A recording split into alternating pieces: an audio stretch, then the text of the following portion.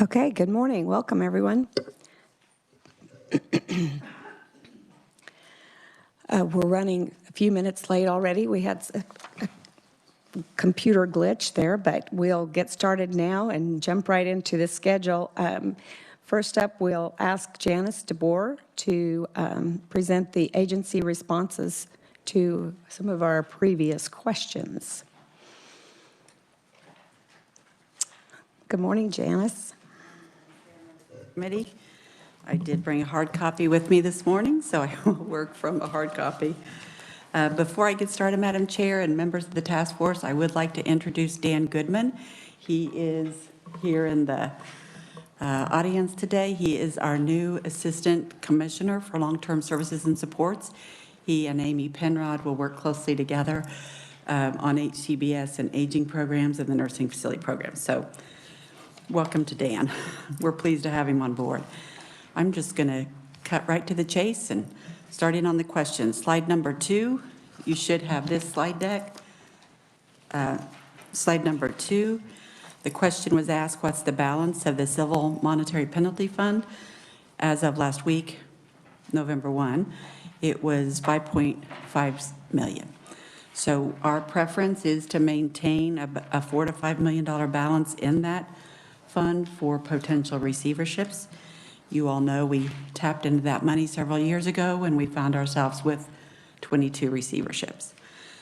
Slide number 3. Sorry. What's the process and criteria for moving from the Older Americans Act to being a frail elderly eligible consumer? It's a fairly simple process in that the person needs to apply for Medicaid, and then when the individual does that, then the ADRC, which are also our area agencies on aging, will conduct an assessment for functional eligibility to see if the person qualifies for the FE waiver. And then at that point, they will transition over to Medicaid. I might note that several years ago, the legislature and the governor approved a new funding source called administrative case management.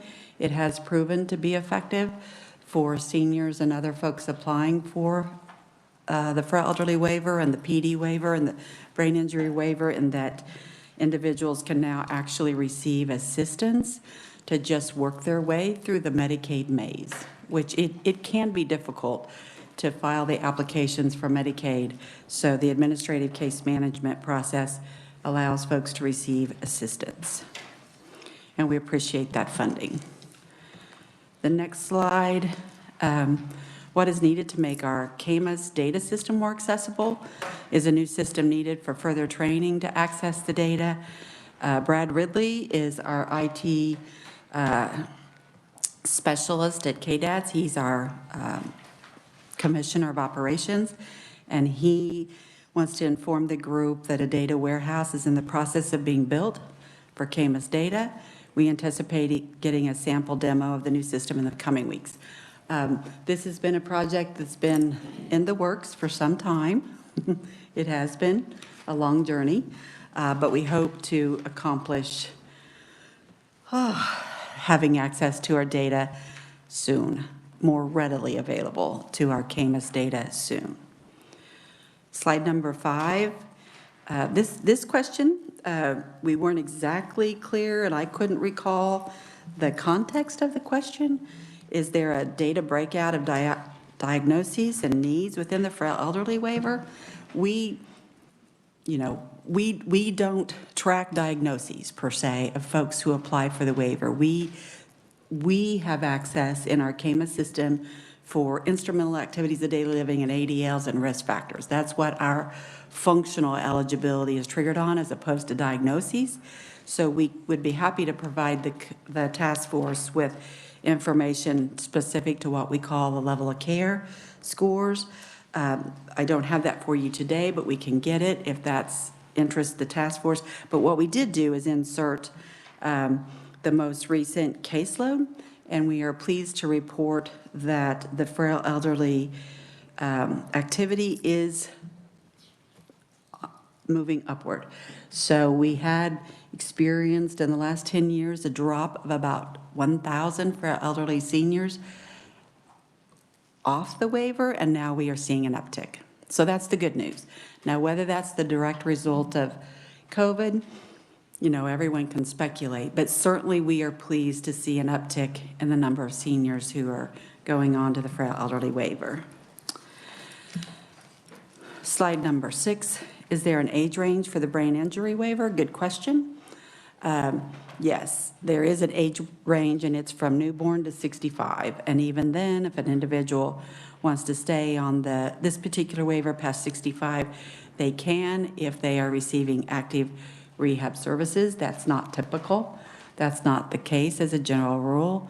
But yes, we did significantly increase the ages of individuals who can be served on this waiver when you all transitioned it from a traumatic brain injury waiver to a BI waiver. This slide, number 7, is from the testimony in September. And if you turn to the next page, you ask the question, is there data on whether the overall nursing home census dropped during the period for Medicaid census, which is this graph, which we showed you on page 7. This graph is all about Medicaid. So the question was, is there also an overall nursing facility census drop during the period? We didn't go all the way back to 2013, but we did go back to 2019, and the answer is yes. Yes, there has been a drop since 2019 in overall nursing facility caseload, which includes Medicare folks and private pay individuals. So yes, in fact, in the 25 years that I've been doing this, which is a very long time, maybe it's closer to 30 at this point, I don't know that I've ever seen overall occupancy at a 77.43% level. Margaret, you've been doing this for a long time too. I think 77.43 is as low as I've ever seen it. Well, we can draw our own conclusions, but yes, it is low overall. On page 9, how many people actually get assessed by the ADRCs? This number might surprise you, and I'm going to show you some numbers on the next slides that might surprise you also. Approximately 16,300 assessments are conducted annually for applications received for the frail elderly waiver, the brain injury, and the physical disability. That number always astounds me, that there are that many individuals applying for services, but there are. So that's a nice segue into the next slides, which are what I consider to be the more complicated questions that you all ask. On page 10, the question was, how do exceptions to the care assessment affect how many people get assessed? And it is a complicated answer, but I'll give you the answer because we know the answer. So any individual who knocks on the door of a Kansas nursing facility that's a licensed certified building has to be assessed for PASAR. PASAR is a federal screen that requires individuals, private pay, Medicaid eligible, Medicare eligible, they have to be screened with 5 exceptions. And those exceptions are an emergency admit, respite, less than 30-day stay anticipated, an out-of-state transfer, or a terminal illness.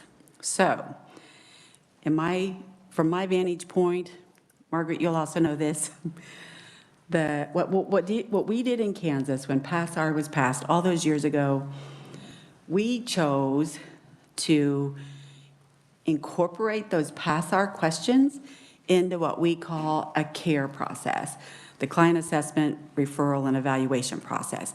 So we chose to include those PASAR screen questions into our CARE program.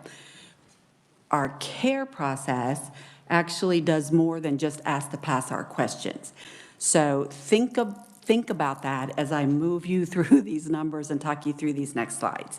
So yes, there are exceptions to the PASAR and the CARE process, but the intent is if a person ends up staying beyond a 30-day stay, or if the terminal illness doesn't turn out to be terminal, or if there is an emergency admit, that we do circle back around and ask those pass-our questions. So keep that in mind. So here are the numbers. What percentage of individuals going to a nursing facility must get a care level 1 assessment? 100%. With all these exceptions in place, the expectation is still that at the end of the day, if you stay in a nursing facility, you're going to get assessed. That's the answer. How do exceptions to the care affect how many people get assessed? Let me try to walk you through these numbers. Don't be confused by them. Just know that it's a very fluid system. Okay, so in state fiscal 2020, there were 11,024 assessments that were conducted by the AAAs. 1,200 assessments were conducted by hospital assessors. Hospitals in Kansas have that option to do that. And then there were 13,469 special admissions. So the special admission criteria is on slide 10. Now, if you add those up, you have about 25,000 total assessments. Those are not undupes. So we have individuals who go in on a special assessment, they stay past 30 days, so then the AAA goes into the building and does the assessment. So this 25,000 is not unduplicated.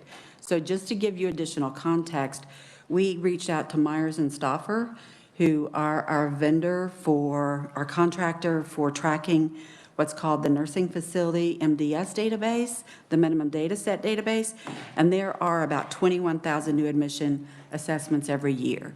So I think for me, sometimes I often say there's about 10,000 Medicaid residents and nursing facilities on any given day, just as many private pays. You've got 20,000 folks there. But keep in mind, those 20,000 individuals in nursing facilities come and go frequently. There's a lot of short-term admissions. There's a lot of folks who stay, but there are a lot of folks who don't. So if you go to page 12, we just wanted to give you a perspective on how many, the ages of individuals who receive these care level 1 assessments. And you might ask yourself, if PASSAR, the process, the federal process, is all about diverting individuals with mental illness or IDD, then why did we wrap those questions into what we call our care process? And the answer is on page 12. Because the majority of individuals who knock on the door of a nursing facility are the elderly. So in Kansas, we said, let's have the area agencies on aging do that first initial screen, because most of the folks in Kansas who knock on nursing facilities are the elderly. So let's try to divert them too, not just individuals with mental illness or IDD, but let's try to divert seniors also. So when you look at this graph, that explains why we designed the program we did. When we talk about PASSAR, we talk about care. Here's the reason we designed it the way we did in Kansas. On page 13, you'll see the breakout by area agency on aging on how many care assessments are done each year. And those numbers do tie back to that 11,024. So the area agencies on aging have very close working relationships with their hospitals and their nursing facilities in their service areas. And I'll keep going unless, Madam Chair, I meant to ask you, do you want me to keep going and then ask questions at the end? Okay. Yeah, keep going, I meant to please. ask Thank you, you. sorry, Madam Chair. You're fine. On page 14, you ask if there's a map of where current services or providers are located. Specifically, you ask about nutrition and mental health service providers. Is there a map of Senior Care Act service providers? We are exploring some up-to-date mapping resources. At this moment, we are not prepared to say, yes, we do have the resources to map, because we simply don't. We have some new software that we are exploring, but we don't yet have expertise in the area of mapping.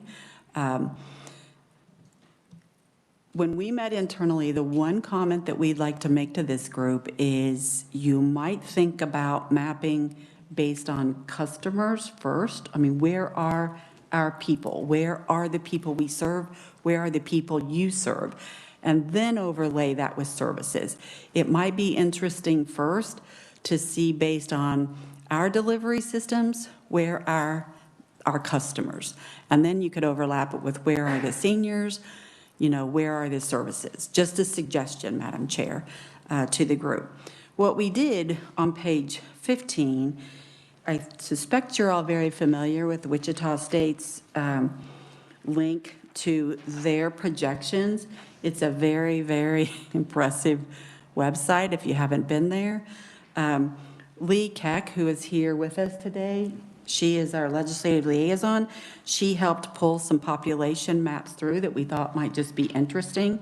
This map on page 15, I think, is pretty telling. Here's what's about to come. So you can see that the 20 to 64 age group isn't necessarily growing at an alarming rate, but if you look at the 65 plus group in Kansas, it is. And we've been talking about this growth for some time now, and it is almost here. So what Lee and I talked about, Madam Chair, and I should have mentioned this to you earlier and asked if you would like for us to do this, but if you would like for Lee to go out to that website and just show you and walk you through a couple of screens, she'd be happy to do that. Completely up to you, Madam Chair. You can all do it on your own, but it is a pretty impressive website, to say the least, when we talk about mapping. So we can do that in just a few minutes if you'd like for us to. Okay, Lee, let me keep going. Let me get through this. On page 17, this is a map you're all familiar with. It is the Area Agency on Aging, what they call PSAs, service areas, and there are 11 AAAs in our state. We work very closely with these 11 organizations. They are quasi-governmental in that the Older Americans Act calls out area agencies on aging across the country. We have 11 designated agencies in our state. On page 18, we just thought it might be interesting to include this PACE map, the Program of All-Inclusive Care for the Elderly Service Map. You can see that PACE does not cover all 105 counties. PACE is traditionally a program that works well in urban areas. We have been creative in branching out and having a PACE site in with Blue Stem in central Kansas, which overall I think is working well. So on page 19, we listed some potential maps that this committee or this task force might want to think about. And again, that can include the congregate meal sites and the 65 plus population, home delivered meals by participants, adult care homes, assisted living with a 65 plus population. And Scott will talk about the different adult care home definitions here in just a minute. HCBS, FE, waivers for folks 65 plus, Senior Care Act participants, and then the demographics in 10 years. So definitely, we have a lot of good, rich data on our people. We just simply don't have a lot of up-to-date software when it comes to mapping, but that might be something that this task force wants to recommend, that we do more mapping, whether it's KDADS or a university or however that might look. So Lee would be happy at this point to take us to that link and just give you some ideas of how. And I don't know, Lee, if these maps are interactive or not? Yes. There are some interactive maps, Madam Chair, and members of the task force that are already out there. So it'd be maybe possibility of making sure we don't replicate and duplicate what's already available to us.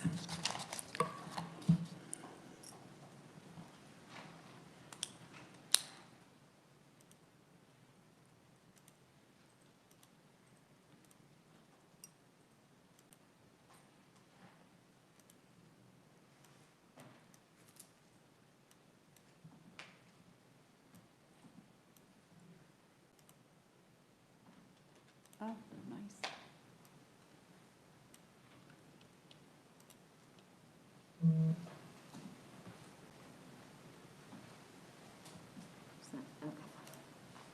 Oh, nice. So Lee, is this map an interactive map? Yes. Okay. I'm getting to that part. Okay. Oh.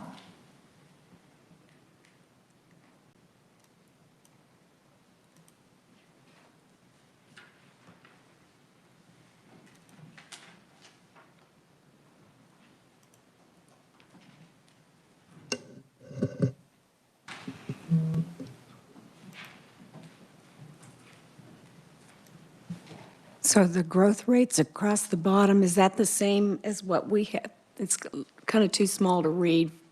That's the same, Is Lee, that as the what- same as we have on slide 15? Right. And then, Lee, are you saying from these maps, you can actually go in and touch the county and it tells you by county? Is that what it does? Okay. So we just wanted to let you all know that there are maps that are available out there that are interactive. And again, we think Wichita State has done a really nice job with these interactive maps to just give us a sense of, you know, where are folks in Kansas? What are the projections? So at least it feels to us that this would be a nice starting point, depending on the recommendations from this task force, on what else you'd like to see or have access to or develop. So, Madam Chair, that's my presentation in response to the questions from the last meeting. If there are questions, I'd be happy to stand. Okay, But great, that's- great. Do we have questions?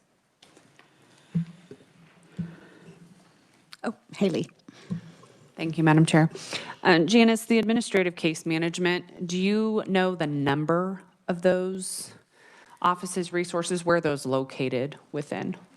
Actually, the contract is again with the area agencies on aging. So the contract, well, let me step back real quick. The contract is actually with Michelle Morgan in Hayes, that area agency on aging, and then she subcontracts with the other 10 area agencies on aging. So Haley, if you have someone, if you have caregivers, and if you have folks who are having difficulty applying for Medicaid, get a hold of the area agency on aging with this administrative case management pot of money. They do have an opportunity now to just help folks. Well, many of us remember that there was a time when targeted case management was available, that the area agency on aging case managers, they could run to the bank and get bank statements for people and just help navigate all the paperwork necessary. And they're able to do that again because of this administrative case management pot of money. Yep. We probably don't talk about it enough, Haley, so thank you for asking.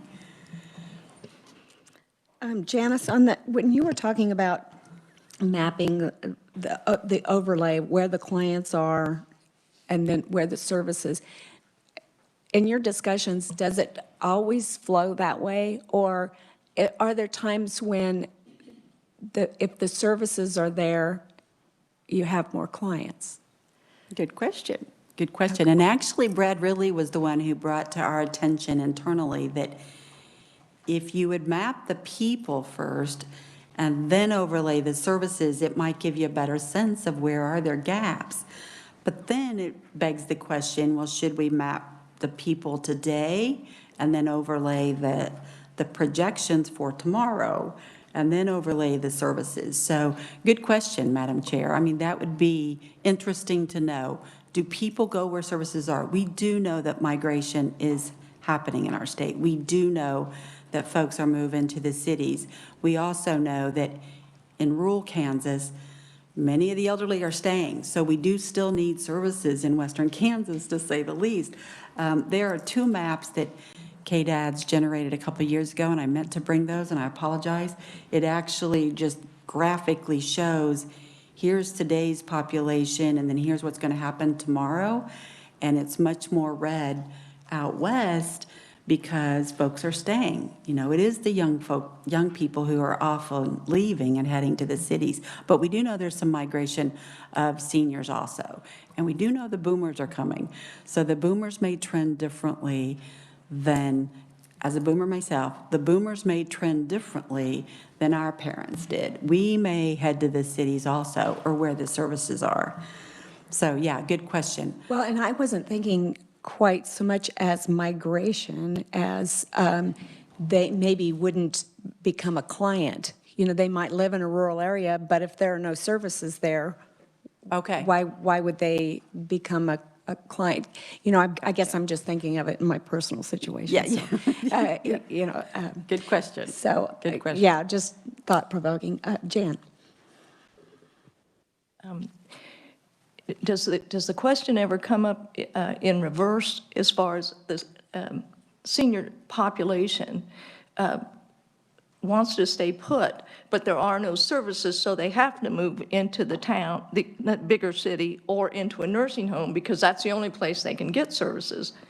In my community that I live in now, and my mother-in-law is out in western Kansas, and our age group and older folks are staying put.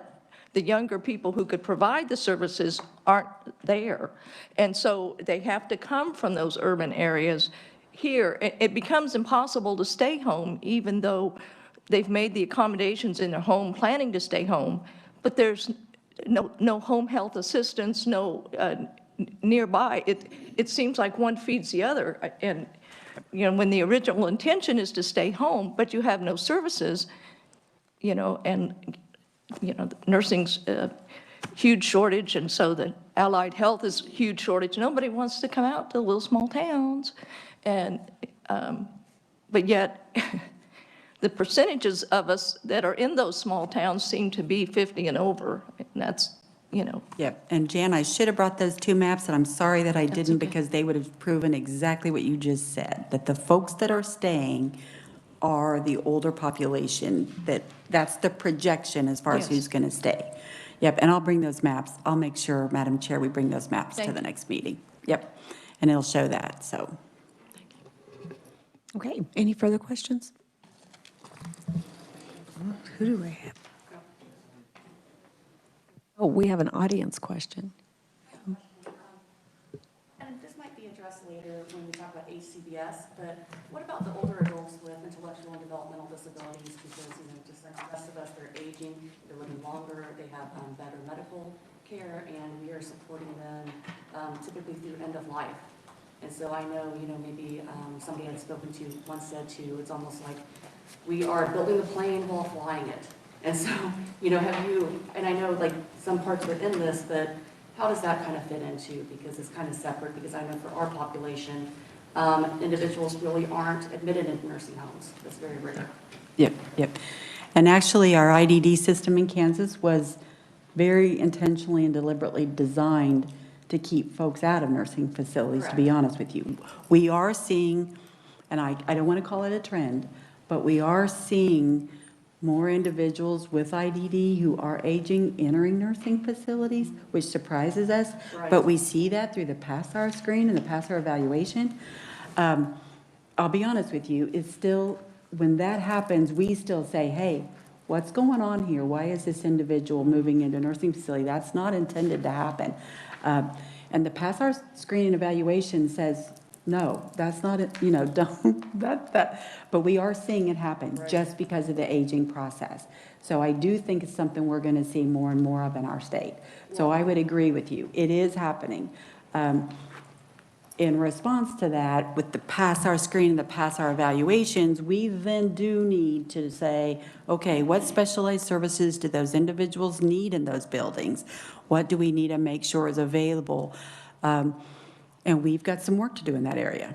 I mean, we've got some work to do knowing that this population is coming, and our mental health system, you know, we're working hard on it. But as far as the IDD folks moving into nursing facilities, we also are saying, hey, we've got to make sure specialized services are available in those buildings for these individuals. Yes, And we we agree. don't want that as well. Like, Yeah, and no. we really we want to support them through, you know, to end of life, but having that resources and Yeah. kind of flexibility available too. Yeah, in fact, we had, you know, the other day, we had a situation similar to what you described, and I mean, we all looked at each other and said, wait a minute, why is this Right. elderly person going to a nursing facility with IDD? We just don't see it much, and shouldn't. Haley probably has more to add. Haley? I was going to add just to the simple fact that the longer that we're living, the more medically complex Exactly. combinations that we're seeing. I mean, yes, people are living longer at an exchange for certain things. So while, you know, you have the IDD population and environment, a lot of that is more targeted case management, service coordination, things like that. Whereas your healthcare setting is much more, Right. you know, diabetes, Right. interactive management, oversight, Right. things. And that's exactly what's happening. So, yep. And thank you for that question. Could you give us your name and if you represent an organization. There's a mic right up there. We just need to, we have a lot of people attending virtually that can't see. Okay, it might be on now. I'm Sarah Schlitter, and I work at Johnson County Developmental Supports, representing InterHab. Thank you. Hi, this is Annette Graham, and I'm with the Kansas Association of Area Agencies on Aging. And I would just wanted to make a couple of comments. One, I think it would be very interesting to see a map of where the current clients are and the breakdown that Janice provided. That would be interesting information. And then the issue about where services are and how people access and that migration issue that was brought up. I think when you look at the care data, you can see the very, where people are getting those care assessments. A lot of times, those are people in the hospitals as they're having to seek out nursing home placement, and in the Wichita Central Plains Area Agency on Aging office, we have very high and historically have had very high care assessment rates because the people from across a lot of the rural parts of Kansas come to Wichita for hospitals. So you can see kind of how that impacts where services are, where people have to access services. And then I do think you see some of that movement from people, older adults, to where services are located. So I think it would be very interesting to see some of those mappings that Janice had recommended.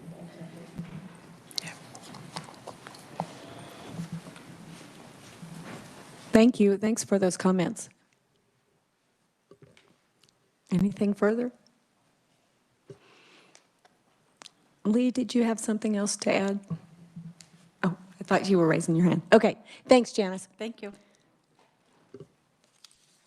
Okay, next up, we've got Scott Bruner, presentation on distinctions between the adult care homes, the nursing facilities, assisted living facilities, home plus facilities, and senior daycare facilities. So welcome back to the task force. Thank you, Madam Chair. Again, my name is Scott Bruner. I'm the Deputy Secretary for Hospitals and Facilities at KDADS. I was going to finish the questions, the follow-up questions from last time. There were a couple of those that were Janice handled kind of in her area, and then there were a couple about deficiencies and CMPs that you asked as well. Would you like me to go through that, or I can jump to the other presentation? Yeah, why don't you go ahead and wrap up the questions from before? You're kind of stuck with me for the next hour anyway, so it's your choice of how you want to use the time. So from the slides that Janice was walking you through, I take over on slide 22. So from your last meeting, there was a follow-up question about getting some additional breakdown or detail on subcategories of deficiencies, CMP, the civil monetary penalty, fines, and how those were being reported. What we put in the slides was the same data from the last time that we presented, just kind of the high level picture. And Lacey Hunter, our survey commissioner, went through kind of the standard reporting or what's available in the systems that she uses for federal reporting and state reporting to pull additional information out. And our assessment is that what we gave you was probably the best breakdown summary information. We did provide a couple of other attachments to the testimony that are some additional reports that we can create. So that should be in your packet.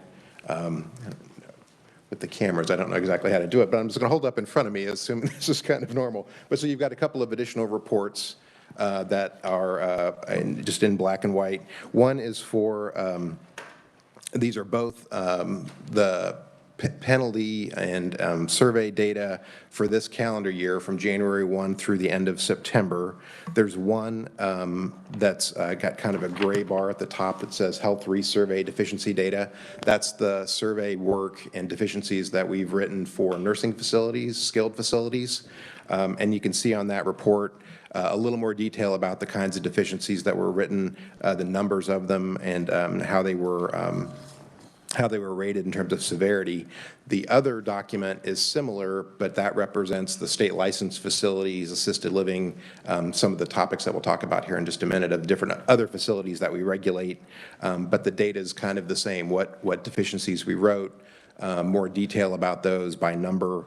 And then the kind of big box on both of those reports are facilities that we surveyed in that time period that had no deficiencies at all. So we went in, we did our work, reviewed what was going on, and found nothing to cite as a deficiency. So there's a box on both of those reports that has that information.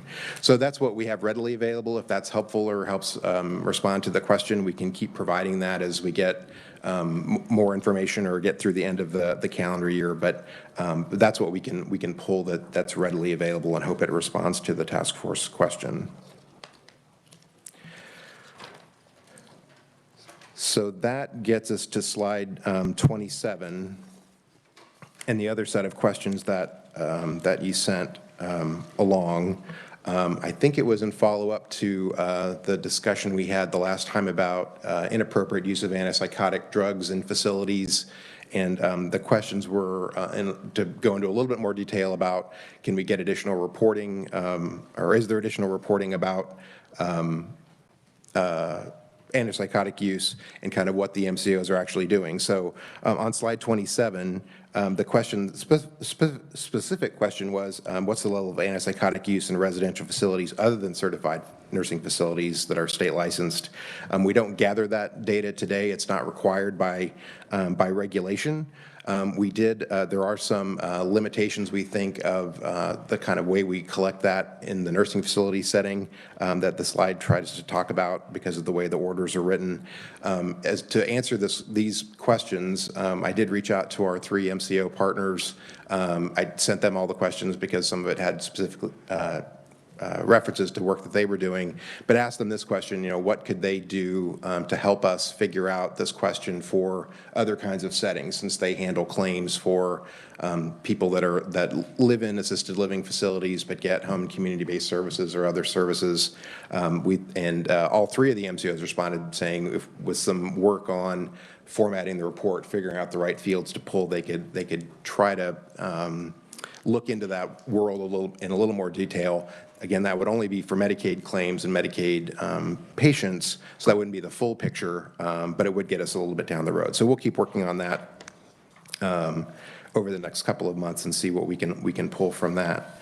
On slide 28, the second question was, did the MCOs always exclude schizophrenia, Huntington's disease, and Tourette's syndrome in reporting totals for antipsychotic use?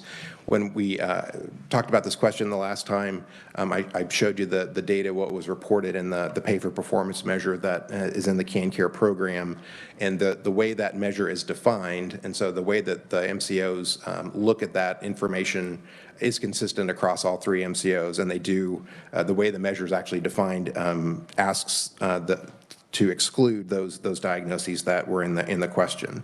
So that's the standard way this measure is put together. That makes it consistent across the MCOs and across the country as part of Nursing Home Compare. So the measure is defined that way. On slide 29, the next question was then what steps do the MCOs take to track diagnoses that are excluded?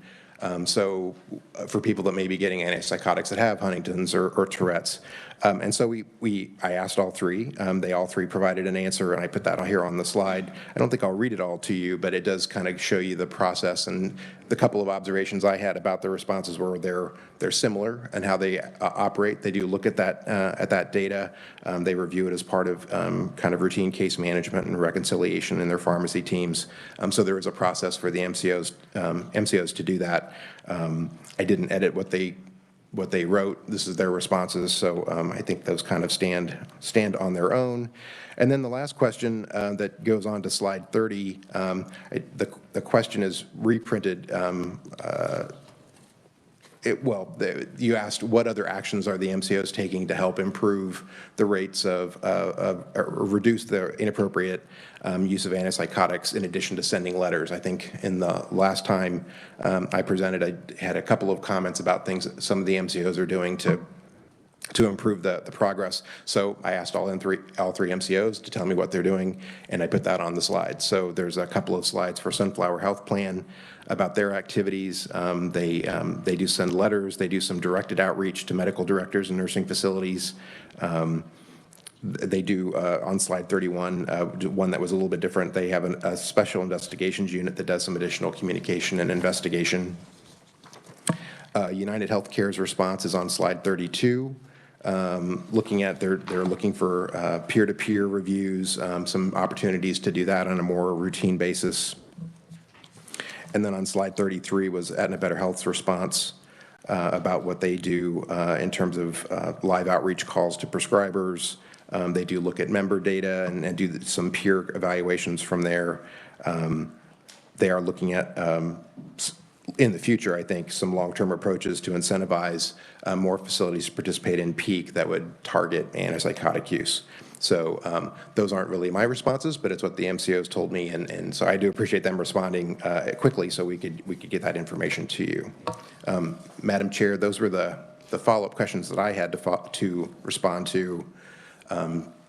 Happy to pause there for questions or follow-up, or I can move into the other presentation that I'm doing. Yeah, we do have a question. Okay. Camille?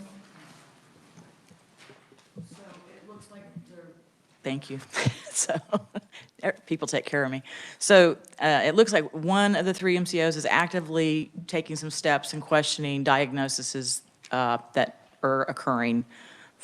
The other two are looking at ways to do that. But did they all three say that they could report when they have, could they do a report that would show of individuals that say entered a nursing home without that diagnosis, and upon entry of the nursing home, then were given that diagnosis, like say within, the first year or something, that they, because we're seeing a trend of, and I am going to call it a trend, we're seeing a trend of people who are 85 years old, go in with dementia and end up on an antipsychotic and a new diagnosis of schizophrenia. So if there's a way to track that, would be helpful. I don't think I asked that specific of a question of the managed care partners, so happy to do that. To see what level of detail they could get into. Some of the numbers, pure speculation on my part, some of the numbers may be small enough that there may be some HIPAA implications, but I think if we pool them across the three MCOs, there may be some opportunities there.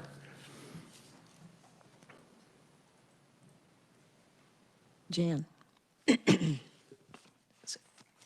Is it unusual or usual that on the question that the three, I call them insurance companies, so if that's the wrong term, I'm sorry, they have a different approach? So if you happen to be living in the area that's managed by United, they're going to do it one way, but if it's Aetna, they're going another way? Well, that seems odd to me, that it depends on what kind of insurance, where you fall. On your Medicaid management, it depends who it is and how you're going to, it's not a universal deal. They pick it. I guess it's just odd to me. I guess what is standard is the measure they're being asked to report against, or the performance is being measured against. So the pay for performance measure that KDADS and Department of Health and Environment have built into their contract is about reducing inappropriate antipsychotic use, excluding some of those diagnoses. So the target they're trying to hit's the same. How they get there, that could vary by company depending on what resources they have, other infrastructure. I won't speak for the companies themselves, but I think where we standardize it is the outcome and not so much the how you get there. But there probably are some practices that are better than others, or some things that work better than others.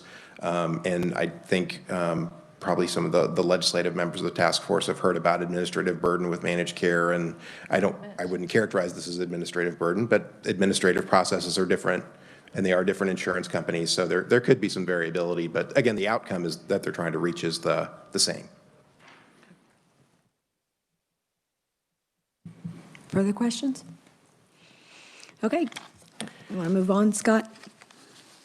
And I think if the MCOs are listening, they'll tell me if I got that one wrong. But I think I'm pretty close. So the other specific topic you asked me to talk about today is the different types of adult care facilities that we license in Kansas, and some of the distinctions between them. So that's what the next presentation goes through in some detail. So we tried to organize this by the different types of facilities that are in the statute and regulations, and then tried to answer some of the questions that you asked about what are the characteristics of that facility type, what's the level of care that's provided, what are some of the differences between providers within that group, and then how the oversight operates.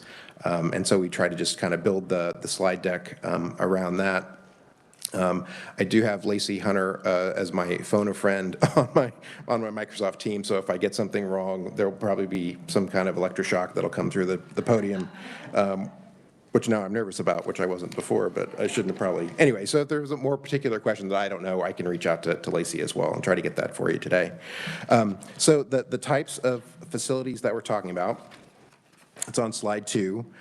So in the Kansas statutes, we define broadly adult care homes as what we're talking about, long-term care settings, and that fits a number of different categories.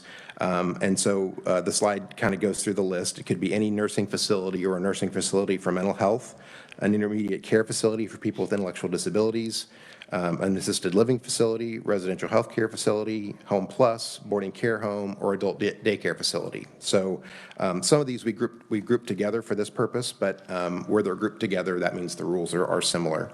So on slide 3, a little of the detail about nursing facilities and in the characteristics, and I don't want to read all of this to you, but I did kind of underline some of the key points. So in a nursing facility, it's a place or a facility that operates 24 hours a day, 7 days a week, that cares for more than six or more individuals that aren't related, and that have a functional impairment that requires a skilled nursing care level of service to compensate for those activities of daily living or limitations around a person's activities of daily living.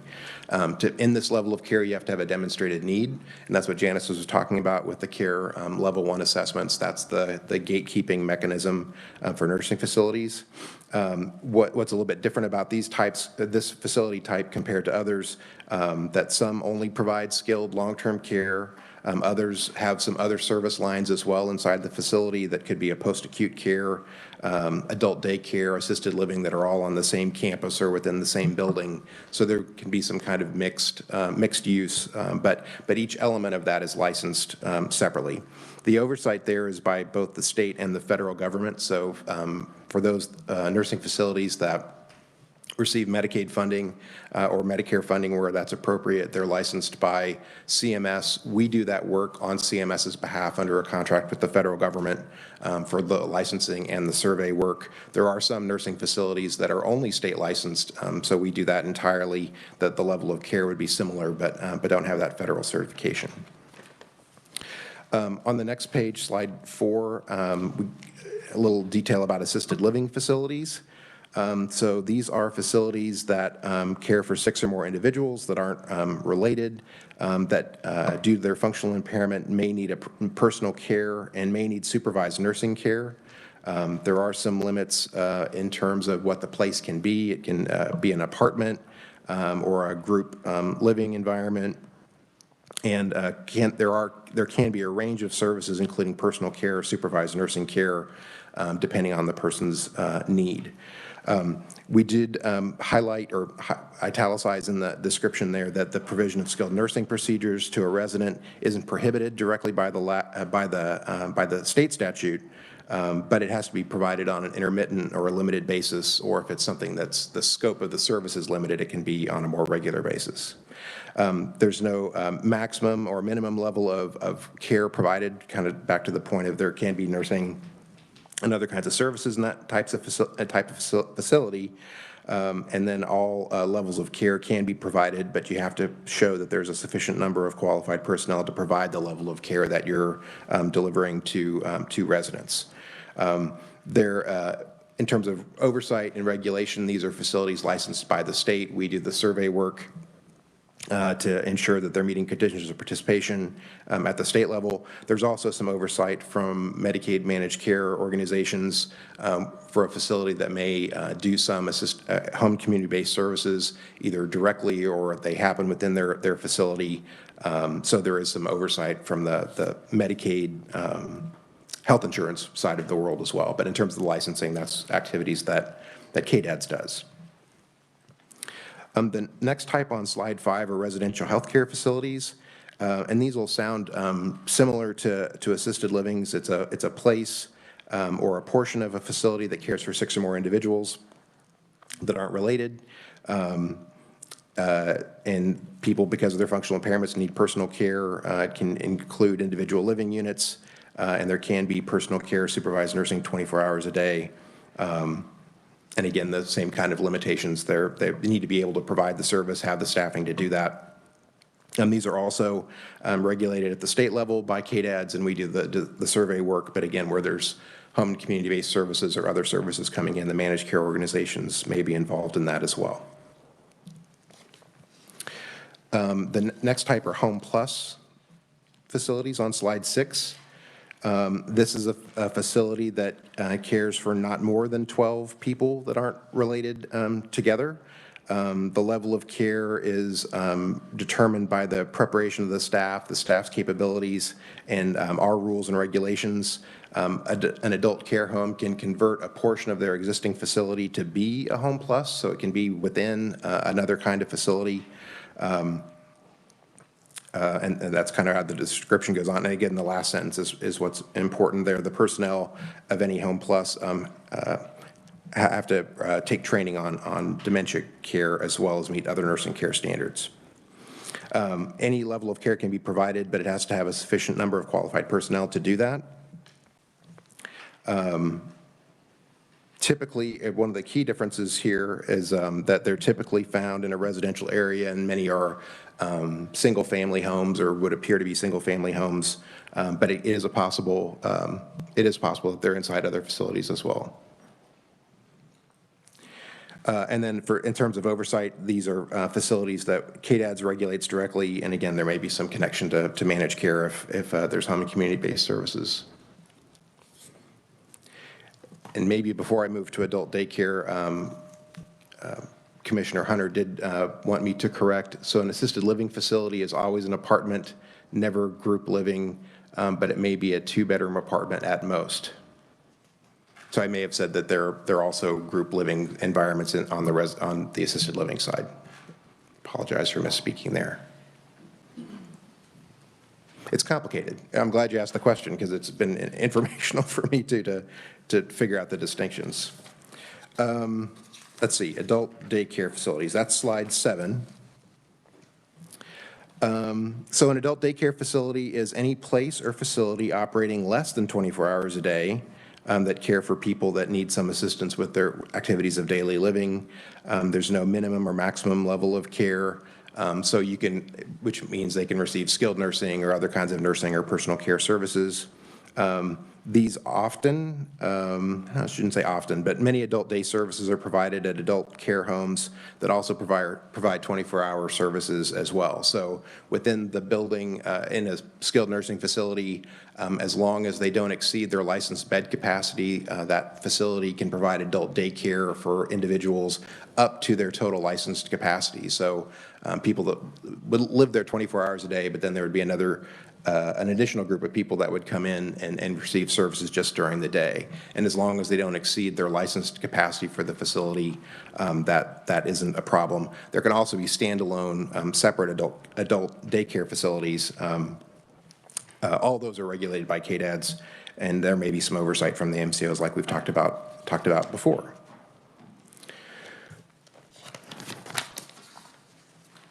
I think this maybe second or third question that you asked was, is there a way to identify the location of senior daycare facilities? We could produce a map based on who we currently license or facilities that operate adult daycare facilities. There's 7 in the state. There are 4 that are standalone or separate facilities, and the other 3, if I remember correctly. Yes, the other 3 are within other adult care home facilities. we can certainly produce that on a map. The struggle or the difficulty is that for a facility, if it's standalone, we know that building, we can identify it easily. If it's part of another facility, they may have that in their license, but they may not be serving anybody currently, so we'd have to figure out how to, if that was the question, how many people are actually being served at a given location. But that's something we could do. It's a pretty small number. And then the final question on slide 9 was asking for us to address how the level of care available in a facility might interplay with Charlie's Law, House Bill 2004 from the 21 session, that would have created an appeal right for involuntary discharge from an adult residential care facility.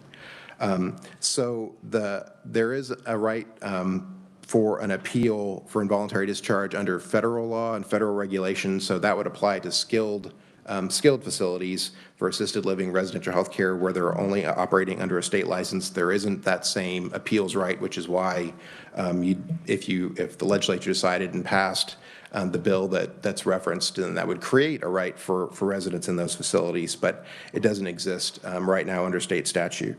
And then we did put the regulatory reference there, House Bill, KAR 2639 103, which shows the other residents' rights in all adult care homes in Kansas, but that list of rights doesn't include that right for appeal for state licensed facilities only. So it would apply, you'd have to add that to state statute or direct us in regulation to write regulation to add that right of appeal. I don't know that we would have an objection to that as the agency, but it's not something we would enforce today because it's not within the current regulatory set. Madam Chair, that was relatively quick. Checking to see what Lacey also had to correct for me. Nothing yet, so I'll assume I did okay, but happy to take questions if you have other things or additional information that you need or are interested in that we didn't pull together for this presentation. Okay, thank you. So I want to talk just a little bit more about Charlie's Law and that. So when you're going through some of these that have oversight, so would the oversight have any impact on an involuntary dismissal?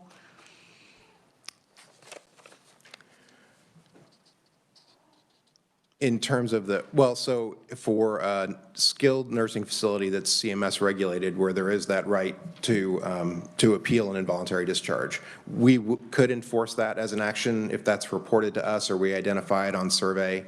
We could take that, cite a facility for not complying with the appropriate notice or process for notifying people of an involuntary discharge.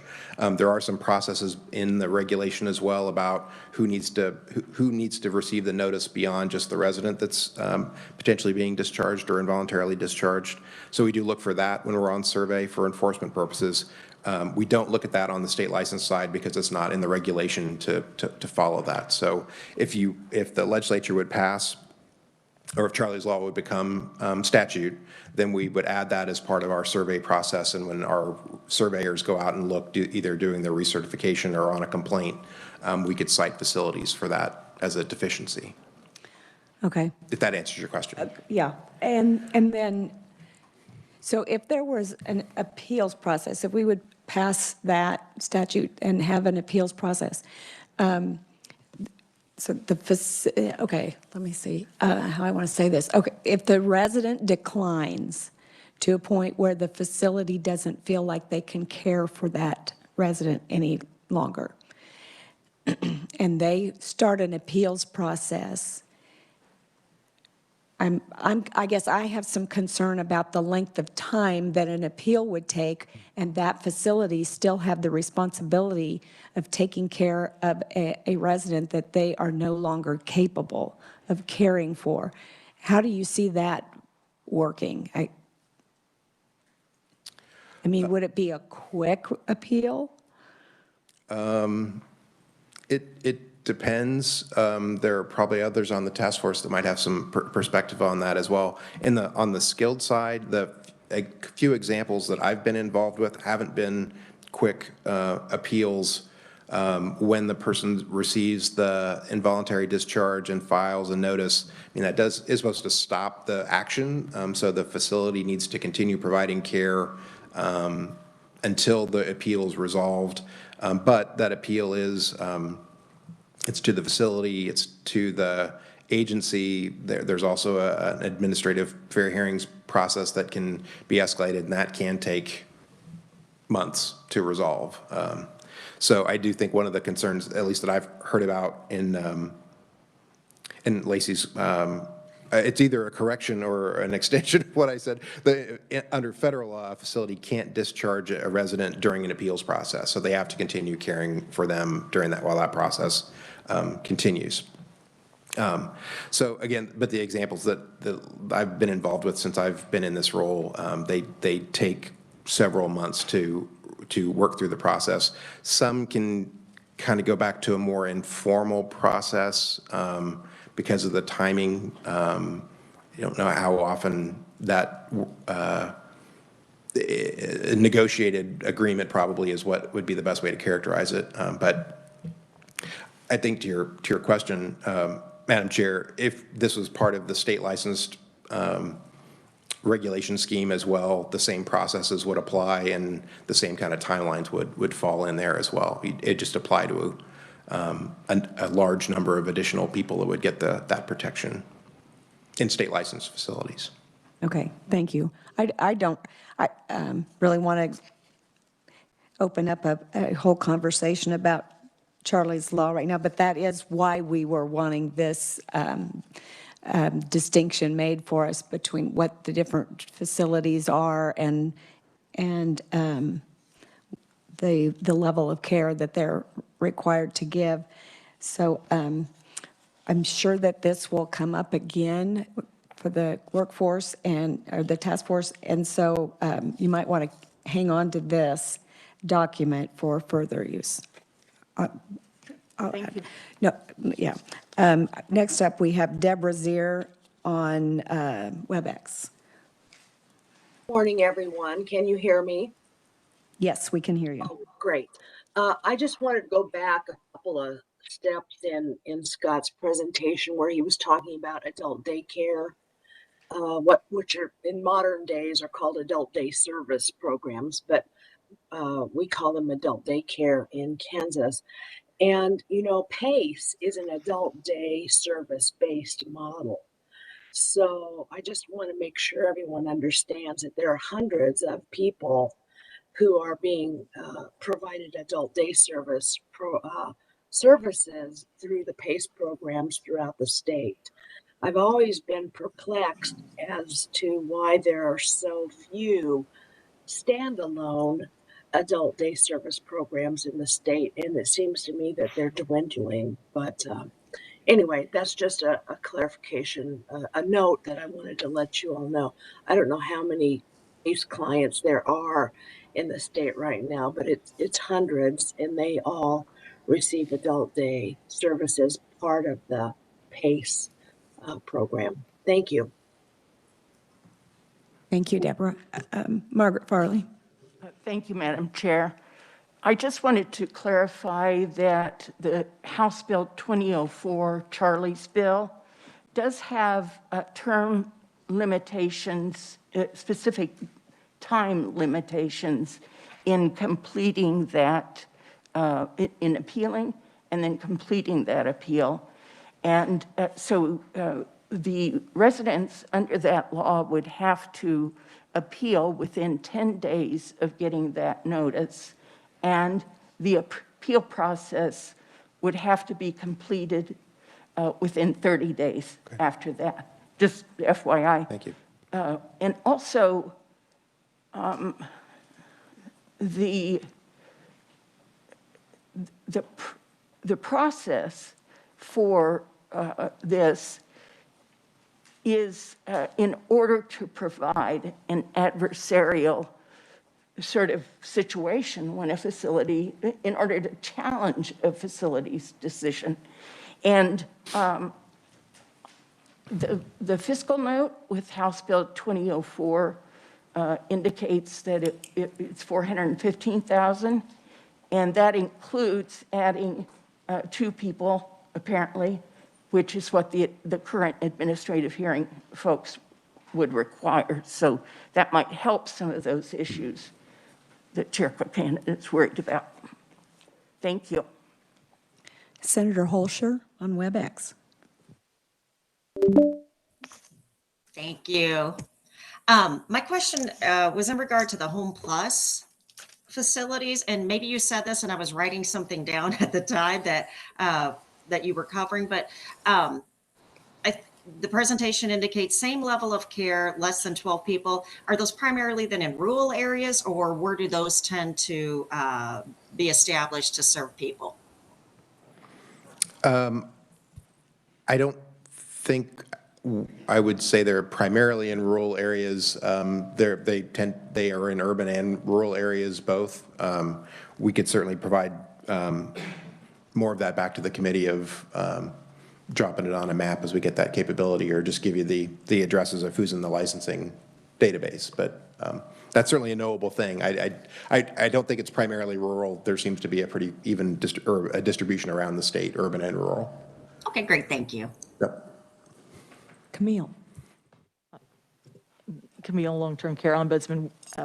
We have seen a great increase actually in the urban, and particularly Sedgwick County and some of those areas. And again, I think it goes to, there are services for individuals, they go for other services, and they end up staying in those areas because that's where the services are.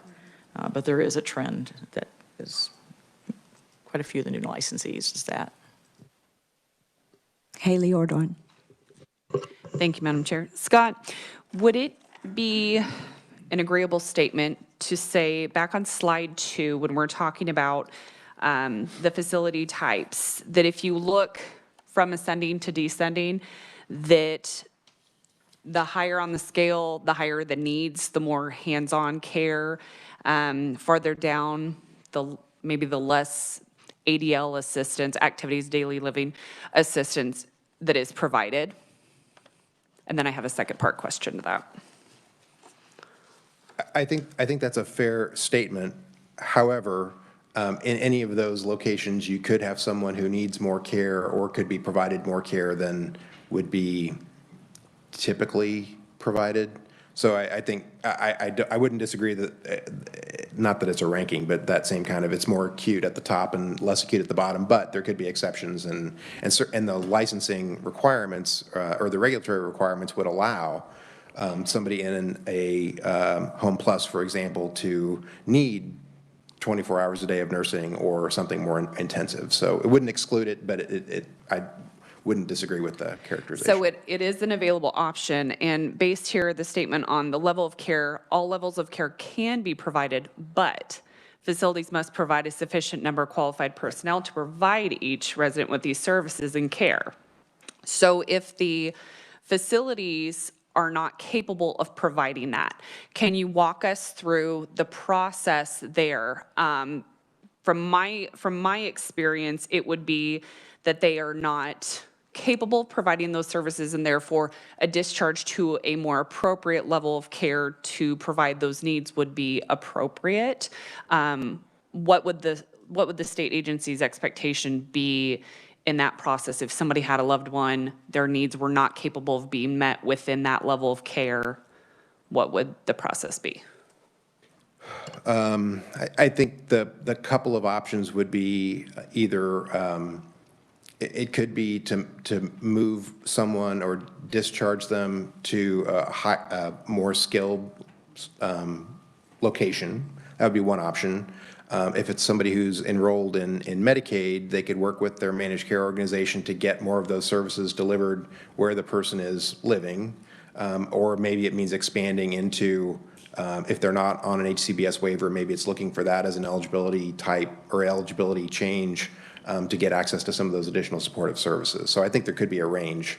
I don't know what would be most appropriate or typical And I just don't feel, I don't know enough about the example, but it could be a number of different options.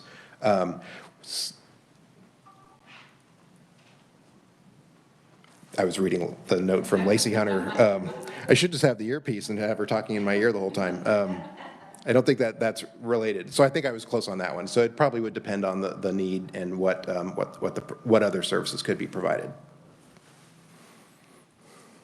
Did you get your follow-up question too? Okay. Oh. Okay, Camille. So there is criteria on the transfer discharge now, is there not, for them to document why they are needing to discharge? I believe so, yeah. Okay. And it is our experience that oftentimes that is somewhat lacking. So that's why we support the appeal process. And the scenario by which was described it would be possibly a valid reason. I mean, if you don't have the people that really do have that. But so what is being done to actually enforce that training, so that most of our discharges we see tend to be more about the inability to deal appropriately, person-centered way with, say, someone who has dementia. And so sufficient training. And it says that they're supposed to have it, but what exact training do we count? Do you know as sufficient training? I don't, but I can get that for the task force and bring it back to what that training would look like. Further questions?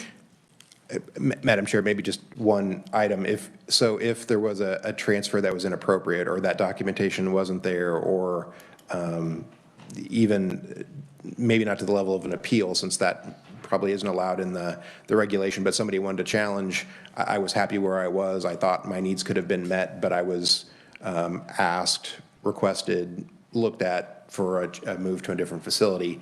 That could get raised as a complaint or brought in on survey, and we would look at that, and if it didn't follow the processes, procedures, things weren't documented correctly, we could cite a facility for that and make it part of their corrective action. So we would look at that. It's a little, it probably is just as bureaucratic as that sounded.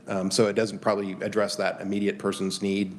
We do get those complaints though through our hotline, but we do look at it from a process perspective too, of what's the policy, what's the facility doing, how would they typically handle a transfer like that, and to make sure it complies with the regulations. So with that type of complaint to your organization and the good work that you do with the small number of surveyors that you have, do you feel like the person has already moved? For that person, it probably is not fixable. Sure. But for future individuals in that home and other homes, it would be. Do you feel like 7 surveyors for over 400 adult care homes, state license, are able to possibly look at those issues sufficiently to address that? Do you feel like you're resourced well enough to do that? We've made a request in our budget submission this year for additional surveyors, specifically for the state license side. We are trying to kind of level load the CMS certified surveyors and our state license side. We've had an opportunity to work on that over the last couple of months. So we would certainly be able to do more with more people. And we've made that request in our budget process. So I mean the team as it is, particularly with COVID, has done kind of remarkable amounts of work over the last 20 months to keep us not at our survey interval standard. We talked about that the last time. We're not where we'd want to be, but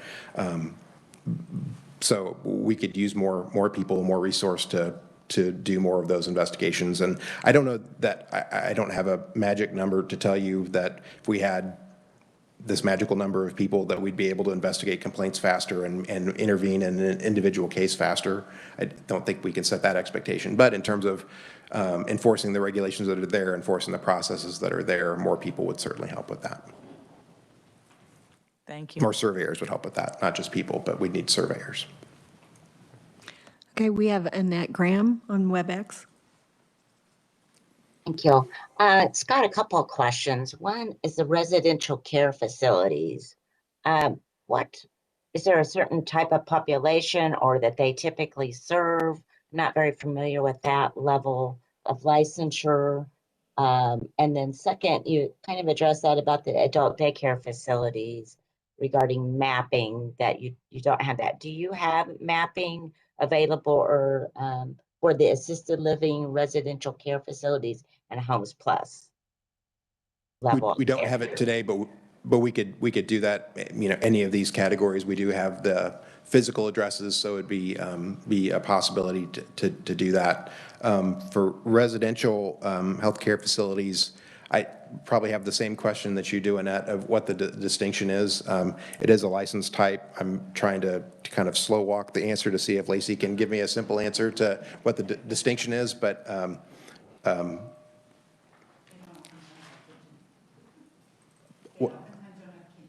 oh, they oftentimes don't have kitchens.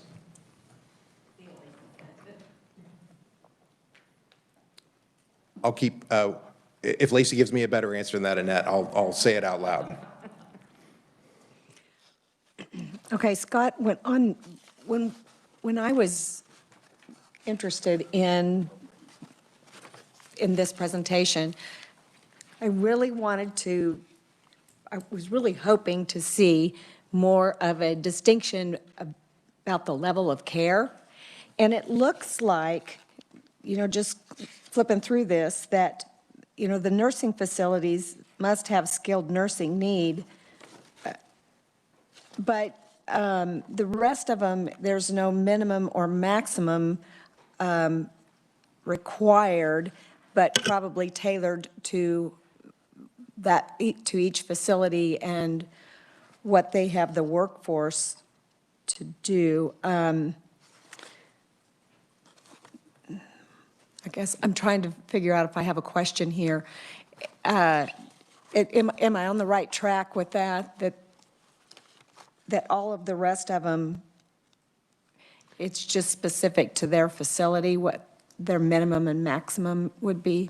Their facility or the types of residents that they're serving. So they need to have, if they have a resident who needs more skilled nursing, more hours of nursing, they need to be able to provide that in a way based on what their care plan is needing, or what their care plan would indicate to meet their activities of daily living. So there's no, I guess I was thinking of it more in the reverse. There's no limit on the services that could be provided at a assisted living or a Home Plus.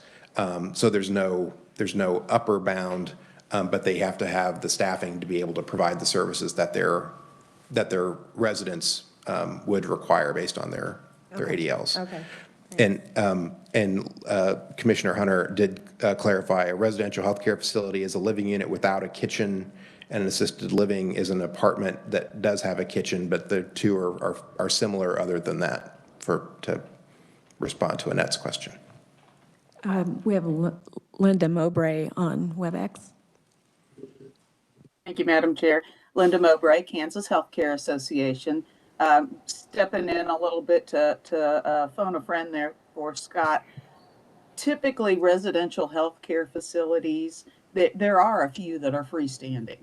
But in many instances, a residential healthcare facility is part of an existing skilled nursing facility where a particular wing or unit has been decertified from that skilled level of care in order to provide care for more ambulatory residents, step down, if you will. And as Commissioner Hunter had said, they are not required to have the kitchen, the cooking unit in it where the assisted livings are. It's a way to utilize existing capacity at a particular home to serve a greater level of care and a less restricted level of care for those residential healthcare folks. Thank you. Thanks, Dewey. Margaret Farley. Margaret Farley with Kansas Advocates for Better Care. I just wanted to ask the question of Scott. Is the department's current direction in the direction of increasing the ability for people who are in whatever setting they are to be able to stay in that residence and have home and community-based services. Is that the direction? Because it seems to me that there is a tension around nursing facilities and home and community-based services. That's just my observation. And that has a lot of self-interest tied to it. Many years ago, when assisted living facilities were created, it was in order to allow people to age in place. And I know there's dispute about that statement as well from the industry. But those baby boomers that you're talking about, do you think that they're going to be as agreeable with having a solid residence that they think they can be and have supportive services? Because after all, a person in their own home with a very high level of need can do that with home and community-based services, again, if they're available. So I'm just trying to get a sense of what KDAD's, according to its mission, what the perspective is in terms of supporting the right for residents to stay in their home and have home and community-based services. So the question I heard you ask is, what's our position as an agency in terms of where people should get to determine where they live, what services they receive, how they receive those services, and from whom. So Janice can weigh in here too, as she'd like to. So I think we're as an agency of the position. I'm the regulatory side of the agency, so my job is to make sure that the types of providers we have, the types of facilities, meet the federal and state requirements as they're laid out in statute and regulation. Kind of agnostic as to what people choose, but when they make a choice or they're served by one of those provider types, that provider type's meeting the requirements that are in place, and we're able to enforce those. That's my part of the agency. I think. Again, from the programmatic side, we'd say we want people to be able to make that choice, have the service options available, create the infrastructure so that it's possible to age in place as best as possible and get the services that you need without advantaging or prioritizing one setting over another. I do think we get kind of on paths of what the regulation requires. Enforcement is a little different. How things are regulated are a little bit different. But I think, to your question, the principle that the agency tries to follow is to give people options and let them choose what's best for them and their families, and what's available. I don't think so. Maybe Janice would want to extend on any part of that. Well, I might just add, Margaret, that rebalancing is the next topic on the agenda. So we are going to talk a little bit about rebalancing and what it means and what it does. And I think I can speak more on our agency's perspective along with Scott and Secretary Howard in just a bit. Thanks, Janice, and thank you, Scott. And I had just one follow-up question. Do you find from the regulatory side that residents' contracts that they sign is that something that the surveyors look at? And do you find that there are provisions in the contract that make it crystal clear that if the facility is not staffed to take care of the people that they're trying to discharge, do you have any idea how that's being set out in the contract so that people have full notice about what is happening, what is going to happen in the event that the facility takes the position that they can no longer provide that level of care? And I ask that question also because it is an issue that many assisted living facilities do use up private pay dollars and then decide that that is time for that resident to leave. And I just want to say that, so I guess I'm just wanting to say that the issue of having an industry totally in control means that those kinds of things can happen. So I don't know whether there is any record that you have of what contracts are being provided, and are there any standardized regulations on how those assisted living facility contracts are created? So I don't know, but I will check and see if we review that regularly on survey of what's in the service agreement or the contract. Commissioner Hunter weighed in, phoned in that the discharge notice, the process for that is part of residents' rights, and that residents must be provided a notice of that upon their admission.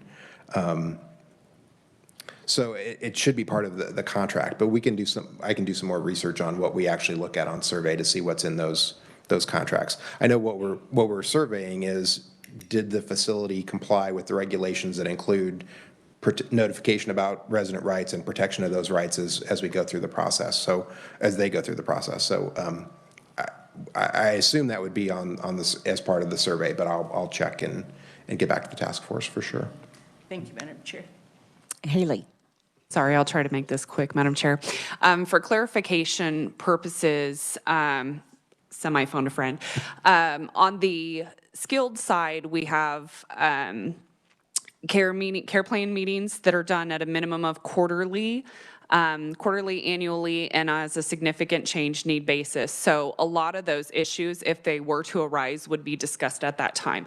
As far as the other service types, as you mentioned, the service agreement, those are done at a minimum of annually, and again, as need basis of those service type changes. A lot of places too, it does depend upon what they are certified for. So you do have some facilities in the state that are not certified, like the Home Plus is, that are not certified with Medicaid for room and board purposes. So the statement that they could be private pay only, and once those services are once those resources are exhausted, they would then have to move to a different service type.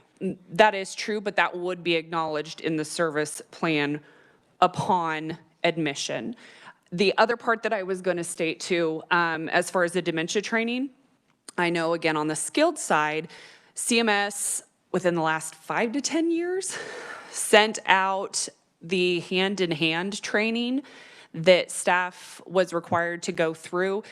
And anyone that is licensed from CNA on up for those special certifications, which you will find in all service types, part of their licensure requirement is to go through certain specified trainings, and the dementia training is one of them. It is on the facility as a responsibility to ensure that they receive that training as part of HR records management, but that is a resource available. I don't know if the state recommends that one, but it is one that's available from CMS.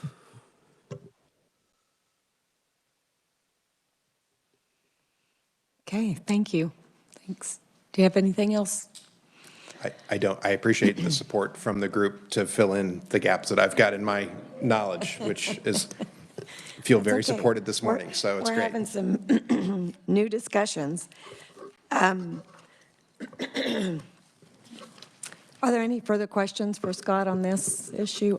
Scott, if you don't mind, I would like to back up and ask a question on the antipsychotic drugs. Sure.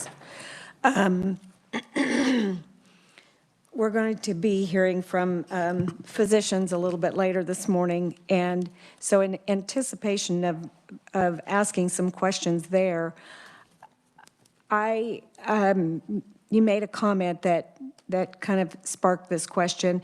So I'm wondering if any use of antipsychotic drugs that are not for schizophrenia, Huntington's disease, and Tourette's, are they all considered inappropriate? You used the word inappropriate. And so is anything outside of that diagnosis considered inappropriate? In your eyes or in the MCOs?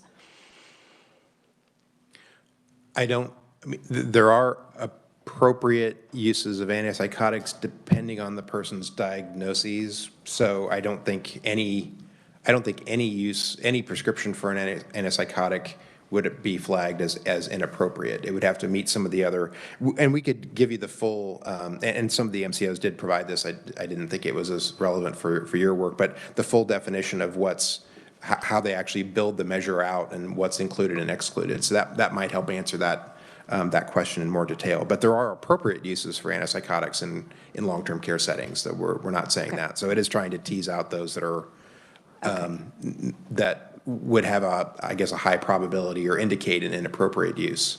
Okay, I just wanted to kind of to clarify that in my mind and for the task force, that it's not, that not everything outside of this is inappropriate. Okay. And I'm sure that as the MCOs, I mean, some of the examples they gave are peer-to-peer, or they'll do a doc-to-doc outreach for maybe a prescriber that's out of the range or of their peers. So if you took 20 skilled nursing facility medical directors and all of their prescriptions for antipsychotic medications, if there was one that was multiples of more than the average, that's somebody that the MCOs would look at for, is there something going on there that's different? And the explanation might be they work with 2 or 3 nursing facilities for mental health where the patient population, the resident population, has a higher need, and that would be the explanation. They'd go on their day. So I think and maybe that if you had at a future meeting, or ask the MCOs to provide some more kind of how their pharmacy teams work through that, would do a better job than I did of explaining it. Oh, I'm not saying you didn't do a good job of explaining it, and didn't say that at all. Okay, any other questions for Scott? Any questions on WebEx? Madam Chair? Yes, who do we have? Yes, Ernie Ketzley from AARP Kansas. So thanks, Scott, for the distinctions of the facility types and the levels of care and who license. So, and I may have missed this, do we track the use of antipsychotics across all those levels of care and facility types, or just specific ones? Only the CMS certified facilities currently are tracked. That data is gathered through the minimum data set data collection process today, and that's how that performance measure for the managed care organizations is built.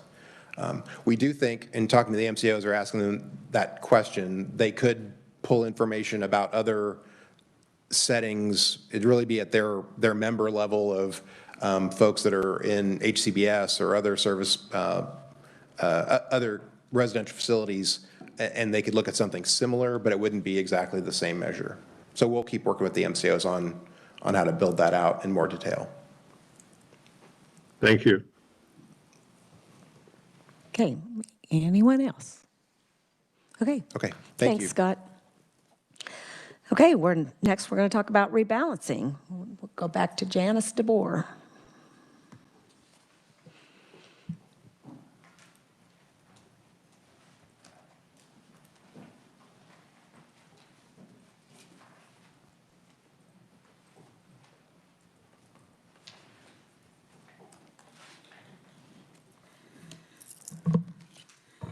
Good morning, Madam Chair, again, and members of the committee, the task force. This is Janice DeBoer, Deputy Secretary of Program at KDADS. This is a relatively short presentation, but please, if you take away anything from today, take this with you. This is probably the most interesting, no offense, Scott, but one of the most interesting and exciting topics we could talk about, and that is rebalancing. So I will share with you, we were so pleased to see this on our request to have this topic on the agenda. So it's just a few pages long, It talks about rebalancing, and I'll start on page 2, and I will begin by saying there is a toolkit. CMS has a toolkit. It's fresh, it's new, it's from November of 2020, it's out there.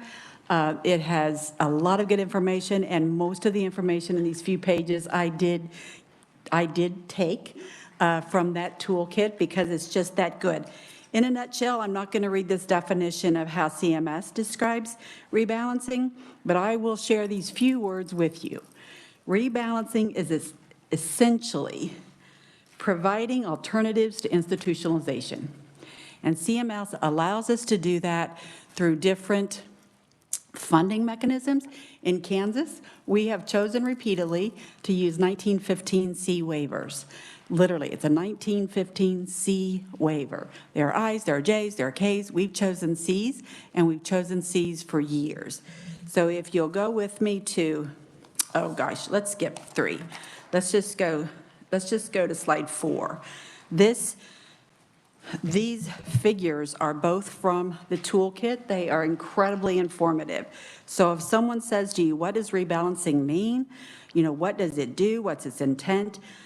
This chart on the left-hand side pretty much says it all, that institutional services such as nursing facilities are mandatory. So if a state wants to participate in Medicaid, they must provide nursing facility care. Just that simple. However, if a state wants to provide community-based services, home and community-based services, it's optional. So we as a state have chosen this optional service delivery system for years, and we continue to do so.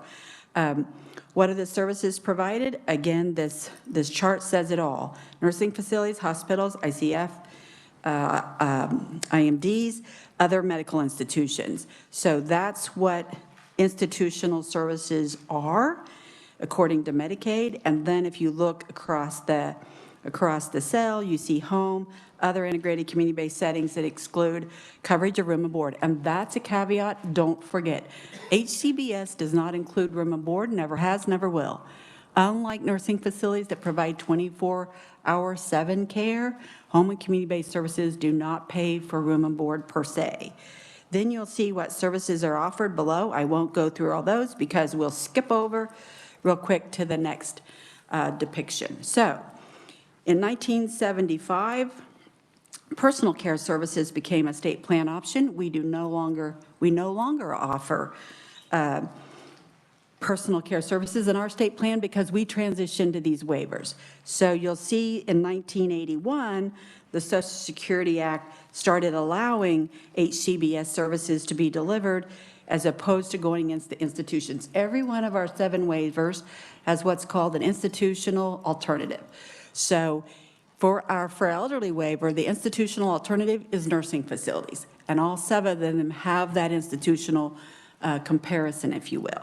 1981, that change in the Social Security Act allowed individuals to receive Medicaid dollars and home and community-based services options as opposed to going to a nursing facility, but that individual had to meet institutional level of care, but then they could choose community-based services, Margaret, which you're very familiar with that. So then in 1987 came the Omnibus Budget Act. We talked this morning about PASSAR, and here it is. 1987, it became instrumental to states in developing home and community-based services because we then became very familiar with the people who were knocking at the doors of nursing facilities, and if they knocked, we could attempt to intervene with diversion and discharge and other options, as Scott was talking about. I think Kansas, and Scott may actually know the answer to this, I think Kansas was one of the first states to implement an HCBS waiver, 1915C. I think it was 1984. I was just Googling, believe it or not, I couldn't find it. There were 6 states by 1982 had waivers initiated. I think we were 84. We were one of the first, which is something we should be proud of.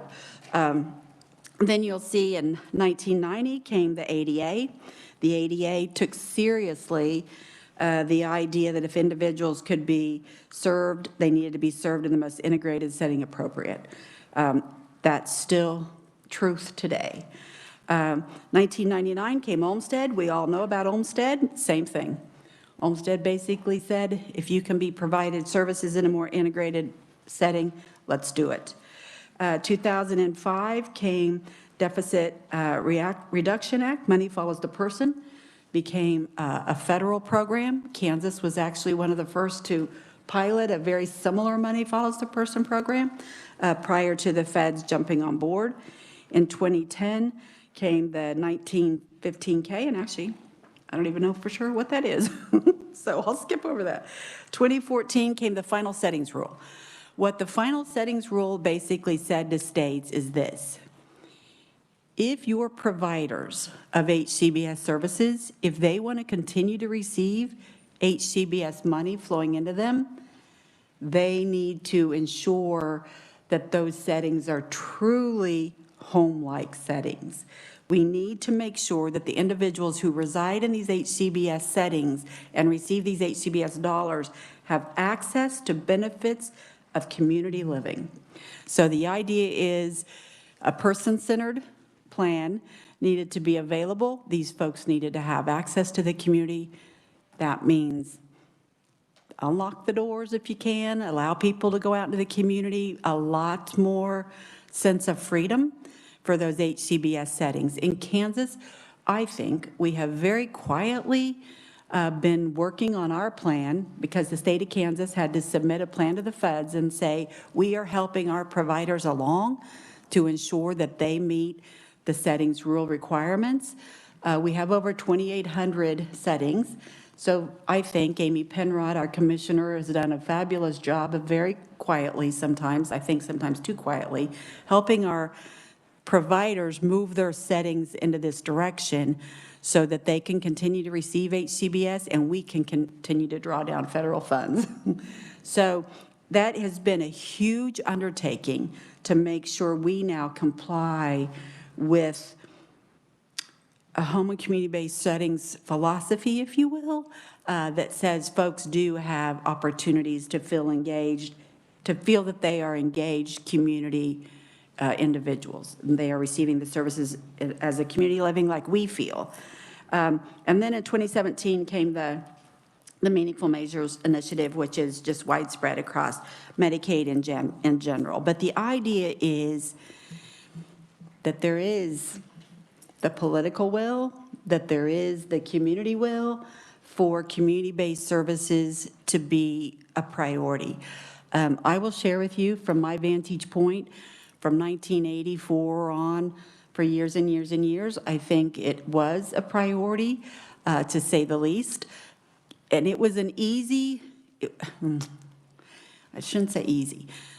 The reason that it was so well supported, in my opinion, is because we could compare the cost of community-based services to the cost of these institutional alternatives, and it was pretty much a slam dunk win-win for everyone, that a lot of individuals would prefer to stay in the community for as long as possible, and it cost the state less. That is still the case today, but we have now transitioned to a managed care LTSS system, and managed care brought additional opportunities to the state, along with, I think additional challenges as far as how do we continue to support community-based services. Now, Brad Ridley, if he were here, and he is on the phone if we need him, Brad, it reminds me frequently that when managed care did come to town, we did design the rate cells for an incentive for the MCOs to help us with supporting and maintaining and building community-based services. So they do have an incentive in their capitated rate system that the PD and the FE waivers and the nursing facility are combined in the rate setting calculation to incentivize the MCOs to make sure their members are in community-based services as the institutional care. So, Madam Chair, that might be something you want to consider bringing in the three MCOs at some point and get their perspectives on how we have strengthened community-based services in our state as a result of being a managed care state. So, Margaret, from my vantage point, you may not hear us talk about rebalancing to the same degree you did years ago, because there were several of us who did nothing but talk about that. But rebalancing is still very real. The settings rule is very serious, and I do think the MCOs would offer some input to this conversation as far as their perspective on what does it mean to encourage their members to stay in the community or move to the community if they can. And we still have a lot of advocates who are strong believers in community-based services, as are we. I do think if Secretary Howard were here today, she would be standing here saying, we believe in community-based services. We believed in community-based services our entire careers and continue to do so. I just think it's a slightly different conversation in a managed care world, but I think the MCOs would be happy to engage. I did want to share with you again, just on page 5 of this deck, and then I will wrap up for any questions. We are pleased, once again, that the for elderly caseload is increasing. I think the PD waiver caseload is increasing also, and I should have included that also, and I didn't do that, and I should have. Again, I won't go over the page 6 slide per se. This is all from that toolkit.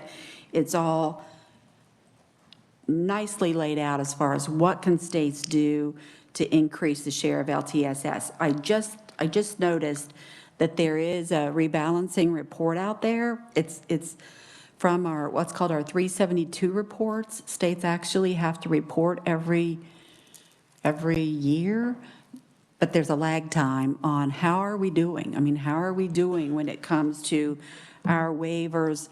And Kansas is still a leader when it comes to delivering community-based services. We truly are a leader. But Madam Chair, if you would like for us to bring more information as far as where do we fall compared to other states with our community-based services systems, we could do that. I mean, with Brad's help and Amy's help and Dan's help, we could pull together some additional reports that actually share not only what is rebalancing, what does it do, but how does Kansas look as far as compared to other states. So that is something we could do if the task force would like to see it. So with that, I will stop and see if there are any questions. Thank you, Janice. And we'll get back with you on that. Well, you're right. That was the most exciting presentation. Wow. Sorry, Madam Chair. It does. I do get excited about rebalancing. Yeah, very exciting. Do we have questions for Janice? Anyone on a WebEx? We do. Who do we have on? Deborah Zier.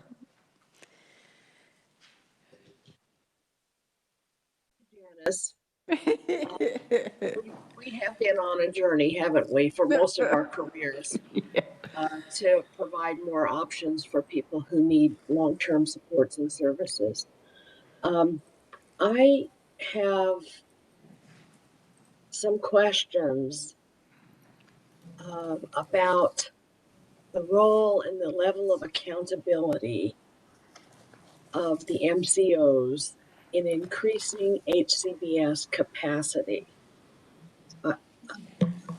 I don't know whether you have any data on that or whether you as an agency or KDHE have any specific measures that you're trying to hold the MCOs to as far as processes and activities that they might be engaging in to actually increase the number of people who can avail themselves of HCBS in our state. That's, I saw that as one of the big potential wins of the MCO structure, but I just need more information in order to know whether or not that is even happening, because from my vantage point, I don't see it. So that's one question. How are you holding MCOs accountable other than through the rate structure, which that was good to know, to actually go about the work of increasing capacity? Yeah, and Deborah, from our vantage point, the rate structure is a lot of our conversation as far as the pay for performance rate structure. But I do think it'd be helpful Madam Chair, if you would like at some point, I do think it would be helpful. If you want to know more about the actual nuts and bolts about the rate structure, Brad will be happy to share those. But I do think that would be helpful to get the vantage point of the MCOs as far as what they believe they've done to strengthen our community-based services. My vantage point is we have 7 1915C waivers in Kansas. We still have 7 1915C waivers in Kansas. There are conversations about, is it time for us to reevaluate the IDD waiver, for example? Is it time for us to reevaluate what our options might be? And we will need to have, and we will ask the MCOs to be at the table with us when we have those conversations, just to get their insight. I do think Kansas was a leader in this area for years. We were. I mean, it's just that simple. We were, and if we want to continue to be, we do need the help of the MCOs, and it would be interesting to hear their perspectives. Okay, we have another question from, who was it? Annette Graham on WebEx. Thank you. And thank you for that presentation, Janice. That is exciting, and it's always been good to see Kansas be a leader in that rebalancing and in the work. I have a couple of questions. Is there any information on the number of individuals receiving home and community-based services that have a 24/7 plan of care, or number of hours of care variation? Annette, we'd have to look at that, but we can look at that. Lee'll make a note. Annette, we can look at that. I mean, the idea is that community-based services are to serve as an alternative to nursing facility care, which is 24/7. We can look. We'll look, Annette. Probably not a lot, but there will be some. Okay. Should be some. Okay, thank you. And then another question, is there any difference in I'm just thinking about, is there any incentive for MCOs to transition individuals out of nursing facilities into home and community-based services if they're interested in that, and if that's an appropriate? Is there any difference in per member per month pay, or are there any other kind of incentives that would incentivize that? Yes, and the answer is yes. That is our pay for performance, Annette. That is the rate cell leverage, if you will. So, they get paid the same capitated rate, whether they're individual members in a nursing facility or on the FREL or in the PD, and we know that the PD and the FE technically cost less. So the incentive is, yes, transition people to the community-based services. Yes, there is a pay for performance that's driven from that combination rate cell. So yes, that is the idea in theory, yes. Thank you. Further questions? I've got two. Go ahead, Sarah. So I had a question, and I know somebody had mentioned this to Scott earlier a little bit, but I wanted to wait for you, I know during the pandemic, supporting adults with IDD, especially older adults or those who have other medical challenges, there was increased flexibility in terms of, especially with their day program services. Is KDAS looking to see that continued flexibility? Because I know one thing that we've really seen across the board is it's not really a one-size-fits-all, and that maybe was at least maybe one positive that came from the pandemic of quality of life for the people that we serve. Yeah.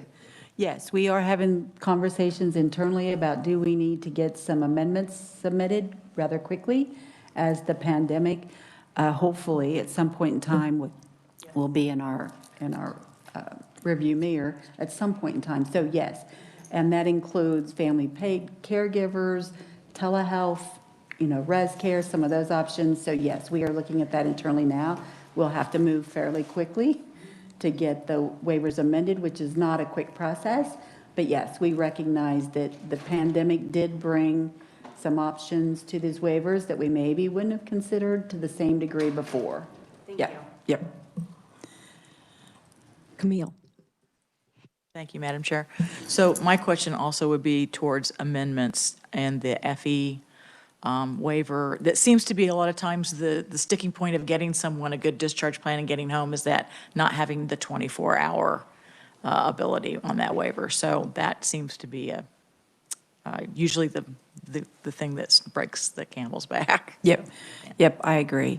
And there used to be in service in the old days, and I'll be honest with you, Camille, I can't think of what it's called now, but it used to be called sleep cycle support, which did allow for that 24-hour opportunity for folks who even felt uncomfortable being at home by themselves at night to sleep. I'll be honest with you, there was a lot of, uproar over that in the last few years. I can't even think of what the service is called now, but Amy will know. Amy could help us out. You probably know. Well, my belief is that it had something to do with how that was paid by hour, minimum wage and things like that caused the issue. That's exactly right. Yep. We have Deborah Zier on WebEx. Hi, Janice, can you tell us what percentage of HCBS clients or the numbers are being served in state licensed only facilities like assisted living and Homes Plus? Deborah, let me go back and check on that also. That has been a number that seems to be difficult to capture, and I'm not sure why. So let me go back and work with Brad and Amy and see if we can actually find those numbers. We pay for the services for the individuals now through the MCOs as their members, so that the setting is more difficult for us to capture. But Brad could find a way to get that number somehow. So we can do that. At one time, and it's been a number of years, there was a number floating around out in the world that about 15% of people in assisted living, residential health care, and Homes Plus their services were reimbursed. Part of their services were reimbursed by HCBS, and I don't remember how that was. It seemed kind of high to me, but I don't know where we stand on that these days. Okay, Deborah, we'll go check. I mean, if you applied the 15 to the 5,713 just for the frail elderly, that'd give you a sense, but we'll go back and see if we can get a little more accurate. I don't know if it's true anymore, so. I don't know either. Okay. They're an important piece of the HCBS pie. Yep. Yeah. Thanks. Any further questions? Let's see, I see that there are hands up. Annette Graham. Just following up to one of the previous comments about the issue related to lack of available 24/7 care and how that impacts that ability to transition. One of the things from the area agencies on aging perspective that has also impacted that is the lack of targeted case management services for the frail, elderly, and physically disabled, because it is pretty time intensive and requires a lot of coordination and finding resources and accessing those resources to be able to transition from a nursing facility when appropriate to a home and community-based setting. So I'm wondering if KDADS is there any look at as you're looking at the new waivers or the new MCO contracts, adding that service back in for those populations? I am so sorry, Annette. I was looking at my phone because Amy also is a phone a friend. So Annette, which service? I'm sorry. The targeted case management services that was available for the FE and PD participants prior to CanCare being implemented, and then that service is no longer available under the managed care model. Yeah, I do think, Annette, it will be discussed. I think it was discussed with version 2.0. I think it was called community case management or something along those lines. I do think it will be discussed again, yes, during the 3.0. Administrative case management helped immensely as far as the AAAs being able to help folks, but I don't think it took the place of targeted case management. So we might also, Annette, be able to look at administrative case management to see if there's more we could do with that particular funding source. But yes, I do think targeted case management will be discussed during version 3.0. And Amy, Commissioner Penrod is my phone a friend, and she said MCOs, we would need to ask them to provide the number of their members with 24/7 plans of care. So we can do that.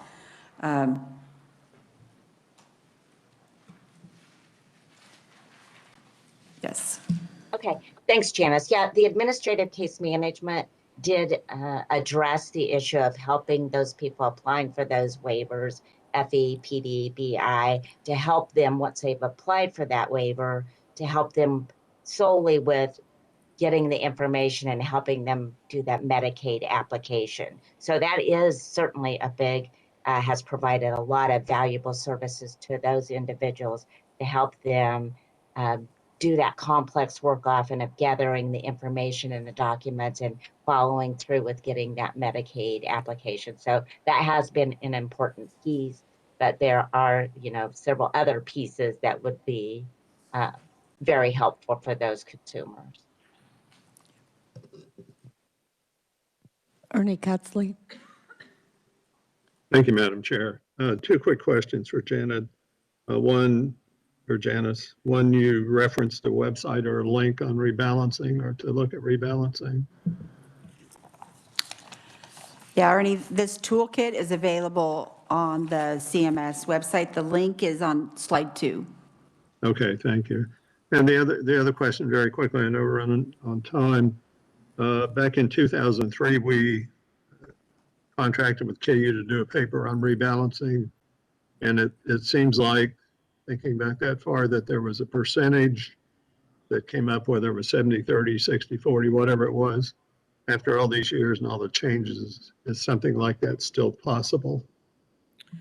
Ernie, I think so. And actually, I was just looking at a link by a contractor with CMS where they went out and looked at our 372 reports and then compared where the waivers stand state by state based on those particular reports from, I think it was up to year 2017. And Kansas actually does look pretty good when it comes to their 3 components, which are participants, number of participants, service use, and expenditures. So Ernie, it might behoove us to go out and look at some of the reports that are already available and then compare that to what you all did in 2003. But there are reports out there that we can get a pretty good sense of how does Kansas compare when in the rebalancing conversation. Thank you. Okay, we'll do one more question, and it's Linda Mowbray on WebEx. Thank you. Janice, to follow up with Deborah Ayer's question with the number of clients with that are on HCBS in the state licensed only. I'm curious if you've been able to determine, number one, how many state licensed only are HCBS providers, and then do you have a mechanism to track as they go through the final settings rule and are deemed appropriate or have to go through a mitigation process? Right. Do you have a sense of how many we have lost, or can we keep our eye on that number as we're going forward, right, so that we know that individuals who have chosen assisted living and spend through their money don't have to move, and that HCBS in those settings will remain open and viable for them? Right. And Linda, as you know, we did come across a snag, if you will, in our final settings rule activity. The residential health care licensure category that we talked about, where it's oftentimes a wing of a facility, doesn't have kitchens, but we do have HCBS folks in those settings. We came across a snag that we did not reach out to those particular buildings when we were asking for our initial completion of our survey. So we did miss a group. Our plan is to go back and grab those facilities, bring them in, which will then allow us to more comprehensively answer Linda's question, which is how many assisted living and residential health care and home plus providers ask us to come into compliance, ask us to help them to come into compliance with the settings rule. We know we're missing some.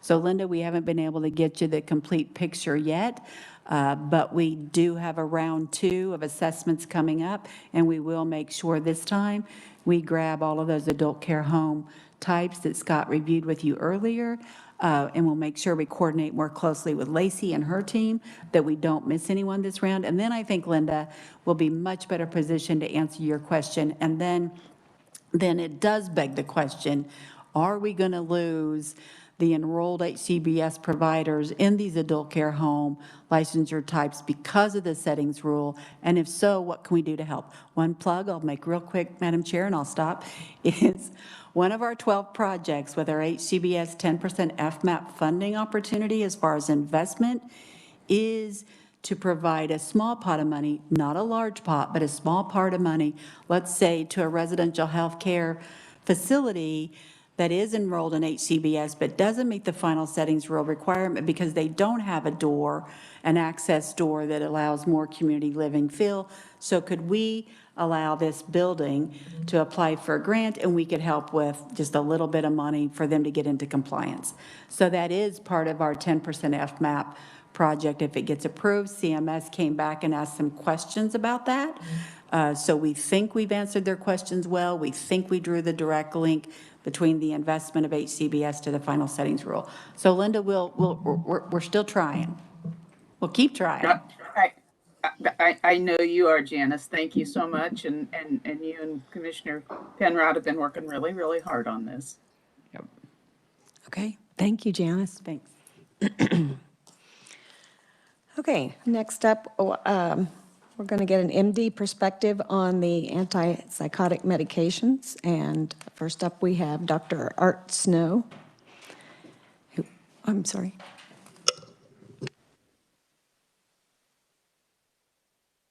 Oh, sorry, Dr. Snow, just a minute. We're not quite done.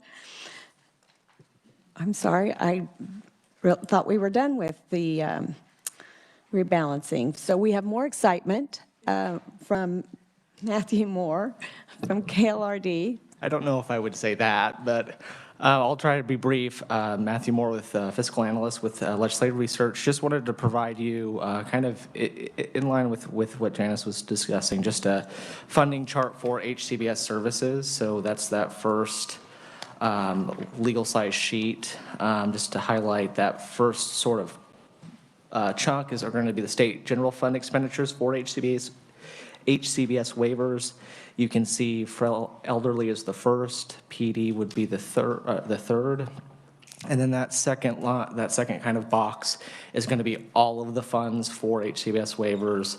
That will include both state general funds as well as any sort of federal funds or any other funds that might contribute to those expenditures. So just wanted to kind of provide that for you as well. And additionally, kind of just by means of maybe a comparison of sorts, there is a funding chart that does have a kind of graph at the top that sort of shows the increase for nursing facility rates over the last few years to kind of show you how that rate has increased kind of in comparison to the HCBS waivers. So just wanted to provide those for you. If there were any questions, I'd be happy to answer them now. Okay, we do have one question. Haley. Thank you, Madam Chair. One quick question. On the HCBS waiver expenditure sheet, fiscal year 2013 to fiscal year 2014, it seems like in several different categories, but I'm primarily looking at the FE waiver. Was there a distinct event that caused such a dramatic, to me, decrease in funding? Was there something that we could target that to? In sort of looking at in kind of the history of it, I believe that those were sort of tied to some reduced resources where the state was experiencing some budgetary issues, and so as one of the potential items for funding for HCBS services. So in looking back, that's sort of what I've identified is that those decreases are tied to sort of reduced resources.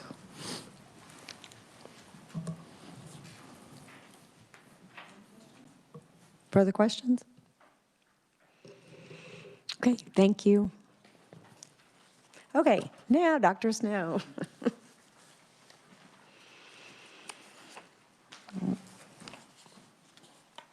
Now, we're a little behind on schedule, but we have you don't feel rushed. You do not have to get us back on time. We'll just take away from their lunch. Thank you. I have all day, so whatever it takes. It's great to see you again. Welcome to the task force. Well, it's my pleasure to be here. My name is Art Snow. I'm a family physician, not an internist. So I think my training is much broader than an internist, quite frankly. Trained at KU Med Center, also did my family practice residency there.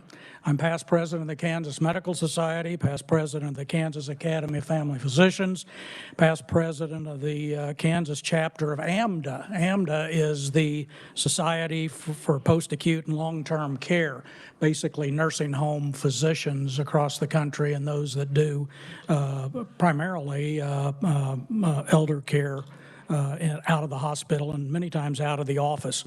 I've practiced at Shawnee Mission for a number of years. That's where I set up my practice after I finished my residency. I've been medical director of Advent Health Care Center, its current name. It's gone through about 4 name changes in the last few years. It was built by Shawnee Mission Med Center back in the late 80s. I've been medical director since they opened, and I've cared for most of the patients at that facility. I've been asked to speak today on the medical doctor's perspective on the use of antipsychotics in nursing facilities and to address when they're appropriate and what can be done in order to curtail the use of antipsychotics for nursing facility residents. Let me start with the fact that medication therapy for nursing facility residents of any kind due to their frailty, age, multiple medical problems is a very complex problem to deal with. Antipsychotic medications, we certainly are well aware, are potentially dangerous. Although I'll have to admit, since the newer antipsychotics have come out, I've never seen a serious adverse effect with them. And I hope it doesn't mean I'm going to as soon as I get back today. But I've used these for years. The early antipsychotics were very problematic, and there were a number of problems with them. The new ones, the only problem they have is their expense. None of these are approved by the FDA, and that is problematic for us for these dementia-related behaviors. And demented patients do have a multitude of behavior-related difficulties. These things can include agitation, aggression, delusions, hallucinations, paranoia, wandering, sometimes away from the facility, depression, apathy, disinhibition or sleep disturbance. And these symptoms, quite frankly, are extremely disturbing, not only to the families of their loved one that have never seen these kinds of behaviors previously, but also to the caretakers that are caring for them at the facility. One physician that I've spoken to actually indicated a family's insistence that they be put on antipsychotics immediately because the family had heard that these were something that could help control these symptoms. So when do we use antipsychotics? Well, there's a several-step process that must occur. When a patient suddenly develops the symptoms that I've described, whether they're demented or not, quite frankly, they need a very careful, detailed medical evaluation because there's many medical problems that can come up that will cause these behavior changes. These things are frequently, for instance, new infections, usually urinary tract or pneumonia, toxicity to a medication that they've been on for some time, or sometimes an interaction between a couple of medicines that they're on, pain, constipation, fear, confusion, poor sleep, misunderstandings between the caretaker and that patient, or perhaps their family, which are often exacerbated by vision or hearing deficits. Reactions to certain noises. Many times these patients just do not react to unusual situations the way we would expect. Sometimes it's an interaction with a particular individual they may look upon as threatening. So the first thing we have to do is find out if they've got a medical problem that's causing one of these. In my experience, perhaps 10, 15, 20% of these episodes are caused by a medical problem that can be corrected with appropriate therapy of whichever kind is needed. If we have a non-emergent situation, sometimes these things become emergent because of the threatening nature of the patient, either to themselves or to staff, family members, other folks. And that's a different ball game, and I can talk a little bit about that if you would like. But if it's non-emergent and we've ruled out a medical cause for their difficulties, the first thing to do is to try a number of strategies that will involve non-pharmacologic means, such as just simply distraction by the staff or family, redirection of the patient. Structured routines can help, no question, providing a calm, reassuring response to anxiety or concerns, music therapy, art therapy, behavioral therapy, reality orientation, all of these things have been used successfully in the past. Tailored activities, sometimes physical exercise. But each of these does require additional time, training, and expense, quite frankly, to the facilities for the staff involved in trying to take care of these particular problems. So if we have ruled out the medical causes for the patient's new behaviors that are many times upsetting to the patients as well as their families and caretakers, we can find out if there is some medication that we can target at a particular problem, such as anxiety or depression, that sometimes will underlie these problems. Those medications can then be used. However, if we have no response, no medical cause, the non-pharmacological methods have not worked, they do not appear to have the anxiety or depression as an underlying problem, then quite frankly, antipsychotics are oftentimes chosen because they work, quite frankly. Many of these patients are suffering from underlying delusions and hallucinations, and the antipsychotics can be beneficial in relieving their symptoms. They relieve the stress that the patient is having, they relieve the threat to their well-being or the well-being of those around them. I've had numerous patients, for instance, with sexually aggressive behavior repeatedly, inappropriate urination or defecation in the facilities, striking nursing care personnel or other residents.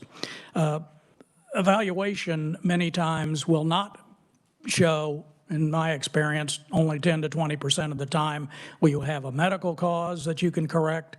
Perhaps another 10 to 15% may respond to non-pharmacologic methods, but if it is a more serious outburst by the patient, or if these other methods have not worked, then the antipsychotics should be used. Now, why do we talk about, quite frankly, the antipsychotics in the first place?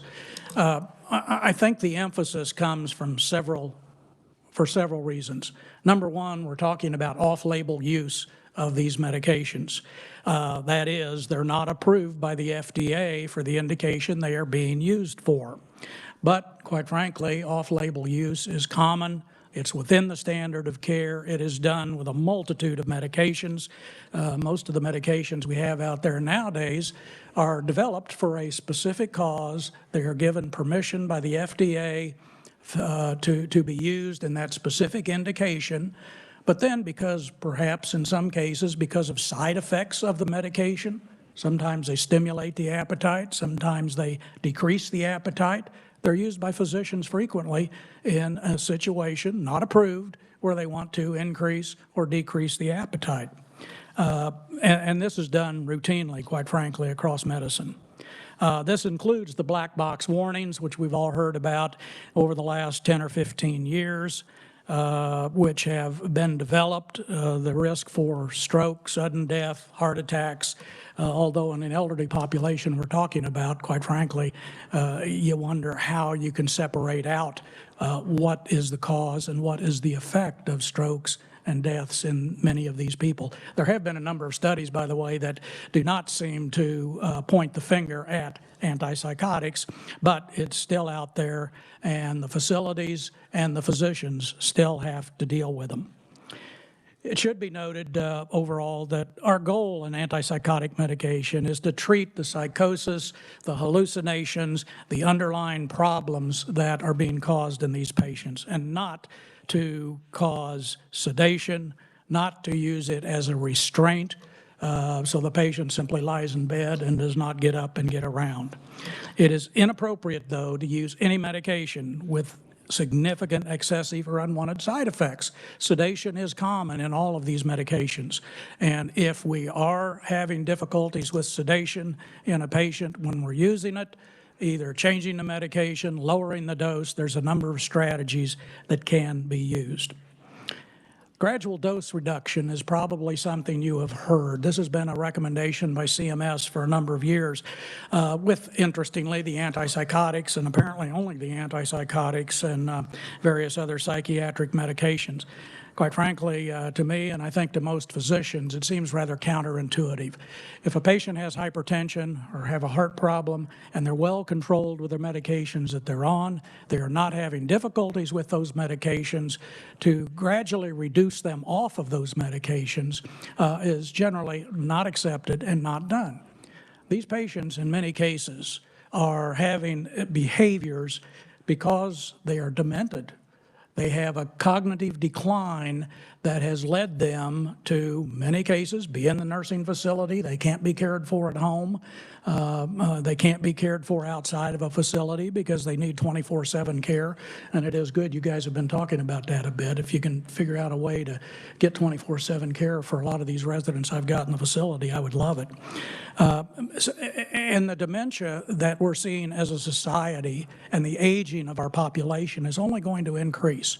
So we're going to be seeing more and more and more of these patients as time goes by. Hopefully the community and health services you're talking about are going to be geared up enough to take care of these patients, but I think we're still going to have a need for a facility. And I think part of the reason for that is when I talk to a family about going home with 24/7 care, it's as expensive for them to buy 24/7 care for their loved one at home as it is to stay in a facility for 30 days a month. So there is a real cost problem there. So I think with our increasing age, we're not going to find a good way to reduce the antipsychotic use unless somebody comes up with a better way to manage these patients, an FDA-approved medication that doesn't have the side effects, problems, and difficulties. I might mention, I think one of the problems and one of the biggest reasons we're probably talking about this issue today is CMS. CMS has this quality rating, their STAR system for nursing facilities. And one of the ways you can lower your STAR rating is to have a lot of excess use of antipsychotics in your nursing facility. What is excess use? They pick arbitrary numbers out there. About 15% right now is what everybody likes to kind of stay behind. Well, think what that does to a facility who has a patient that's coming in either on an antipsychotic or may well need an antipsychotic medication. I've seen cases and heard of cases across the country where patients are not admitted because of that, simply because it may reduce their STAR rating. Facilities are under tremendous pressure by the CMS in order to lower their antipsychotic use. They put the pressure on the physician, who then has to figure out, well, what else can I do for this patient? As I've talked about, there are a number of steps we go through.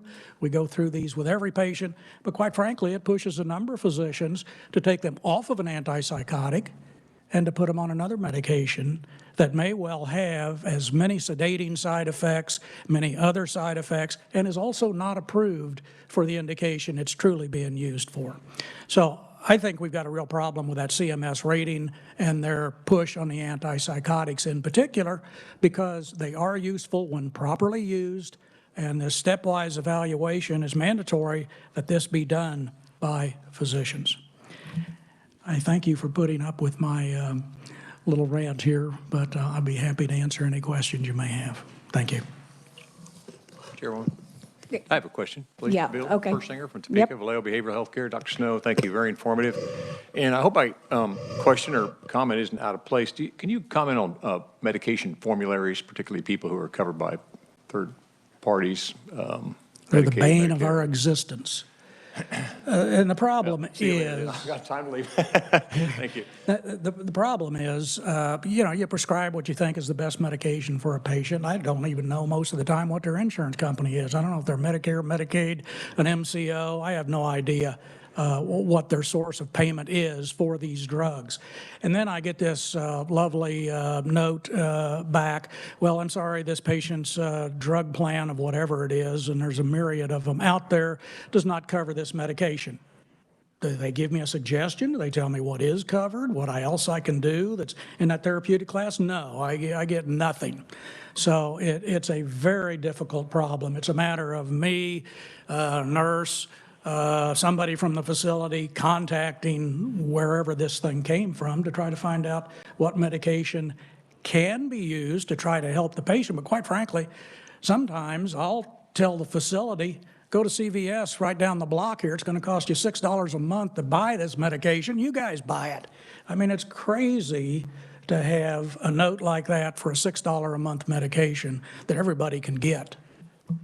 Can I ask about your perspective on psychiatric behavioral medications? Not a physician, but been around long enough to be dangerous, I guess. I'm aware that a lot of our psychiatric prescribing, one drug is not a drug, is a drug is a drug. Very different reaction with different people. And, I just have a feeling sometimes those formularies are restrictive, particularly for behavioral health meds, because what works for you won't work for me. Is what works for me not on a formulary, or is it excluded? And if that, can you comment on that? Well, I think the psychiatrist may be in a better position to indicate the differences pharmacologically amongst these different agents. But what you're saying is exactly right. And it extends not only to psychiatric medications, but across the spectrum. Oh. Some patients respond to some medications in a class, and others do not. So that certainly plays a big role in this discussion. Thank you. Other questions for Dr. Snow? Margaret Farley. Thank you, Madam Chair. Margaret Farley with Kansas Advocates for Better Care. You have been a medical director at the facility that's an Adventist-related facility for, sounds like about 40 years? Since 1988, yes, ma'am. Yeah. And so have you seen a change in that period of time in terms of the use of antipsychotic medications, for example, like Haldol, in the time period that you have been a medical director? Oh, no question about it. When I first started practicing medicine, Haldol was, and some of its related medications, was about the only thing available. And quite frankly, because of the preponderance of these problems in nursing facilities, quite frankly, there was a lot of Haldol-type medications used back in the early days. Those have they have no place in medicine, quite frankly, in my opinion, now because of their side effects and problems. The second and third generation antipsychotics are the ones that are typically chosen, and I think there is a much less use of even those than we used to have in the old days, so to speak. Yeah. So in that period of time that you've been the medical director of essentially one facility with different owners, correct? Is that correct? Actually, Shawnee Mission built it. They sold it to an insurance company. Then it went back when Shawnee Mission reorganized with the group out of Florida that has a nursing home subset, so to speak, subgroup, and we've been affiliated with them. So it's been Adventist for all except a couple of years some time back. Yeah, I'm sorry, I'm not actually worried about the ownership. I'm just trying to get at what your experience has been over that period of time. And have you ever had families come to you and say, my goodness, what happened to my father? He is not the same person as he was when I brought him in. Has that conversation ever come to you? Frequently. frequently, and that's why it takes a physician to evaluate that. If they're on medications that could cause behavior changes, whether they're antipsychotics, other psychiatric medications, other medical medications that have side effects that can change the personality. But we also have to look very carefully at the cognition that they had when they came in, which is typically looked at when all patients enter a facility, and to see if that has changed over time. Because frequently, a patient that has dementia, for instance, when they came into the facility, and many of them do, and for many of them, this is why they could not be cared for or take care of themselves at home. That is a progressive, continually deteriorating disease for the most part. The best we can do to treat those dementia-related declines is some medications that, quite frankly, are not very effective. They may slow down the process a little bit if given in the very early stages, but they do not stop the process from going on. So it's the physician's responsibility to find out what is the cause of their family's concern. Is this a natural progression of the underlying problem, or is it related to some treatment that they are getting, be it an antipsychotic or some other medication? May I? Margaret, could you speak into your Oh, mic? sorry. It's hard to hear you. Margaret Farley again with Kansas Advocates for Better Care. It seemed as though in your presentation that you were indicating that people, you said 10 to 30% could be connected to UTIs or various other things. And then there was another 10 to 15% of those cases. When I add that up, that seems like that's close to 50% of the people, in your estimation, who have the need for an antipsychotic medication, even with dementia, is your expected number out of that, that it's really 50-50 in terms of, and maybe I'm misstating that, but that sounded to me like that's what you were saying. Well, we're really looking at the number that actually have behavioral problems, and they all do not have behavioral problems. So if you will, the number that may require those antipsychotics, we've got a 100-bed facility.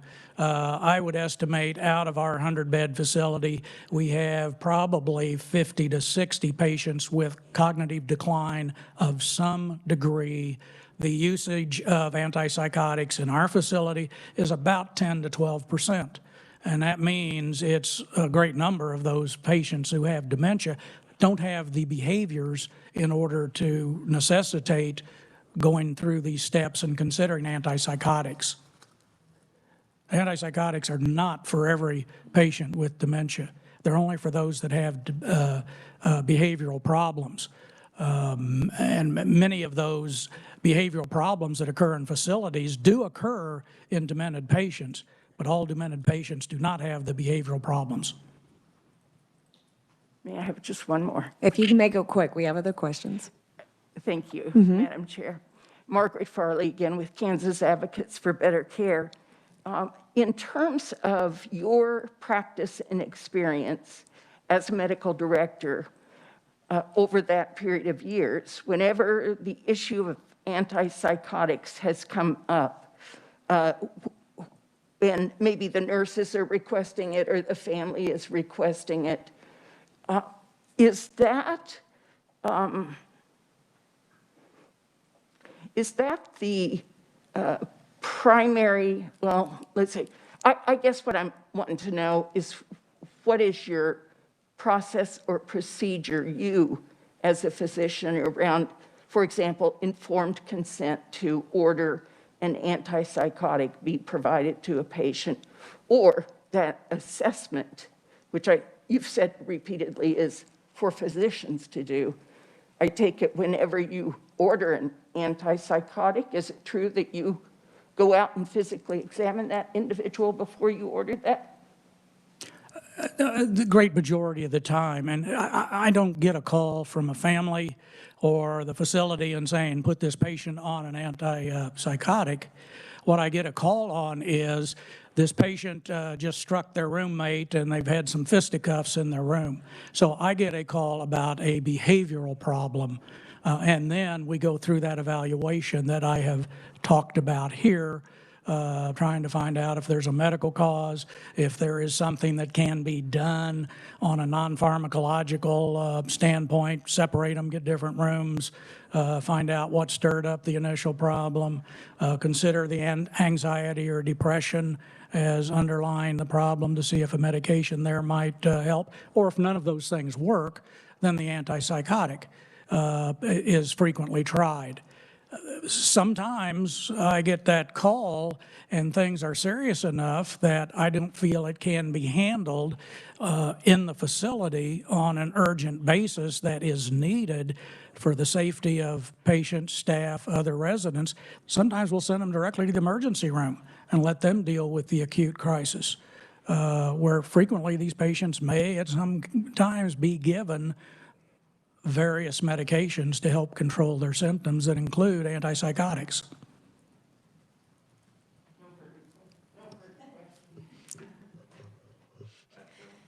Just a minute, I've got it. Somebody ahead of you. Haley. Thank you. I don't have a question. However, I just want to say thank you so much on behalf of long-term care and the senior care population providers. You are so much someone who actually gets it and can put into words from a medical perspective with the correct credentials what we see on a daily basis, that there is an appropriate time, there is an appropriate need for this. No one in their right mind, and a lot of the times they're not in their right mind, would want to exhibit the behaviors that are associated with this diagnosis. And for you to put in words and in writing, thank you so much, just to acknowledge what we see on a daily basis and ways that we can appropriately care, I can't even acknowledge my thanks. But I'll try and say thank you. Well, thank you. Okay, now Bill.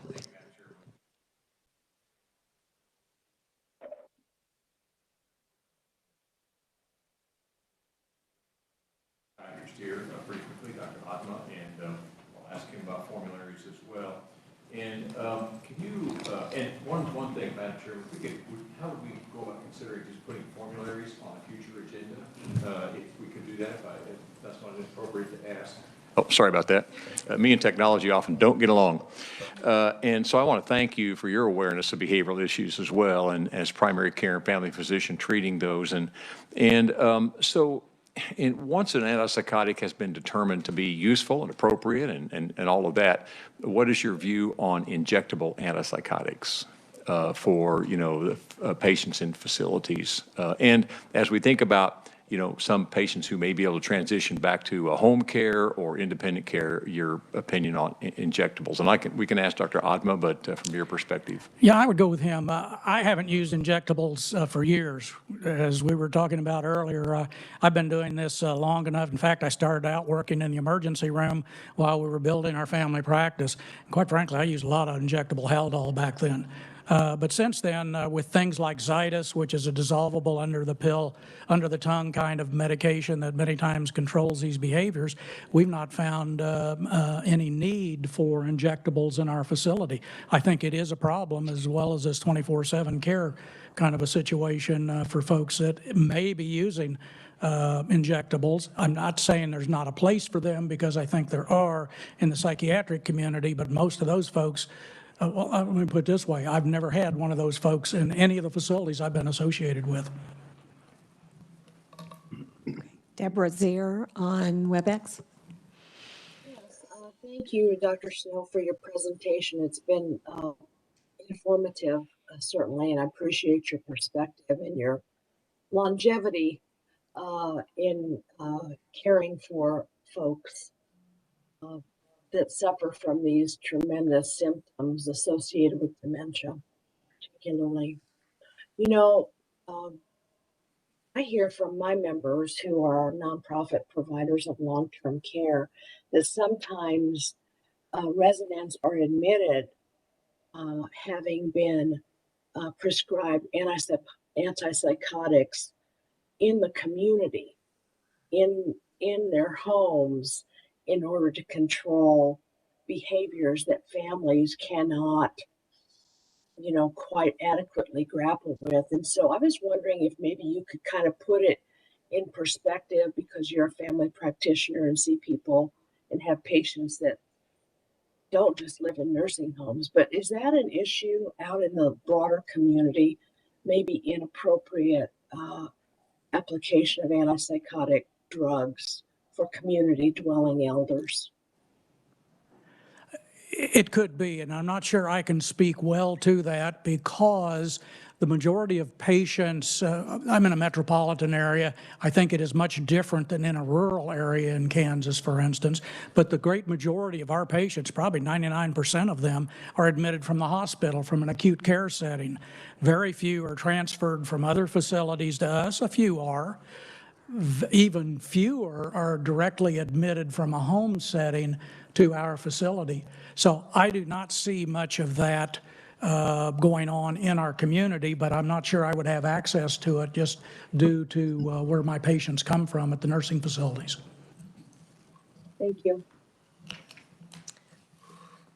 We have another question from Ernie Cutzley on WebEx. Yes, thank you, Madam Chair.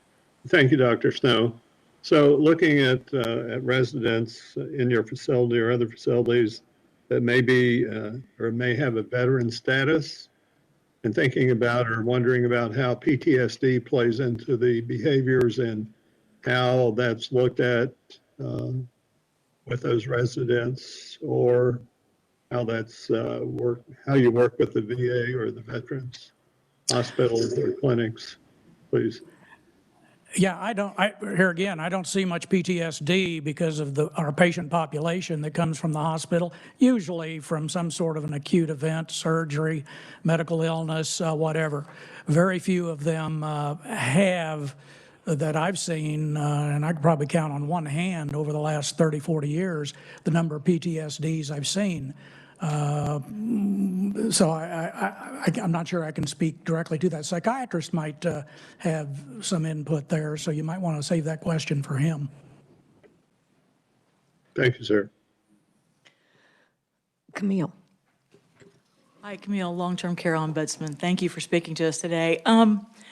You say you do sometimes get calls from family members and saying, my family member has changed. We get calls where the individual, walked into the nursing home with dementia and did indeed walk into the nursing home talking with their loved one, and within a very short time are prescribed medications like you're talking about, and are no longer ambulatory and no longer able to communicate with their loved ones, and sometimes pass away in very short periods of time due to reasons not being able to explain otherwise. And so how do you balance the do no harm with the medications with black box warnings that are that dangerous? And how do you balance the do no harm with the need for the convenience of the facilities to have people have behaviors cease? Well, I don't think it's a matter of doing things because to make it easier on the facility. It's a question of taking care of the patient in the best way we can to relieve their discomfort, as well as stopping behaviors that are detrimental to the patient or perhaps detrimental to others that are around them, whether it's the care team or other residents. I think if a patient, like I say, if I get that call, the first thing to do is medically evaluate the patient. Talk to the family and find out a patient with dementia may walk into a facility, may be talking with everybody, but there's a reason that patient is walking into the facility. And my question would be, I want to get as much information as I can. If this patient is walking and talking and doing well, why are they even in the facility? Why aren't they at home? And there's usually a long period prior to them coming to see us in the facility, where the patient has increasingly not been able to take care of themselves, not paying their own bills, not being able to take care of their personal hygiene.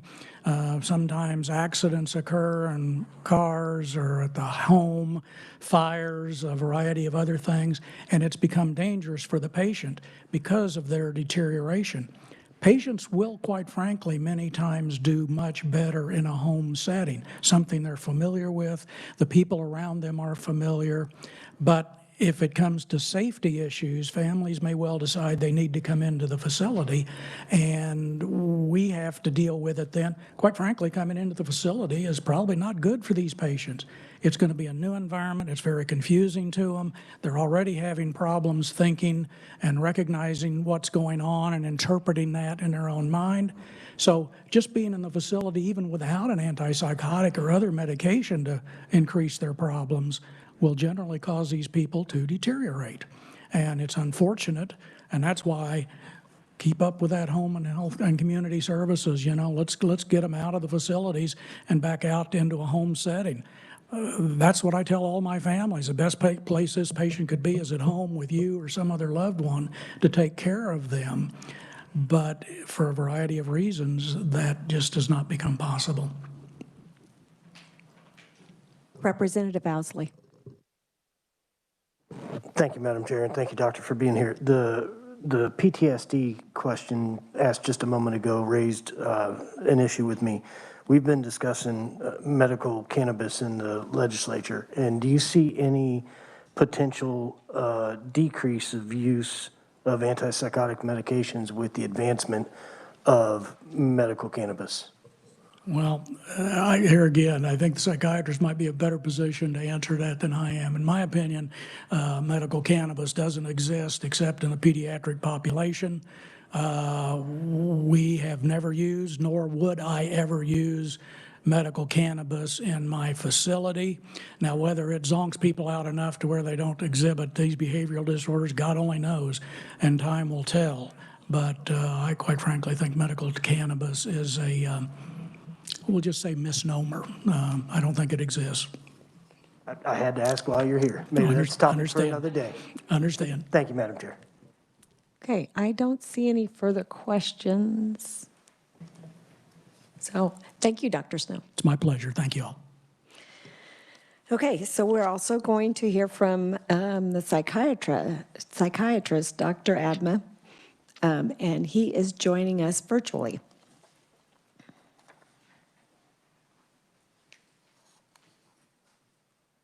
Good afternoon, everybody.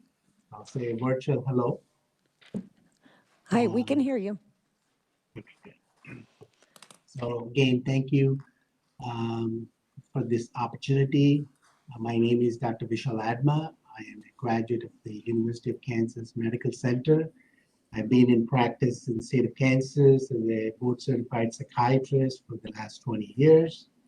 Part of the question in front of us is the use of antipsychotic medications in the nursing home and nursing facilities. There are about 350 nursing facilities in the state of Kansas with over 16,000 residents living in them.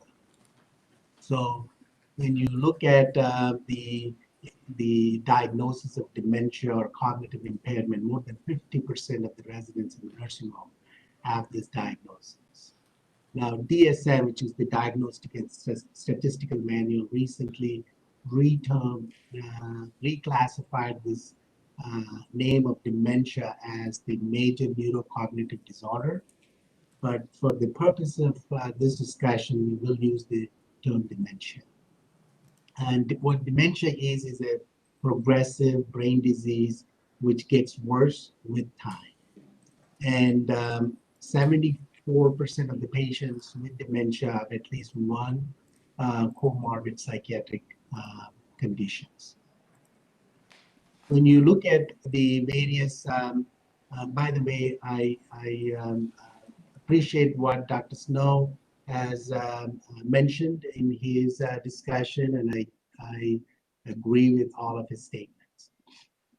Now, when you talk about dementia and the various behaviors, they are termed in the field of psychiatry as the neuropsychiatric symptoms of dementia, or the NPSD, or the behavioral and psychological symptoms of dementia, or the BPSD. Those are the terminology used by the American Association of Geriatric Psychiatry. So what are those symptoms? Those symptoms include agitation, depression, apathy, repetitive questioning, psychosis, aggression, sleep problems, wandering, and variety of inappropriate behaviors that Dr. Snow mentioned also. 90% of the patients with dementia have at least one disruptive behaviors, but about 45% have at least 4 or more disruptive behaviors. So anytime you think about use of the antipsychotic medication, you always think about, okay, what are the non-pharmacological, non-medication interventions that can be put in place in a nursing facility? And I think some of these points were already touched by Dr. Snow. Those include providing education, psychoeducation, or education to the staff who are in the nursing homes, involving patients in various therapeutic activities, whether it be day activities, music therapies, and so on and so forth. Having a patient-centered care, which essentially talks about being respectful to the patient, being responsive to the patient, again, considering their values to guide the treatment, as well as being able to have collaborative, coordinated care provided to the patient. That is what patient-centered care is all about. And that term is getting more and more utilized to see what can be done to have those treatment plans in place that considers all of these. And then providing sensory interventions, variety of things that would help the patient stimulate the senses, the 5 senses that they talk about, the sight and the smell and the hearing and so on and so forth. What would those simple sensory interventions be? Playing with sand, giving them a small hand massage, brushing their hair, or small simple things, or creating a memory box which has things like photographs that they would cherish, or things that they've used in the past. Those kinds of interventions will go a long way as non-pharmacological interventions, non-medication related interventions that the facilities usually have plans to keep in mind and have part of their treatment plan. And usually they're a routine in place for the patients to experience some of those things. Now, when those don't work, then what are the ways that you can utilize the antipsychotics? Again, what are the specific symptoms that you can use the antipsychotics for? So again, if there is any hallucinations, delusions, and these are causing some of the anger, aggression, then the American Association of Geriatric Psychiatry does recommend use of antipsychotics in this patient population. So again, what should the medication intervention be based on? And these are very important. Each one of these points are very important. One is if there is failure of those non-pharmacological interventions. Second, if use of these antipsychotics can improve quality of life for these patients. I can't re-emphasize that point anymore, which is anytime the team of folks who are providing care for these patients, if they believe that use of antipsychotics can improve the quality of life for the patient, then that is certainly something to keep in mind.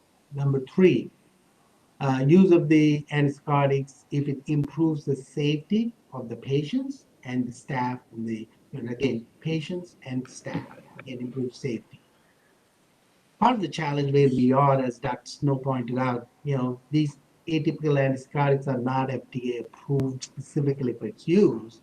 So a lot of times it's a trial and error process in the field of psychiatry, but certainly there is enough empirical data showing that it is certainly these medications have a place in treatment. The then how do you make a choice which medication to use? It's based on a lot on their potential side effect profile or the previous treatment options that they've had with these medications and all. And some of these behaviors can be classified as an emergent behavior or a non-emergent behavior.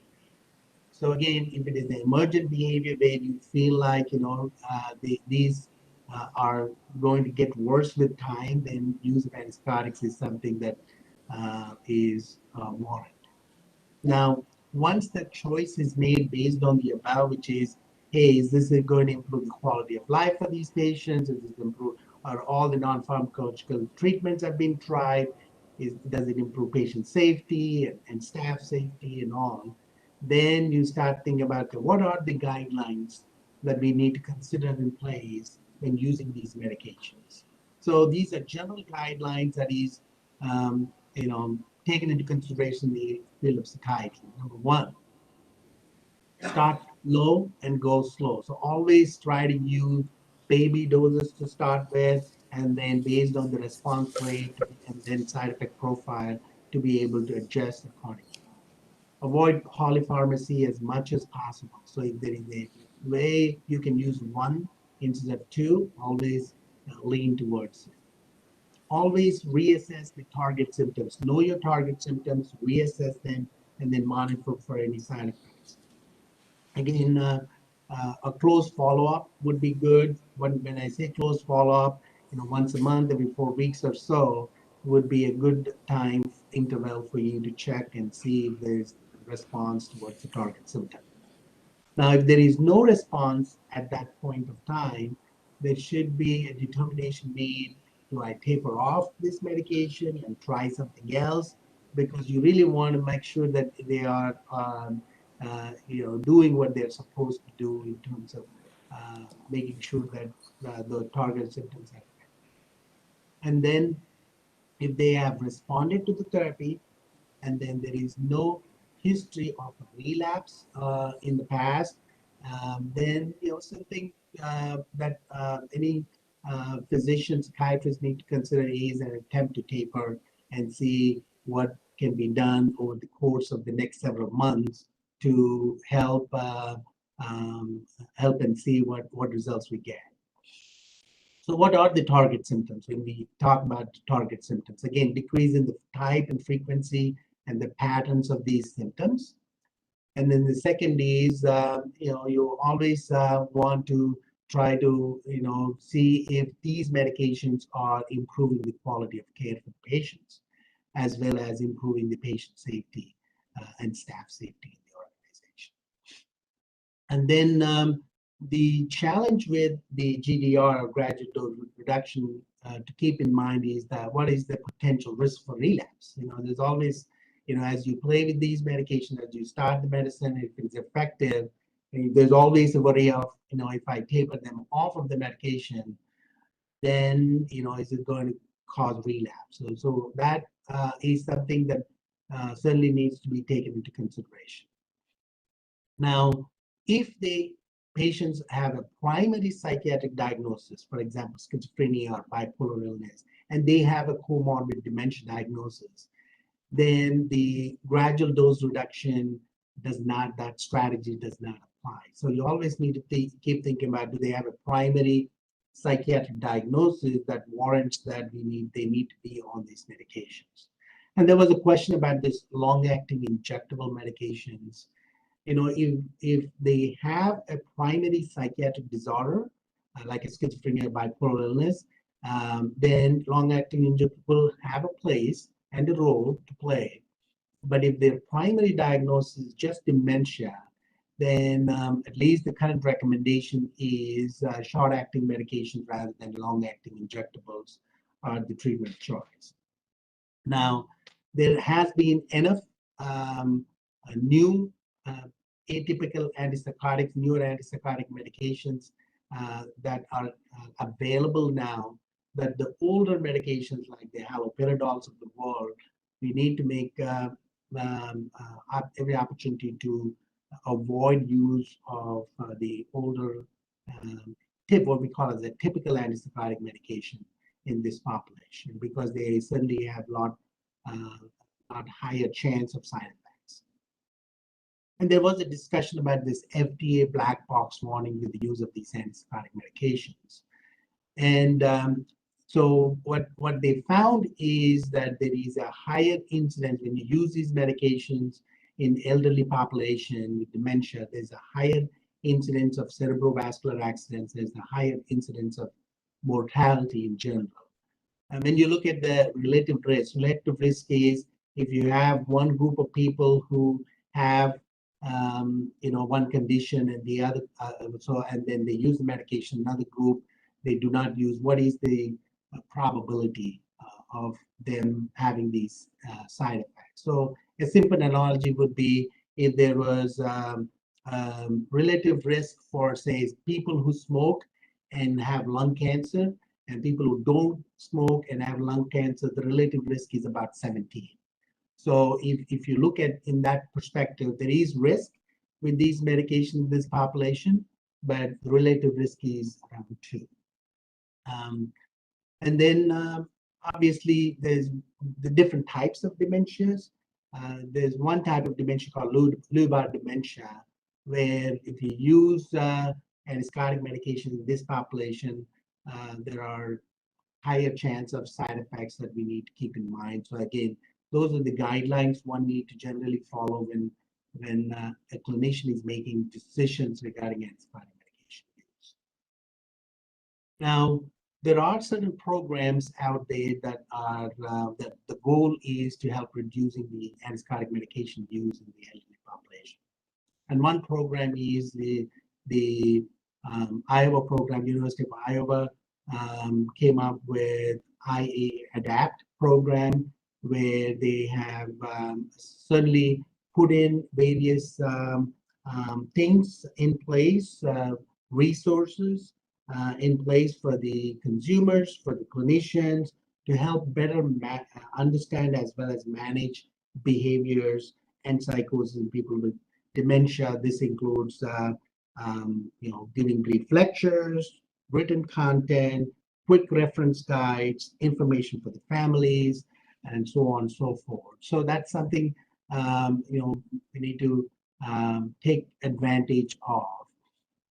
So under these, they define appropriate indications for use of antipsychotic medications as these aggressive behaviors, psychotic symptoms like hallucinations, delusions, as well as severe aggression.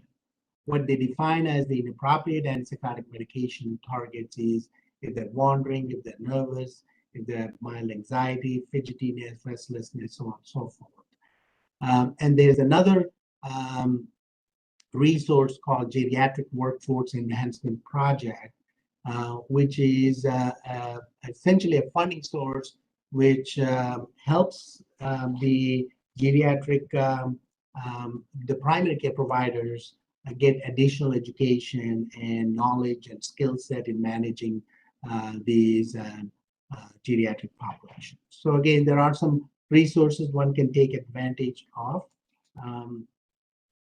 So I am ready for the questions. Thank you again for this opportunity. Okay, do we have questions for Dr. Adman? Margaret Farley. Doctor, this is Margaret Farley with Kansas Advocates for Better Care.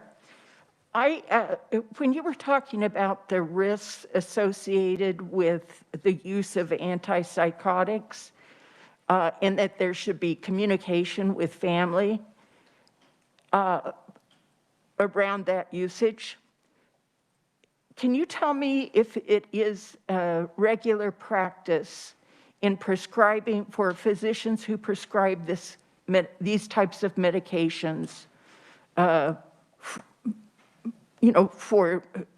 we're talking a lot about dementia, but for dementia, do you recommend providing a written informed consent to the family of the side effects? Yes, I do think that it's good clinical practice to have a discussion with the family when we are using the antipsychotic medications in these populations. And obviously, because of dementia, they may not have that understanding, but having the discussion with family member is a good clinical practice. May I have one? In the facilities, then, is it your experience or knowledge that those kinds of conversations are held in advance, either with the resident, which, as you say, likely it's the legal representative? Is it your understanding that this is happening in nursing facilities now? Again, I cannot comment on all of the nursing programs in Kansas, but in the facilities that I am aware of, either the psychiatry provider and or through the nursing liaison sometimes, if the family is not readily available, that discussion does happen when we are starting somebody on a new antipsychotic medication.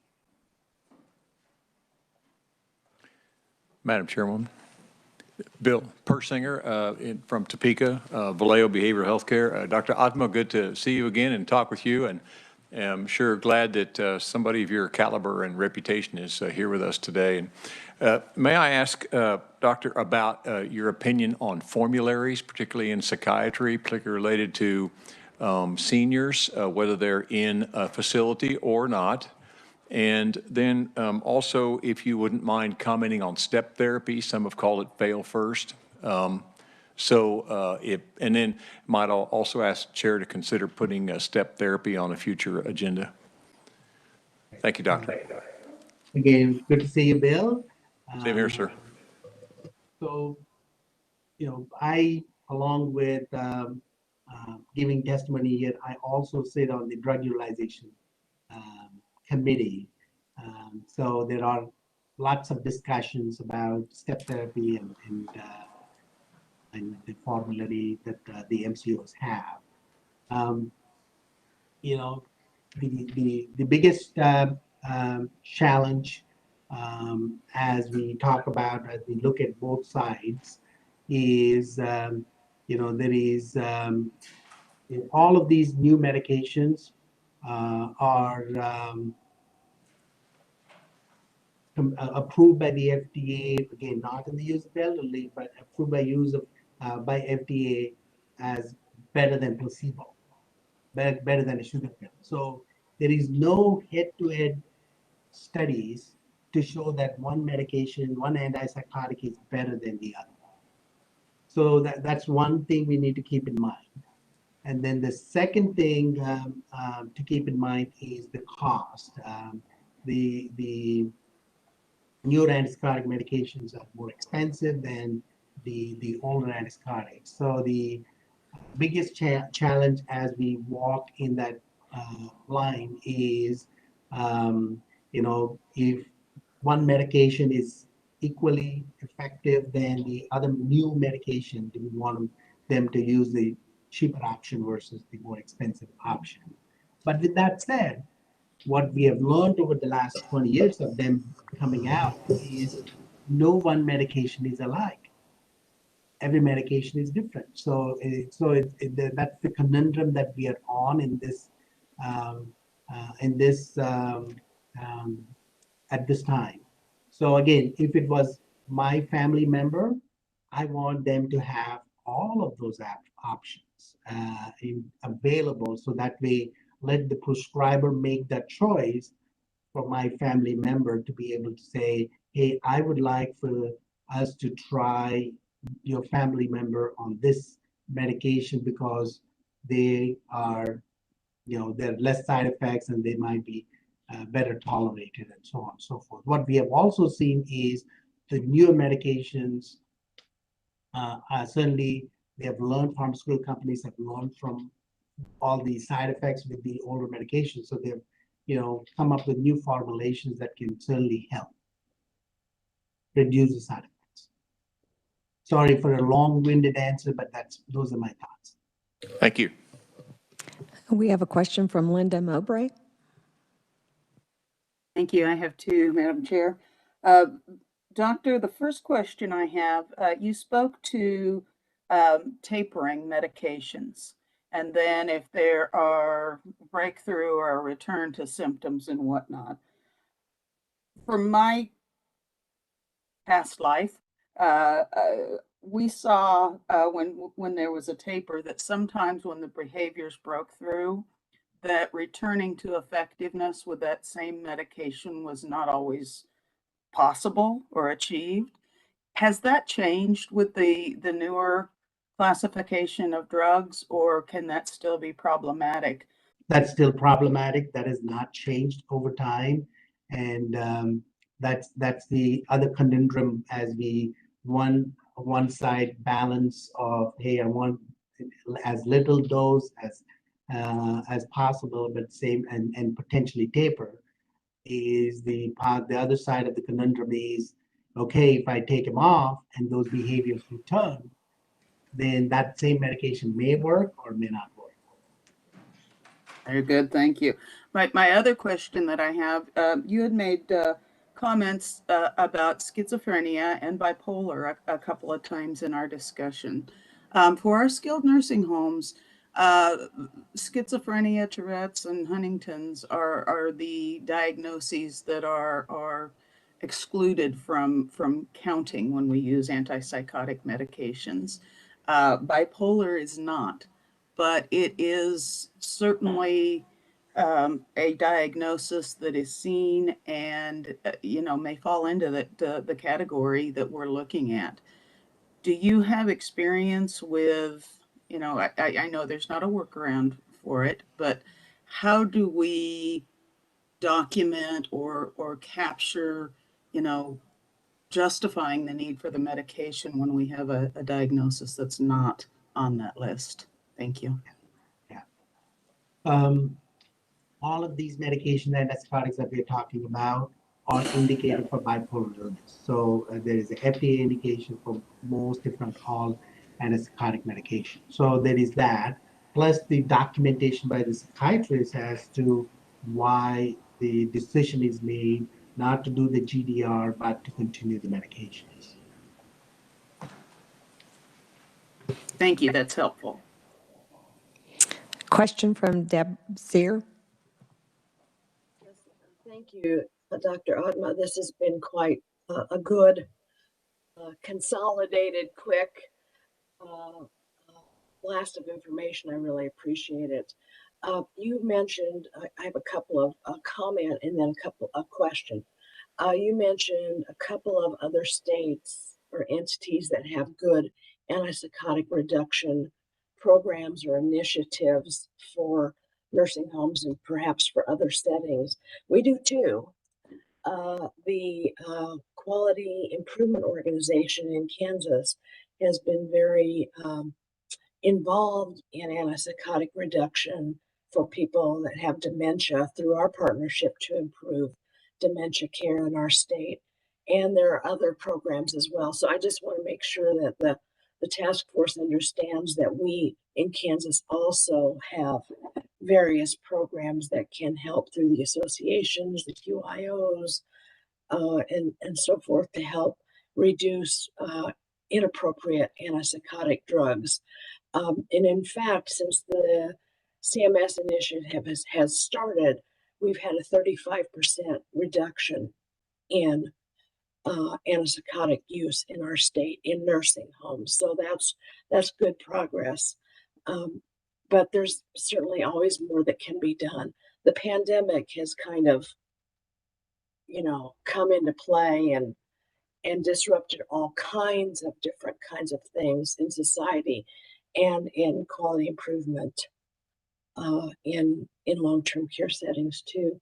But I have a question about, I hear from members who are providers of long-term care that sometimes there are intractable cases of residents that have violent, aggressive behaviors that cannot seem to be managed through the non-pharmacological interventions or through geropsych placement or through whatever, and they're, you know, other residents and staff are being put at risk. And through our regulatory construct in our state, these folks cannot be discharged, or it becomes pretty much impossible. So this sets up nobody wins in these situations.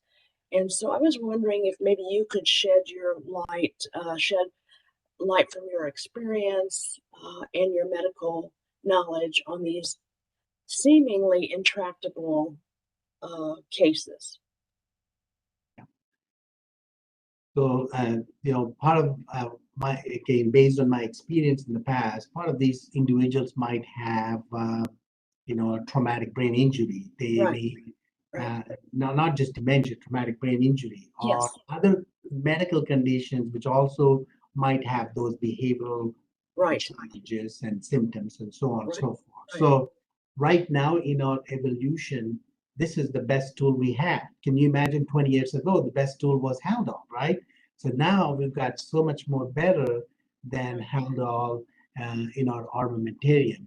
And again, I think using the,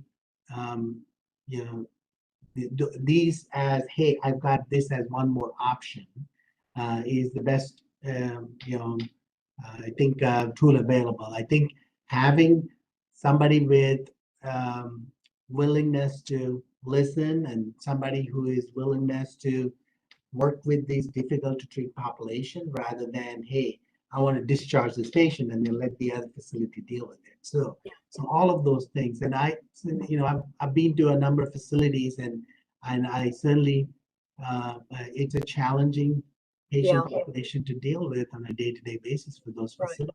So. Yeah. I've read literature that says back to, I think it was Representative Owsley's question about PTSD in his comment that military combat veterans and those with a history of alcoholism are really a powder keg for this sort of a thing. And so in reading literature, you get a little more insight, but still it comes down to, in a few cases where there's just no good solution to keep the residents safe, other residents and family members safe, and the staff safe. So one thing I would like to add right now, if you look at the 350 facilities, I don't know how many of those, what percentage of those truly have access to a psychiatrist. Yeah. Oh, absolutely. That's another challenge that we have in our state to say, we've got these difficult population. Each facility has about, say, 10 patients on an average on some antipsychotic medication. But of those, how many do have access to a specialist? So then if the specialist is not accessible, then who is taking care of those patients? The primary care doc and the pediatrician. So I think the hope and goal with some of these programs is let's provide as much education to those primary care docs, the nurse practitioners there. That's not where we are, just because we don't have the psychiatry capacity. But anything, if you're thinking about legislatively what can be done, anything that can be done to say, use of the technology, use of the telepsychiatry, use of other ways, other innovative ways where we could empower these nursing facilities, have access to all of the, as much as we can, to the psychiatric providers, the specialists who can hopefully start, doing something to help those facilities in need.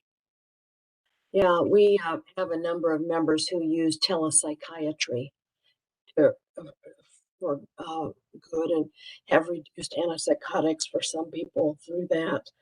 We have psychiatry deserts, I guess. We talk about dental deserts and grocery store deserts and stuff like that in our state. And I believe there are serious geropsych deserts in our state. And so these very complicated matters are left to the primary care physicians that could really use some support and knowledge and skill building. So it's a big issue. So thank you for your work. Thank you. Representative Ousley. Thank you, Madam Chair. And along those lines of that PTSD comment, I'd ask if you had a different opinion than Dr. Snow upon the potential of medical cannabis reducing the need for antipsychotic medications in nursing facilities. I've never used medical marijuana in my practice, in my clinical practice. So again, there's no formal studies showing that it is effective in this patient population. So at this point of time, I would like to agree with whatever comments Dr. Snow made on that topic. Thank you. Thank you, Madam Chair. Let's see, Ernie Cutzley on WebEx. Yes, thank you, Madam Chair. Just to back up to Deborah's conversation there, I was reading, and I don't remember where exactly, but it said that in many cases that for patients that either their service history or their combat history wasn't a question during diagnoses or treatment, and knowing that PTSD issues could come into effect many, many years after the significance of whatever they experienced, and the same with other trauma cases. Just wondering from Dr. Adma if he knows anything about that. Thank you. Yeah. Again, what I have seen is there's certainly patients with that diagnosis, with that experience of a traumatic event followed by re-experience of those traumatic events.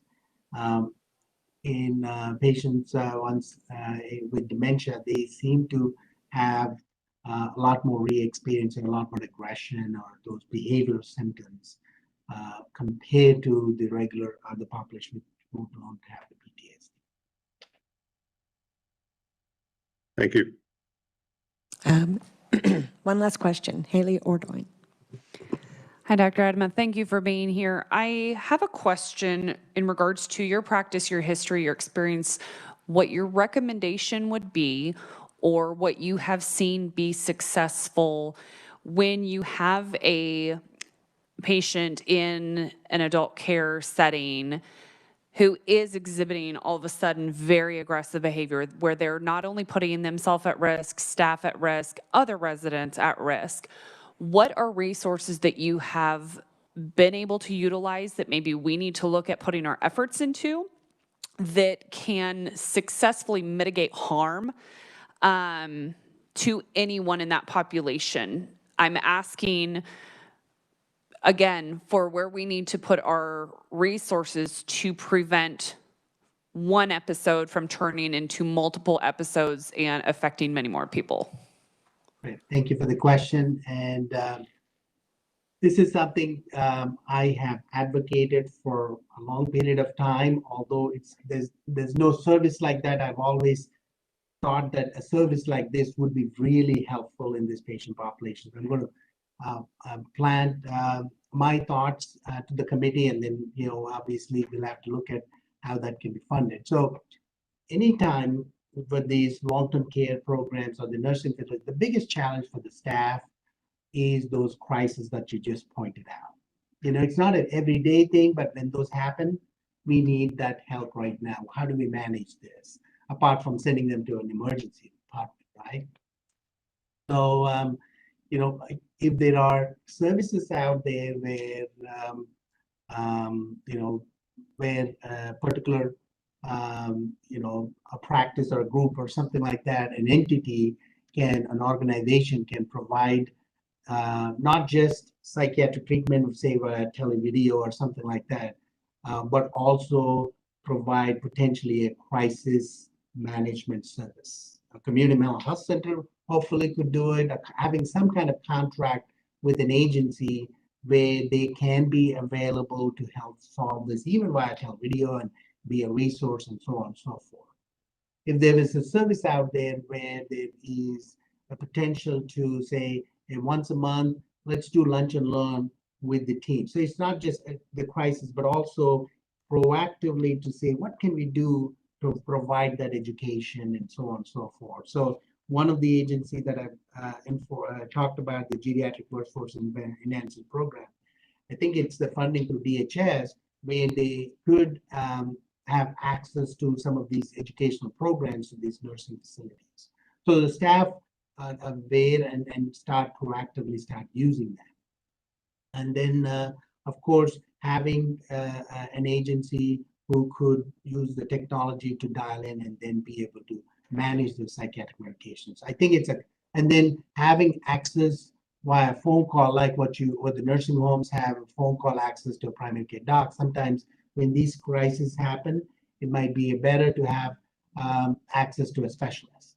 So on the children's side, they have what they call as I think it's through the state of Kansas, called the ECHO Project. I don't know how many are familiar with the ECHO Project. It's a funding stream that allows a specialist in that area to be available to the primary care docs to help solve some of those problems. So it's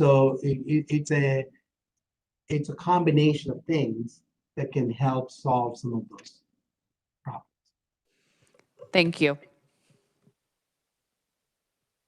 Any further questions?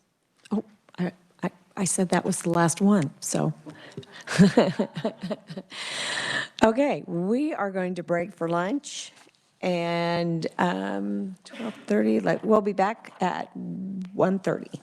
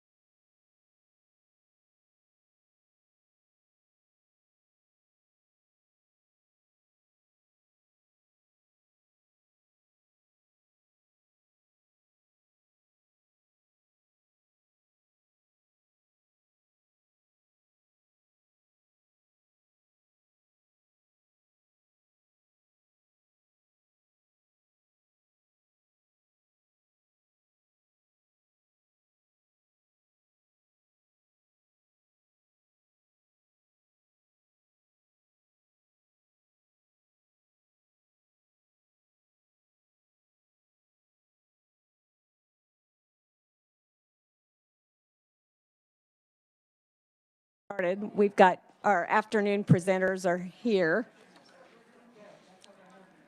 So if everybody at your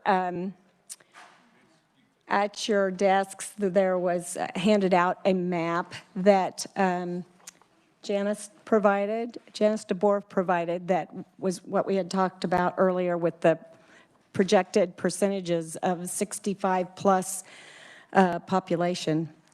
It's very, very eye-opening. Okay, so we'll get started right into the afternoon session, and next up we've got the interaction between mental health, dementia, and Alzheimer's.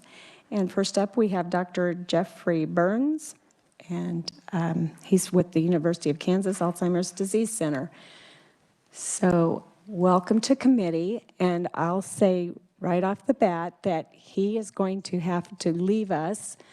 And so if we've got questions, we'll allow a few questions when he's done, and then you need to let us know when you need to get out of here. Thank you. Okay. Yes. Thanks for being here. Thank you for having us, and I'm presenting actually with Michelle Needens together, and I'm going to do the first part, and yeah, I will probably sneak out, but so I'm Jeff Burns. I'm a neurologist, and I co-direct the Alzheimer's Disease Research Center at the Med Center campus in Kansas City. And we are a research, but also a care and an education program.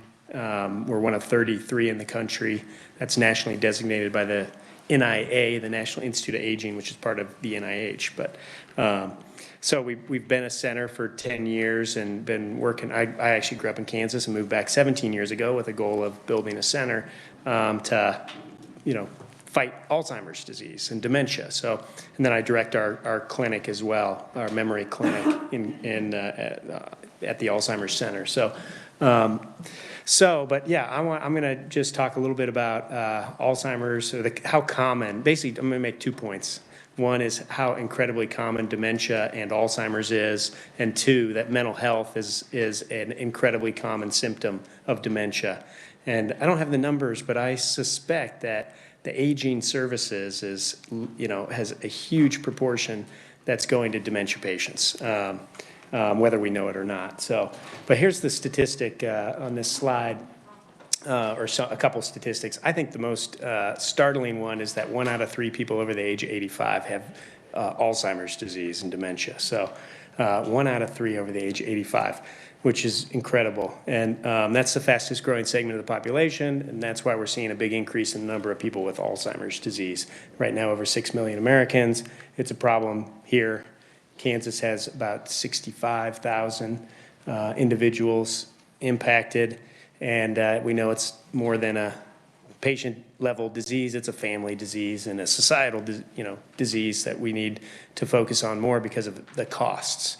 Alzheimer's is now considered the costliest disease, with estimates putting it at higher expense than cancer and cardiovascular disease. So huge problem, and it's growing. And you saw the map. We're living longer, healthier lives, and far more people are at risk given that and developing Alzheimer's disease. And that's what we've been focusing on, prevention and treatment strategies for fighting Alzheimer's disease. And so I'm just going to give you a quick snapshot of sort of the landscape of dementia. Dementia is a broad term that just means cognitive changes that interfere with daily function, and there's lots of causes of dementia. Alzheimer's is the #1 cause, so about 60% of dementia is caused by Alzheimer's. And then there's others: vascular dementia, dementia with Lewy bodies, Parkinson's disease, and then frontotemporal dementia. And these take a variety of forms, not just cognitive, but mental health. So when we look at dementia with Lewy bodies, which is the second most common cause, so it's incredibly common and actually very underdiagnosed. What do we see in that disease? We see visual hallucinations prominently.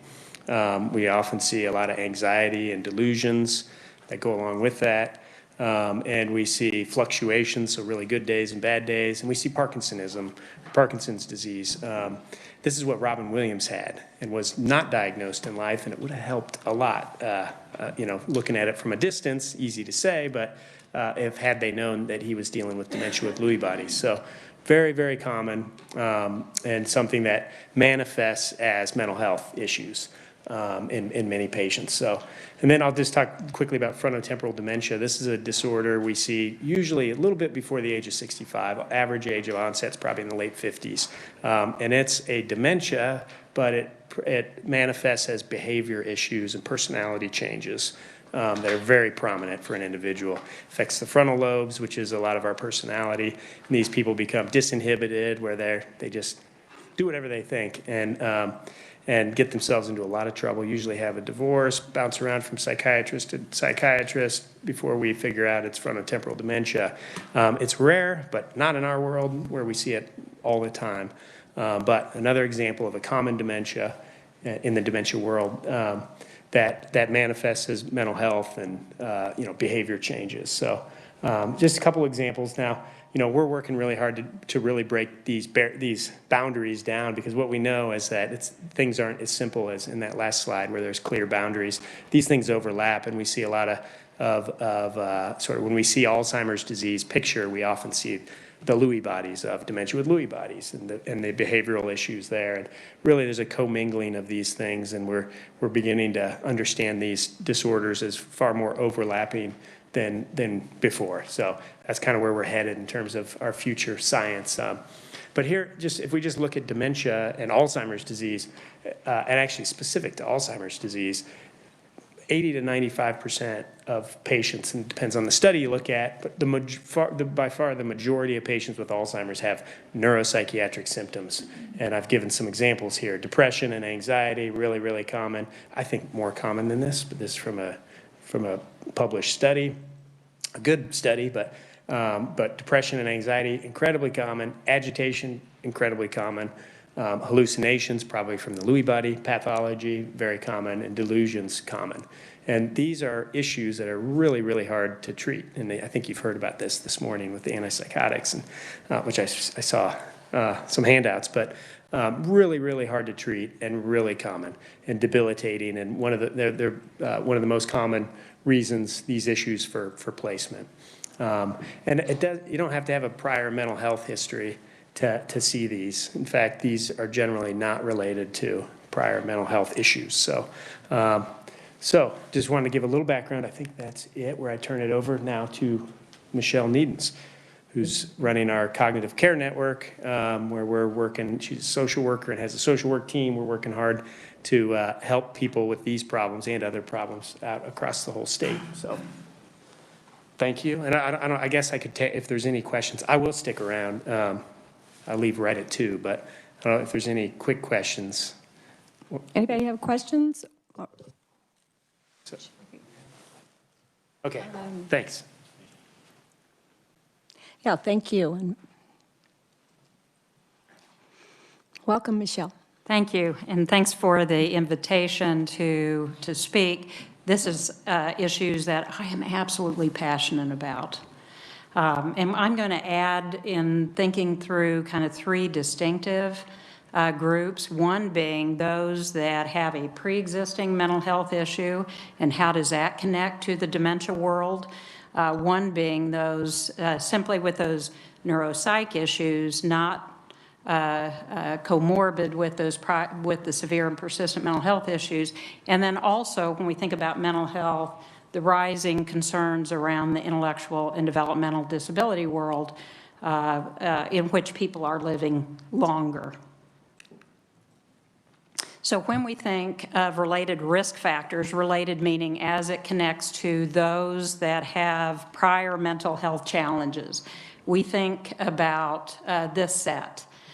So the cardiovascular risk factors, whether it be diabetes, hypertension, high cholesterol, the lifestyle kinds of issues, how in the world does that relate to mental health? If you have a severe and persistent mental health issue, you are more likely to have these things.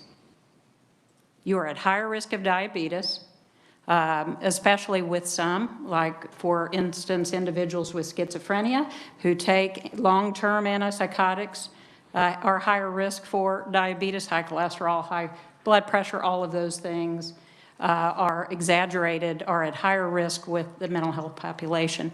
Persistent depression itself is a risk factor.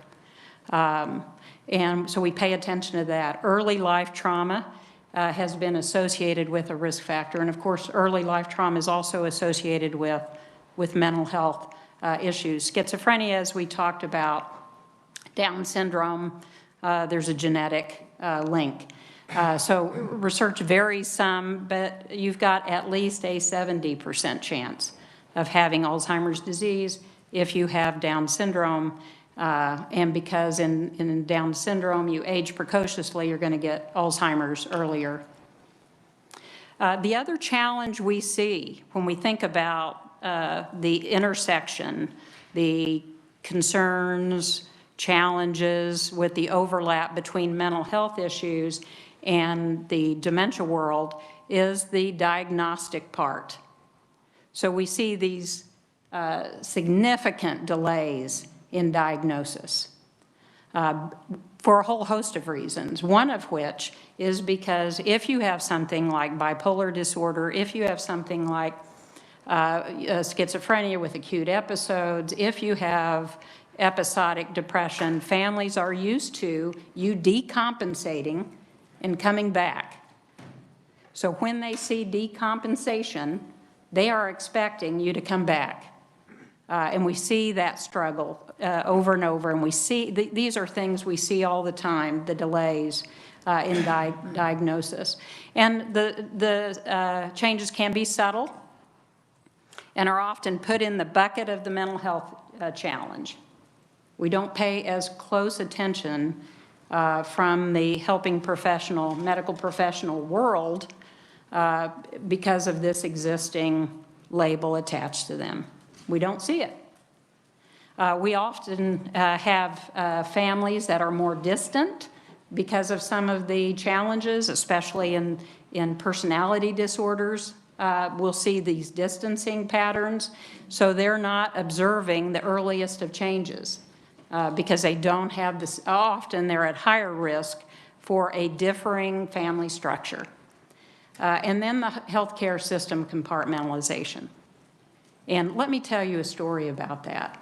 And this was a case just a couple of weeks ago where the gentleman has FTD, violent, struggling with all kinds of mood issues, enters the ER. The hospital says this is a mental health issue. They talk to the insurance carve-out with FTD. It's often younger onset, so not a Medicare, have a private insurance. Go through the psychiatric, the behavioral health insurance carve-out, who says this is dementia. And what ends up happening is a violent person in which we needed psychiatric expertise. Doesn't matter if it was dementia related or not, we needed psychiatric expertise to deal with the behavioral symptoms. And they were told to go home. So the compartmentalization of mental health and dementia, I mean, as if schizophrenia is a biological disorder. I mean, as if we could really separate those things in real life, but people are harmed oftentimes because of that silo approach. There's some specific issues associated with individuals with longer mental health issues. The self-care can be poorer or at least episodically poorer. So we don't have individuals that perhaps have the availability or support to exercise and engage in appropriate diet as someone else might have. We have an increased risk of poverty, which alters much of that and availability. And then accessibility to all kinds of services. Use of specialists go down, for example. Just one, and we talked about the long-term impact of the cardiovascular risk factors. Mental health, you heard Dr. Burns talk about the commonness of dementia in seniors. Mental health issues are very common too. And guess what? In this older adult population, oftentimes they're not diagnosed. I see individuals all the time who you track back through their history. They had anxiety disorders, they had long-term challenges with dysphoria and other mood disorders, never diagnosed, coped with those coping mechanisms, aborted in the experience of dementia. So impact of the mental health comorbidity on neuropsych symptoms. Let me say this. As Dr. Burns indicates, people with dementia are high risk for these neuropsych symptoms. It doesn't matter necessarily if you've had mental health history or not. But if you have had mental health history, you're going to be higher risk for these neuropsych symptoms. And so we pay special attention to that. There is not enough research in this area in terms of those coexisting, especially in light of the absence of prior diagnosis oftentimes. So there's this same but more so phenomena. If I'm talking to a family who is struggling with some of the neuropsych symptoms, I will say, is this how they always were? And you'll hear families say, gosh, they were always this way. And I said, were they always this way? Or was it always this way plus 10%, plus 30%, plus 50%? I've never had anybody say it's exactly the same. When you quantify it, they'll say it's the same plus plus. So those are issues that when we see these symptoms, when we have someone with a historical mental health issue and they'll say, you know, they're in a manic state, did it look like it did before? When they're depressed, did it look like this before? And I would say, and forgive my throwing out my own theory, but I think there is a sense when there is something unsettled in their past, I think that plays out in the neuropsych symptoms.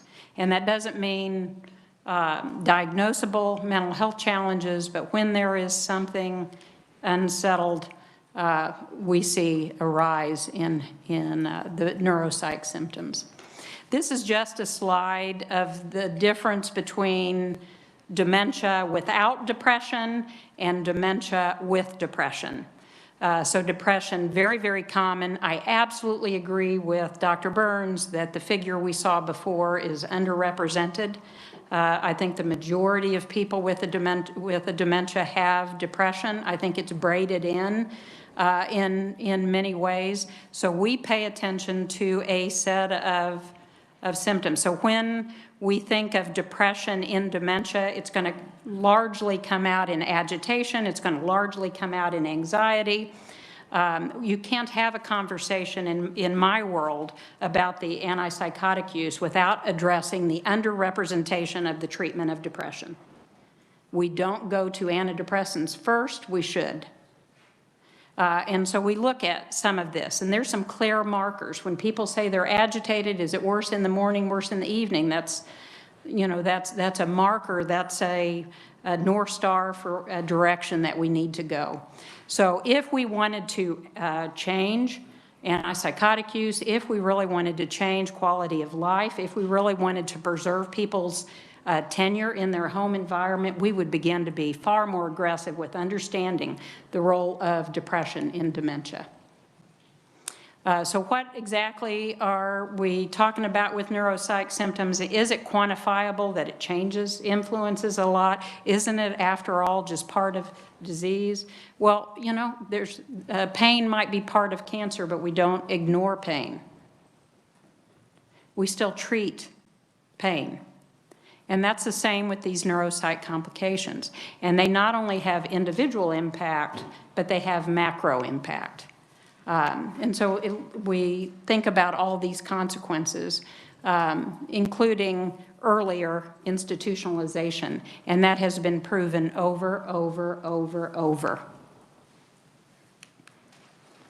So myths that interfere in our treatment: this idea that it's just part of the disease. As I said, it doesn't matter if a symptom's part of the disease. That doesn't absolve the need for treatment.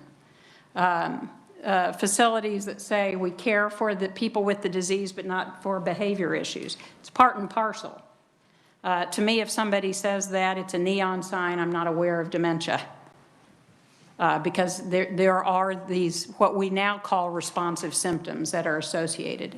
It's the caregivers that suffer. I hear that less, and I'm glad about that, because there's enough suffering to go around for everyone. There's not a, when someone has anxiety, depression, agitation, we should not delude ourselves that there's not suffering in that context. Of course there's suffering in that context. They don't remember anyway. Why wouldn't they be depressed? It doesn't matter if we're 20, 40, 60, 80. If we're depressed, there's a reason. That's, again, not a absolution of no treatment. And then the perfect option or decision. And we see that in terms of decisions about medications. You know, is it all bad, all good? It's never the case. It's case by case what's right for this one human being. Relationship to IDD, and we're just going to go through this very, very quickly. We talked about the genetic link to Down syndrome. Of course, autism is rising. And when we talk about the older adult population, autism wasn't diagnosed for many of these individuals. We see people who manifest symptoms that would indicate they were on the spectrum all the time but never carried a diagnosis. There, again, is not enough research about autism and dementia. There's been one major study, and that shows that they have about a 50% more chance of having Alzheimer's disease. There is not a genetic link like there is with Down syndrome. It probably is related to those cardiovascular risk factors. Again, when we think of how we support people in the IDD world in terms of physicality, exercise, diet, etc., becomes really important when we think about dementia.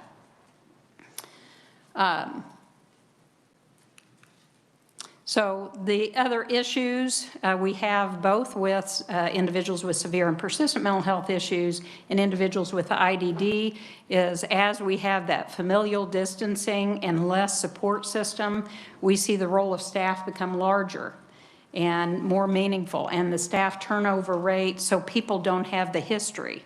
So if you have a intellectual or developmental disability, it may look very much like what would be consistent with the diagnosis, but the reality is it might be very different for this one human being, but we don't have the legacy always because of the staff turnover to tell the story for that. Yeah,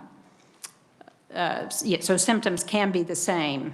And then we still have this siloed funding support services, and we certainly don't have enough dementia supports for individuals with IDD. Screening, there's pretty significant screening challenges. We certainly at the ADRC are looking at different protocols to address some of the early detection issues and to address some of the antiquated approach to dementia screening in this population. But again, we see the symptoms being put in the bucket of IDD rather than the issues around a early diagnosis. So there's all kinds of challenges in the IDD world that limit self-report and that may add to mental health challenges when dementia's on board. And we look at some of those features. So of course, mind, body, spirit, all connected. And so there is very much a significant relationship between mental health, dementia, all of the mental health issues, including the changes with IDD. Questions for either Dr. Burns or myself? Madam Chairwoman? Just a minute. Oh, sure.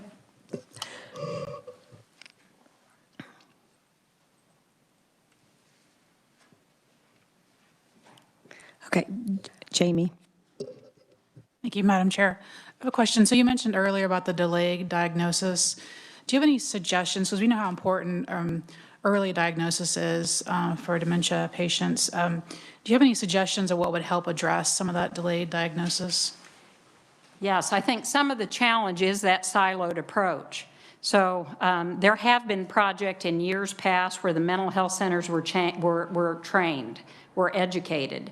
I myself have had conversations with mental health centers over the years. At times we've had senior specific staff in those mental health centers and they've dissipated.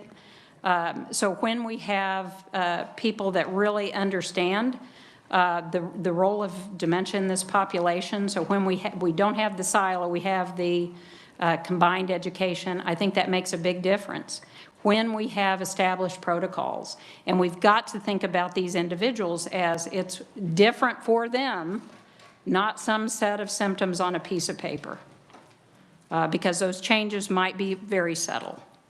But I think part of it has to do, and the largest part of it has to do with getting rid of siloed approach to things. Okay. Bill. Madam Chair, one question. I just made a note, and I would concur with your statement that, you know, many of us who run mental health centers have seen those senior care positions just go away with poor funding, including a full-timer. We used to have in Emporia and a couple of them here in Topeka. And so I was, very interesting stuff, both of you, by the way. And I have several questions real quickly, if I may. Just are Lewy bodies actual physical structures? Yes, okay. they are.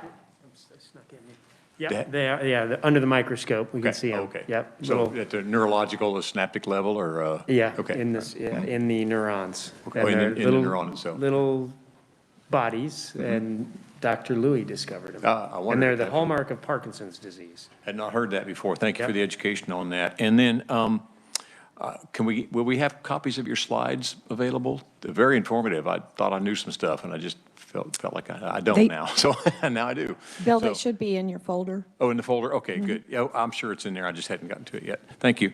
And then on trauma in seniors, and we're all trying very hard to be trauma-informed, you know, mental health providers, and just a comment on that. If you want to comment further, I'd be interested in hearing that. And then your concept of unsettled excited me. I hadn't thought about that before, and I wondered how much of that too is related to trauma, past trauma. So. Yeah, in terms of the trauma, not only does it, you know, higher risk for persistent depression through life that plays a role, but we also see the neuropsych symptoms emerge when there has been trauma in the past. Many situations, largely about abuse and neglect, that emerge again in middle stage dementia, where people or veterans will see some of those traumas emerge again in middle stage, where people kind of get stuck. If we were in middle, later stage dementia, we would all like to be stuck in the happiest time of our life. But oftentimes that is not the case. And the other thing is that as we see a rise in anxiety disorders, including sometimes undiagnosed PTSD that, again, people have lived with and dealt with, but their coping strategies dismantled in dementia, we'll see these anxiety manifestations rise again. We actually also see that in caregivers. The historical trauma rise again as they're facing changes in the individual with the disease. Some of the caregivers may have been part of the trauma. This family caregiver. Could, yeah, absolutely. The unsettled piece, yes, it can be around abuse, neglect, traumatic experiences in the past. It also can be around family cutoffs.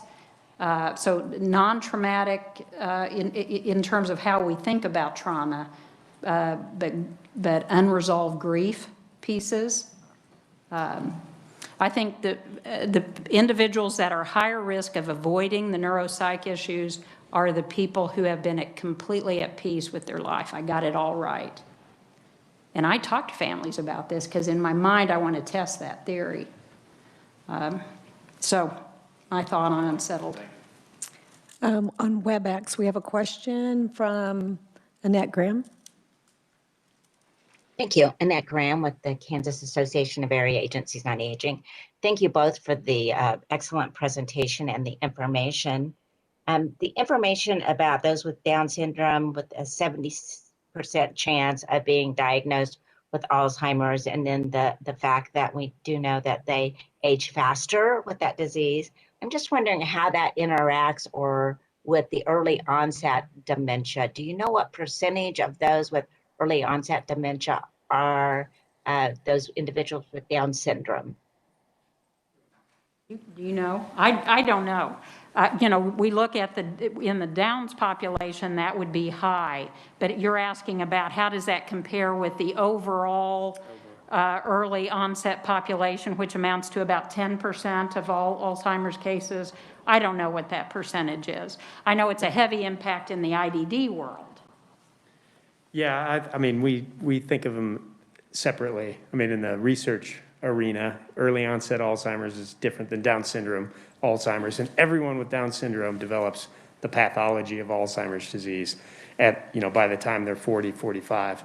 And almost all, if they live long enough, they all would develop Alzheimer's clinically, the symptoms. So, yeah, so if you're looking for absolute comparisons, yeah, I don't know if we can compare, but we don't really confuse the Down syndrome related dementia with early onset dementia in our studies.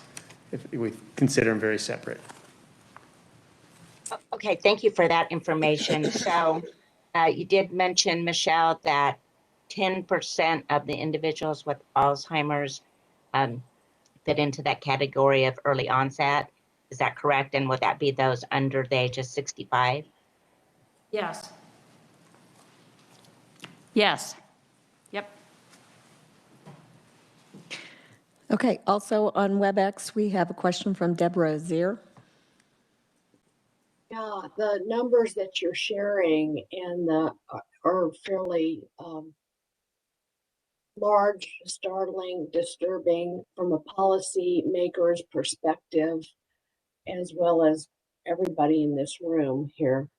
I think it really does, when it comes time for recommendations from this task force, we need to take a serious look at empowering, equipping the mental health centers to help address these issues, because as our other expert on the task force said, those positions have been cut, they've dwindled, and frankly, ageism factors in. People of all kinds of health and behavioral health across the spectrum experience ageism just like we all do in the room. So we have to get on this. Just a comment.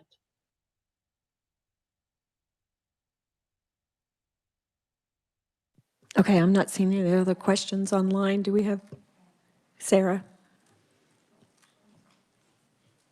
Sarah Schlitter, Johnson County Developmental Supports, and it's more of a comment, but just what you were saying before really resonates with where I work. We were talking about being siloed, and even if it's older individuals or even younger individuals who have mental health, if they have that IDD diagnosis, sometimes it's very challenging to find the right services, as well as, like you mentioned, the assessment tools don't really fit, don't really provide a clear picture for the people that we serve. So that's challenging as well.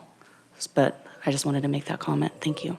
Yeah, and absolutely, and Sarah, I'm sure knows better than I, but the percentages of people with IDD that struggle with depression and anxiety are out of the roof, are well beyond what is seen in the general population. Haley. Hi, thank you for all the encompassing information here. I had a question. Are you familiar at all with some of the screening that is done in the long-term care senior living setting for dementia? The reason I'm asking is it seems like it's often pacified or passed off as this is situational depression. They have a loss that they're experiencing, reserved to the fact that they're no longer at home, they had a loss of a loved one, et cetera, that this is situational. Give it enough time and you'll see the depression kind of fade off. It seems like we're really neglecting, as you've said, that it was something previously experienced, and I'm questioning the effectiveness of the screening that we're really doing and whether we are, missing the boat on that, because I would also like you to paint us the picture of what does it look like for not treating that depression for someone with dementia. So the first question, in terms of the screening tools, often we'll see reliance on GDS, the geriatric depression screen, and there's some value in that. There always should be clinical judgment, and where we see the difficulty is when it is a person with dementia who really cannot articulate or answer accurately. We have had lots of situations where the provider said, I'm not going to prescribe unless the person tells me they're depressed. And as dementia ensues, they may or may not remember. I mean, there's a lot of people out there, right, who don't understand what depression is, regardless if they have dementia or not, let alone in dementia. And so it's a problem. When it's not treated, when we see that anxiety and agitation, oftentimes the most prevailing symptoms, we go to eviction, we go to antipsychotic use, we go to what I call the transitional tornado, bouncing from hospital to facilities that may or may not want them after a geriatric. And at the end of that is death. And it's not only death, it's death by trauma because we didn't pay attention. So you're saying it's very advantageous for us to recognize and possibly correlated experience that our neglect of depression, acknowledging depression, treating depression ahead of time is creating a lot of the longevity problems that seem to be facing seniors. Well, related to dementia. What I would consider, it's not the longevity that worries me as much as the suffering in life that worries me. And the other piece of that, as we think through, is it situational? And there's grief, then there's situational depression, then there's major depression, and with dementia, it just doesn't fit cleanly in any of those buckets. And they don't have available the interventions that would be possible for someone without a dementia. Psychotherapy is not going to work for someone with progressed dementia. So there's not this resolution as there would be. So even if we consider it situational, there's been a death or a loss, even if we consider it situational, we do not have available the same set of interventions. And so we have to think about it differently.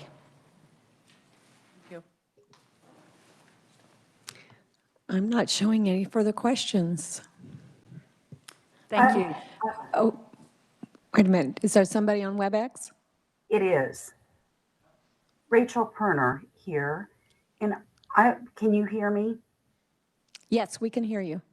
I'm curious about how these comorbidities, if they contribute to death, how they're being tracked and reported for vital statistics purposes that ultimately would provide that data to the CDC, if you know. I don't know, but I will say my guess is that none of that is reported, that it probably is being identified as Alzheimer's related death, that we're really not looking at the traumatic sequence that provoked early disability as well as potential early death.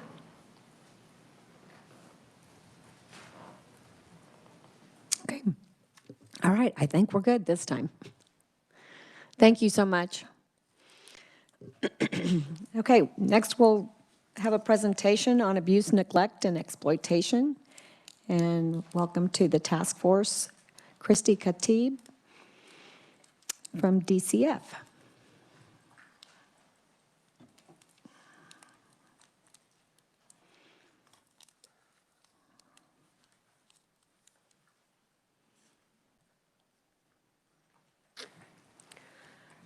Thank you, Madam Chair.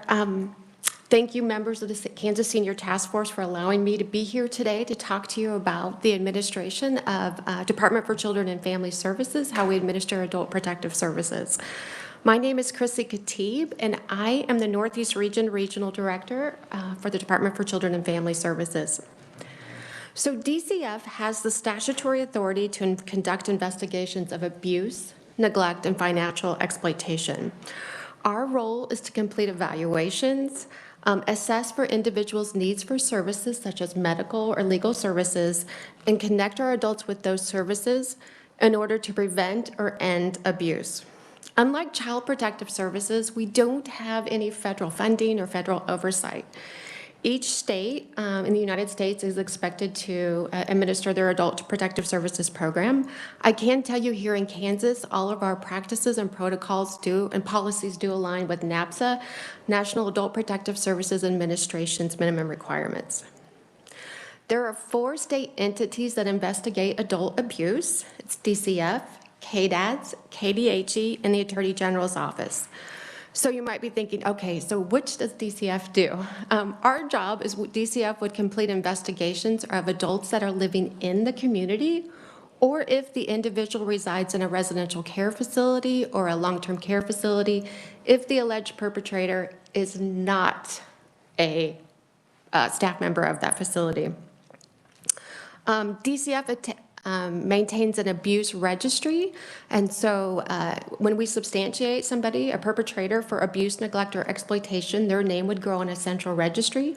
Their name would stay on that registry indefinitely or until an expungement hearing occurs. Employers can check that registry for hiring potential employees. So just like Child Protective Services, Adult Protective Services does have mandated reporters.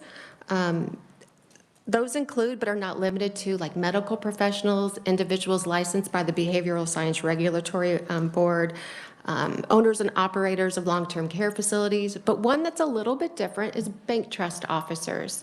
So if a bank trust officer suspects a financial crime for an elder or dependent adult, they would be required to call our Protection Reporting Center and file a concern. Individuals that call in those concerns, their names are confidential and can only be released if they provide written consent or if there's a judicial hearing. On page 3 of 7 of my testimony, you will see APS intakes received. And so just a little bit of table asking for some trend data. In state fiscal year 2019, we had 18,268 intakes that came regarding adults. And then in state fiscal year 2021, 17,184. And you might be wondering, Chrissy, why is that number going down? It's about a 6% decrease. We believe that COVID-19 has impacted that. We know that the number of individuals having face-to-face contact with our involved adults in the community, that's decreased. And so we believe it may be impacting our numbers. All right, so the next question was around intake and investigations. So what happens, Adult Protective Services, when you get a concern? So cases are assigned under 4 allegation types: abuse, neglect, financial exploitation, and self-neglect.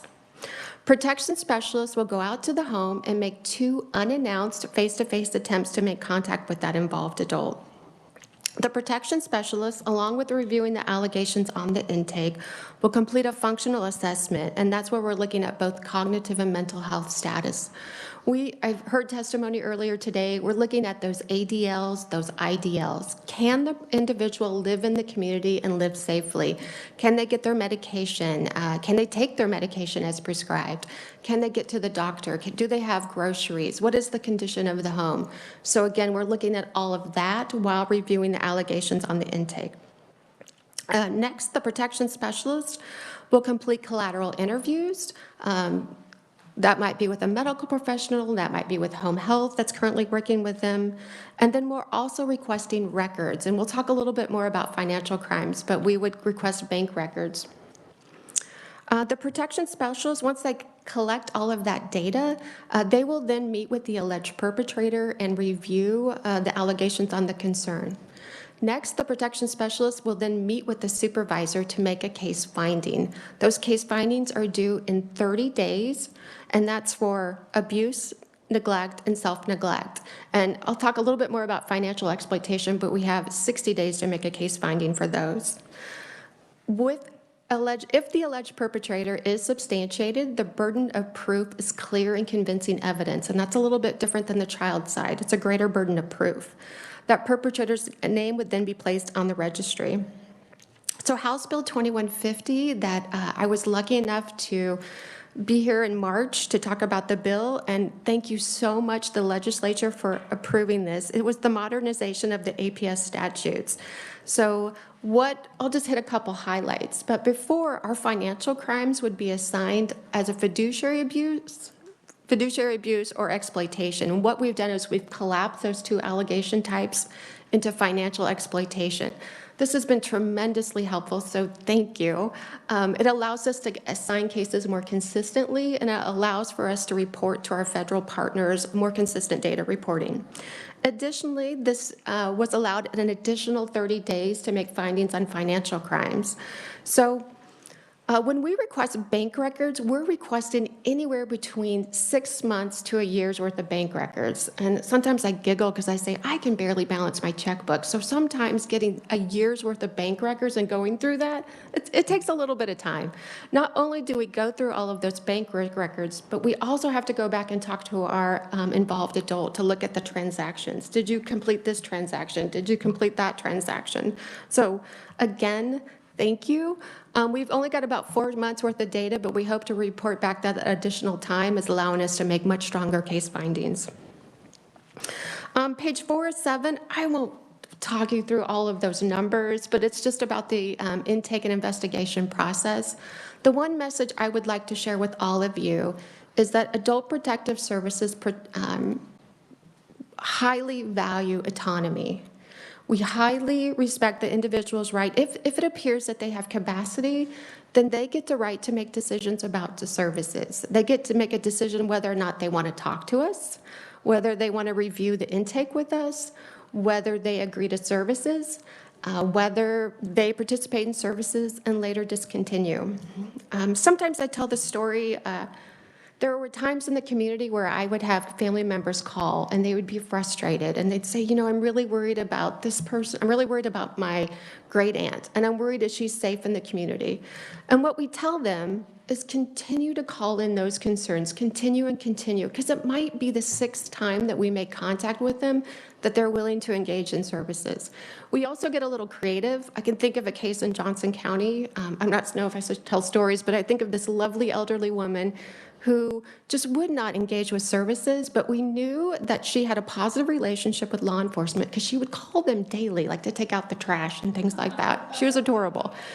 So we got creative, and we had a patrol officer go with the protection specialist to the home, and the patrol officer really helped us convince her to engage in services. So sometimes it really is that 6th time that we're out there that we were successful. Okay, so cases involving crimes. So what we do is when we suspect a crime has occurred, we will contact the local law enforcement and the Attorney General's office immediately.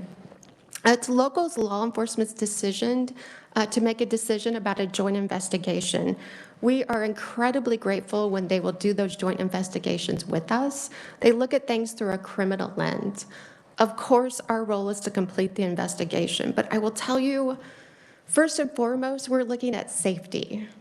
How can we keep that involved adult safe, where law enforcement really has that criminal piece?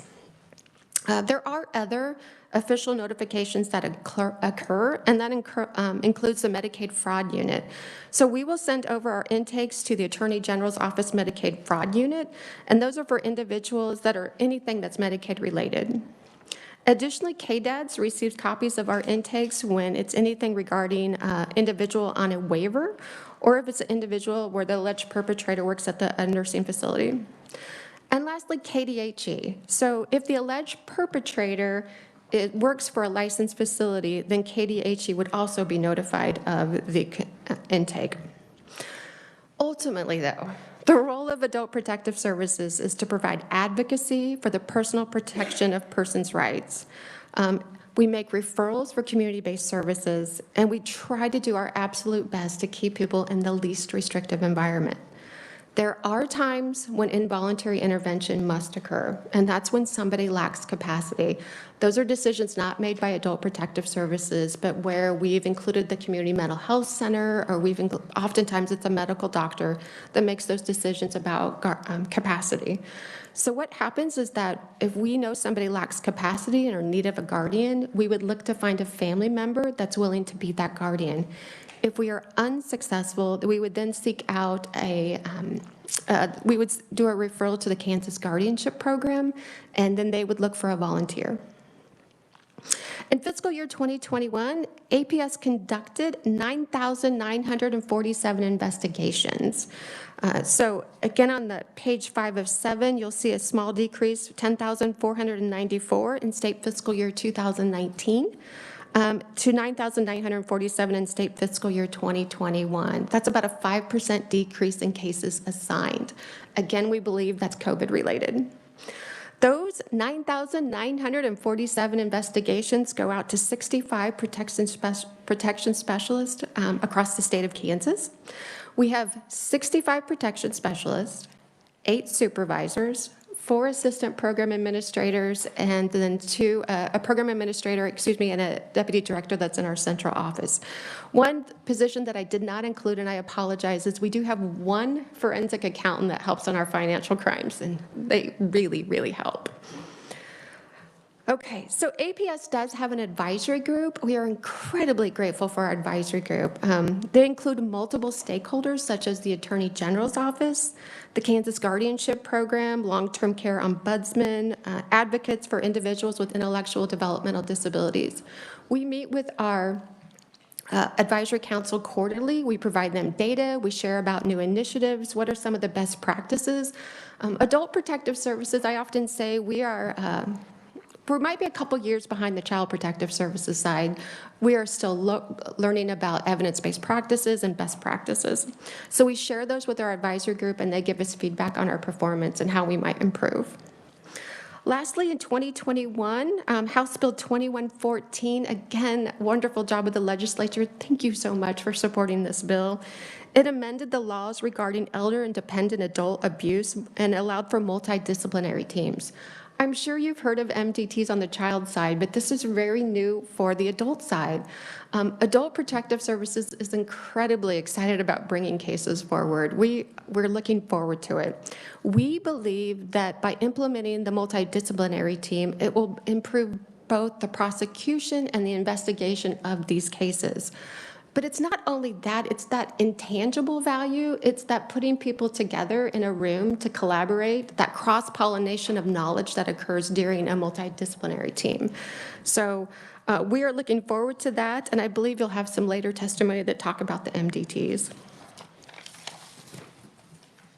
Page 6 of 7 is a little bit of trend data.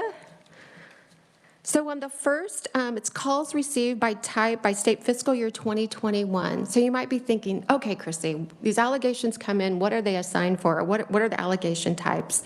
And you can tell from the data, the majority are going to be self-neglect. One thing I didn't share with you is that when a concern is called into the Protection Reporting Center and assigned, it may have multiple allegation types. So the protection specialist is making a finding on each of these allegation types. For substantiated intakes, you will see, again, the majority of cases that are substantiated with that clear and convincing evidence are going to be under our financial crimes. The data is going to represent prior to the modernization of our statutes, so it breaks down into exploitation and fiduciary abuse, but that's a total of 303 cases. And again, those perpetrators' names are all on our central registry. Of course, the self-neglect, that would not go on the registry. Okay, so federal funding, and that is the last page, 7 to 7. The Administration for Community Living, which is called the ACL, they've established a Coronavirus Response and Relief Supplemental Appropriations Act of 2021. I think I said that in one breath. But these are grants to enhance adult protective services response to COVID-19. So the funding is intended to enhance, improve, and expand the ability of APS to do our investigations. Activities consistent, and these are activities that are being done statewide include improving and supporting remote work. So how can we work using technology in the field? Establishing new and improving existing processes for, it has responding to scams, but we're talking about any of our financial crimes.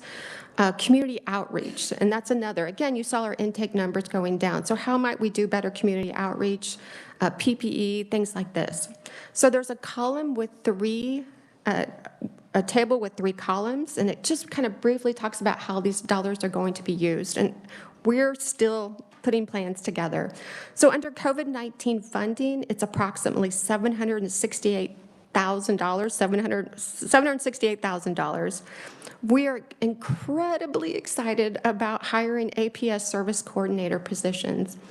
As you heard Michelle, or heard so many people testify today, we need more, these positions will allow us to provide better support in the community. I kind of think of it as boots on the ground. You need somebody to sit in the home for maybe 2 or 3 hours to help somebody fill out a Medicaid application, to do those warm handoffs to community services, to talk about some of the great services provided by KU Med Center. So those 6 positions, we're going to use dollars for that. The other would be forensic accountant services. I will tell you that a protection specialist skill set is very different than an accountant's skill set, just very different. I can think of a case in Johnson County where our alleged perpetrator opened up 21 credit cards. It was a lot of paperwork to subpoena. It was a lot of paperwork to go through. So we really needed assistance from our accounting and so services. So this, how can we take that $160,000 and RFP it out to get us some additional help? The other would be, I'm happy to tell you, Adult Protective Services is completely paperless. We're web-based. So, but with our system, we do need to make some improvement in automation. So money towards that. APS staff training and education. This field is growing and growing. So what are some of the best practices out there, evidence-based, so we can train our staff, so we can provide the best service that our customers absolutely deserve? And then exploring opportunities with harvesters for getting food, and then client supports and services. This is exciting, where we can provide direct services. So if somebody needs assistance with their rent, their utilities, maybe they need a technology item, maybe we just get to be super creative. What goods do they need so they can remain in the community and be safe? The next column is the American Rescue Plan Act of 2021, Grant 1. You'll see a lot of the similar, kind of like what we're going to use the dollars for. But you will see a $42,000 set aside just for development and distribution of public service awareness. So how do we get some of this information out? And then the other would be namers. So nationwide, our federal partners through NAPSA they are collecting data about looking at what are the trends that we're seeing nationwide around elder, independent adult abuse, neglect, and exploitation. So we are currently submitting data to them, and we will be able to see some national trends. And then lastly, we are still working on Grant 2 of the American Rescue Plan Act, and that's going to be approximately $2,178,000. So there are plans to RFP a lot of those dollars out and get them out to our community-based providers. And I heard some wonderful things earlier that should be considered. So thank you so much for allowing me to share this, and I'd like to open it up to answer your questions to the best of my ability. Thank you. And thanks for being here and this presentation. I really appreciate the feedback on the legislation that we passed. We pass stuff and then we never hear anything. And honestly, I thought that the one bill, I thought we were just modernizing the language, which we were, but I didn't realize that that would have such an impact. So it's great to hear back from you on that. Do we have questions? Jamie. Thank you, Madam Chair. I'm Jamie Gideon with the Alzheimer's Association. You had mentioned staff training for APS workers. Do they undergo any type of dementia training at all? So they do go through some dementia training. We are currently working with Wichita State to make sure that we have consistent training for all of our staff statewide, because what I have found before, it was each region was a little bit different. That's part of our program improving. So yes, we will be getting that, and we're working on that right now. I can tell you from being in Johnson County, we worked a lot with the Alzheimer's Association. On WebEx, we have Rachel Graham.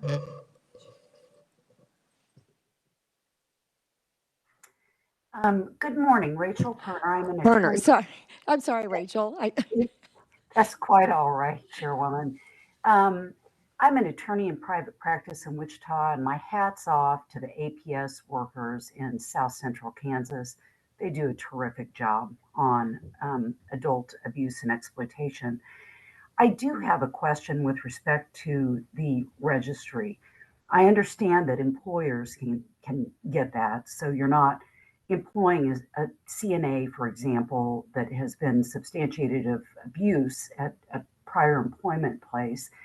It has always puzzled me as to why the courts cannot routinely run reports on this, particularly when it is judges who are appointing individuals as guardians and conservators for these impaired individuals.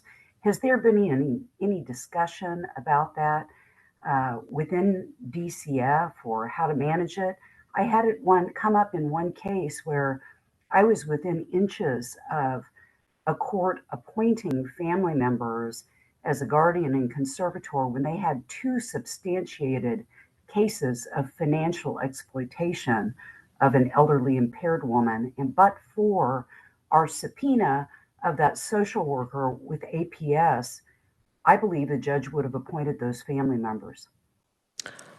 So let me first say thank you so much for the compliment for our staff, and I will take that back. That means a lot to them. Regarding your question and recommendation, well, let me go with the question. We have not had those conversations, yet I think you bring up such an incredibly valid point that we would want to make sure that nobody, whether it be a guardian or a conservator, their name was on our central registry, so that could be a recommendation of this committee. But we would definitely take that under consideration, and it makes tremendous sense because we would not want that to happen. You know, it really does to me in the context, for example, of adoption. A court requires, the statutes require that individual to undergo a child protective abuse registry clearance. That is filed as a part of that confidential file. So I sure would like to see a recommendation come out of this committee.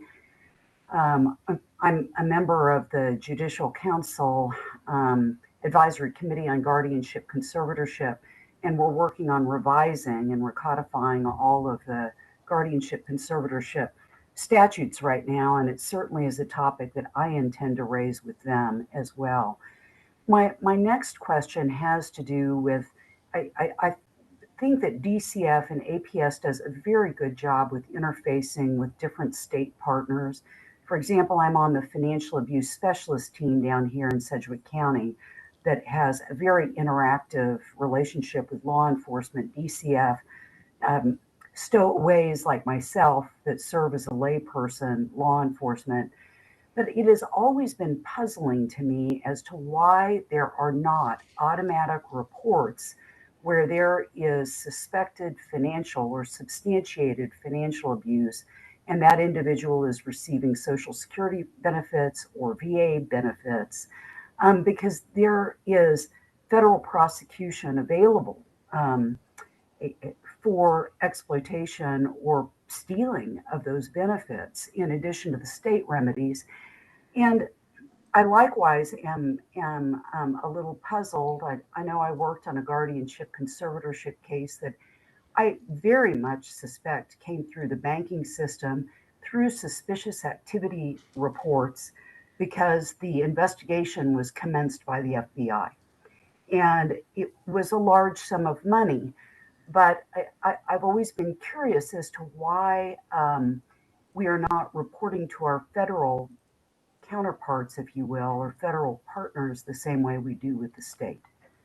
Thank you, and I think that is the end of my questions. So regarding the question about reporting to the federal partners, I don't have a good answer for you, and I could do some more checking because I'm not familiar with us reporting to federal partners. I can tell you any substantiated case of abuse, neglect, or financial exploitation, those substantiations are forwarded on to local law enforcement, so they're aware, plus our entire case finding so why we came to that decision. We also forward any substantiated case findings to the Attorney General's office, the A&E unit. They will receive a copy of that. So that may be another recommendation. So when you're saying forwarding that on to Social Security or the VA's office or the VA administration, that may be a recommendation. I can tell you we are not doing that currently. And if I may add, if you're familiar, there are two FAST teams, financial abuse specialist team, if I'm saying that correctly. There are two of those teams. One is in Johnson County and one is in Sedgwick County. These are teams that come together to review the financial crimes. It's kind of an example of a multidisciplinary team. They are tremendously helpful. So thank you for being a part of that. Representative Esau. Thank you, Madam Chair. I just wanted to echo what others have said, that I'm very excited to see that the legislation is having a positive effect on what you're doing. And one of the things I was going to bring up already got mentioned, so I'll save that for when the Attorney General person talks as well. But thank you for what you're doing. Madam Chairwoman? Yeah, Bill. Bill Persinger at Vallejo Behavioral Health Care here in Topeka. Thank you for being here, Christy. Your work is well known to us and much appreciated. Can you comment further on the challenges that folks are having finding guardians in the Kansas Guardianship Program? Last I heard, it was an issue, and if you could just update us briefly. Or maybe there's someone else who could maybe speak to it, but. I'm always leery about speaking on behalf of another agency, but I can tell you. Sorry, I thought that was in your purview. No. But we do work with the Kansas Guardianship Program, and in Kansas, our guardianship is unique to other states, and I know they would come and visit with you and testify on behalf of what the work that they do. What's I think is beautiful about our Kansas Guardianship Program is that they're volunteers. They're individuals that are willing to be guardians. They're interviewed, and I'm thinking of my work with Laura Dickinson, where she matches the guardian with the individual. They have a meeting before that match occurs. They look for similarities. So the work, it's my understanding, there's no salary, there's no pay for that. So finding volunteers can be incredibly difficult. So yes, it is sometimes very difficult, and it delays us from getting into the court hearings because we must have a guardian, appointed guardian kind of ready and waiting before we can even get to court. So it is an obstacle, and I apologize. No, I had my facts wrong there. I thought you guys had purview, but thank you for that comment. And Madam Chair, if I might suggest that maybe perhaps that's an issue for a future agenda, the Kansas Guardianship Program. Okay, appreciate that. Other questions? Okay. Thank you. Thank you. Okay, next we'll hear from Deputy Attorney General Steve Carr. You know, when people look at my name, they see all those N's and they get frustrated with it. Now I look at yours and there's too many R's. Yes, that's right. The Germans screwed up CAR. You know, I don't know how else to, but it is pronounced CAR. So thank you, Madam Chairwoman and fellow task force members. I am Steve Carr, Deputy Attorney General in charge of the Fraud and Abuse Litigation Division. Been a prosecutor a little over 20 years. Prior to that, I was in private practice, dealing mainly with veterans benefits on the mental health side. And I've prosecuted elder abuse cases dating back. I think the first one I did probably was about 15 years ago. And as of 2016, that's become my primary focus in being in charge of the Fraud and Abuse Litigation Division, or FALD Division as we call it. I have provided you, I think there was a request, some statistics, so I've provided those in my written testimony. I would also point you, we have to, as the A&E unit, the Abuse, Neglect, and Exploitation Unit, which is a statutory creature, it has existed in my division since 2016, and all of those we are required every year to provide an annual report to the legislature, and those are online. I've brought the last two, and I'll leave those here if anybody wants to look at those. But those have our statistics in them, and you can take a look at those. And it also has some explanation of the process that goes on. So I probably won't spend a ton of time on the stats, but the other thing that I wanted to address was really the process, how the process works. not just, and I can tell you that our state is actually, so to briefly dovetail off of Chrissy's comments about the legislation, we've actually been very forward-thinking on criminal legislation and legislation related to abuse, neglect, and exploitation compared to many other states. Lots of states still do not even have specific legislation or specific crimes related to elder abuse. And then there's even another segment that doesn't have a statute regarding or a specific crime, but they might give enhancements. The problem with that, of just doing enhancements if someone is over 60 years old, if the victim is over 60, is that it doesn't take into consideration the very complex nature of these crimes and how criminals commit them. And so oftentimes you're stuck with trying, as a prosecutor, to try to fit the square into the circle, as I call it. Our legislature has been very good about listening to prosecutors and frankly, lawyers, even on both sides, to clarify what we mean when we're talking about elder abuse. And even recently, I believe 2018 or 17, I can't remember which, you added specific crimes, you've added specific crimes related to power of attorneys, guardianships and conservatorships, and trusts. And that's really important because that was always one of the failings, is there was this myth that if you had a legal document, somehow that made it not a crime. Of course, that wasn't true, but convincing people of that was very difficult. And now we don't have to convince them. We can show them in black and white that it is a crime. And also it is very helpful in terms of when we actually are speaking to a jury, we can show them the law, or the judge gives them the law. So let me talk a little bit about the process specifically in Kansas. You know, most crimes, if you have a burglary, if you have a battery, someone hits you in the face, you call 911 or you call police department. Across the nation, that is not really how elder abuse gets reported. We have elder abuse hotlines that go to a social service agency. And so oftentimes most of our complaints of adult neglect and exploitation, abuse, neglect, and exploitation end up coming through our DCF hotline or the KDHE and KDAD's hotline. They are required by law, however, to, if it appears based just on the face of the complaint that there has been a crime committed or one is being committed, they are required to notify law enforcement in writing. And not only that, but as of July 1st, 2016, I believe, this legislature saw fit at our request to require that those also be notified to the Attorney General's office. That had not been done previously. The A&E unit has existed since roughly 2006. You have a former director of the A&E unit, Cammie Russell, on your task force.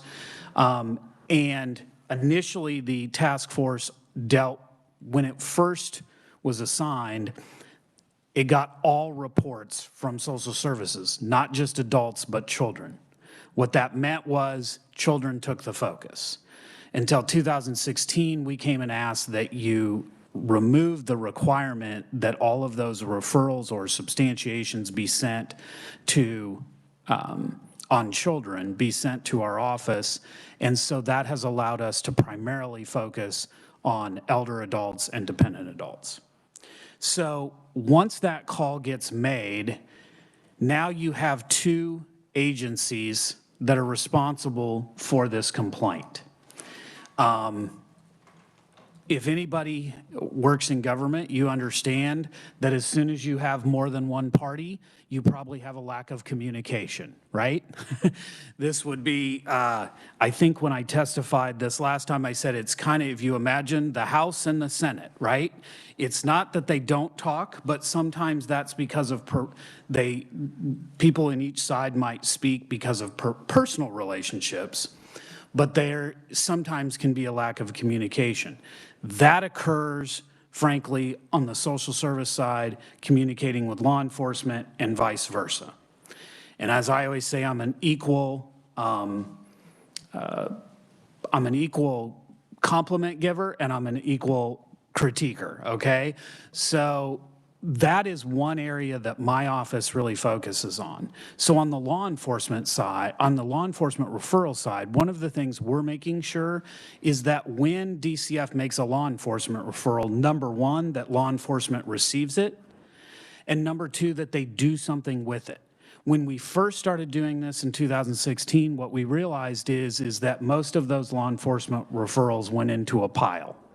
They did not get assigned a case number, and law enforcement couldn't tell you whether they had received it or not because they didn't have a system to even look at to find a name or to find a number. I think that, for the most part, has really changed. Most, not all, but most law enforcement agencies are recording and giving each referral a case number. Now, what they do with that is still differs widely. One thing I do want to point out, so you heard from Chrissy, a couple of things I want to show is how the system does work, but also a couple areas where it doesn't, and one is kind of in this area. So one of the things is social service agencies have their role, which you heard from Chrissy, is primarily safety. On the KDAD's role, their primary role is assuring that facilities are following the regulations and following the rules. But they have both been placed in charge of also doing investigations regarding abuse, neglect, and exploitation. They do not have search warrant capability. They do have subpoena power. They're not collecting evidence. So one of the things that often happens is, for instance, if DCF, say, gets a call about someone being criminally neglected, meaning that someone is required to be providing care and they're not. They're leaving them in the chair for 8 or 9 hours, leaving, not providing them food, not providing them toiletry, things of that nature. Oftentimes what happens is law enforcement might say, look, we understand, we've gotten that, but we're going to wait until DCF tells us whether there's really a crime here or not. Well, number one, DCF doesn't investigate crimes. They investigate civil definitions of abuse, neglect, and exploitation. That's very different from the criminal statutes.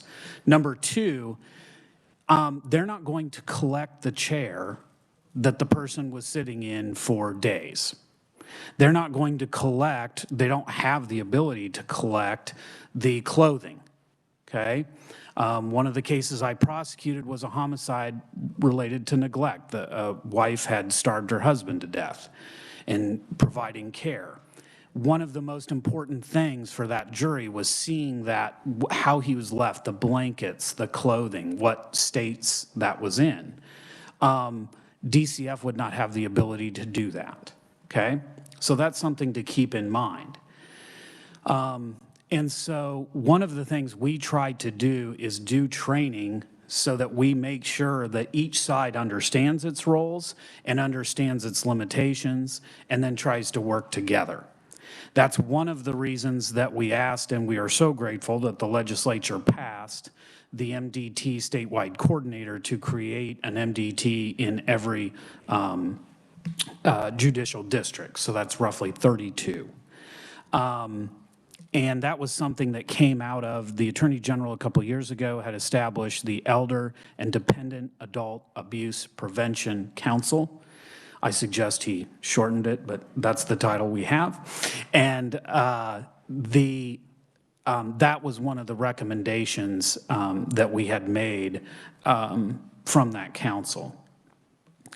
And the important part about the MDT is, just like Chrissy had talked about, is that it requires those agencies to communicate because they have to meet at least quarterly, discuss the cases.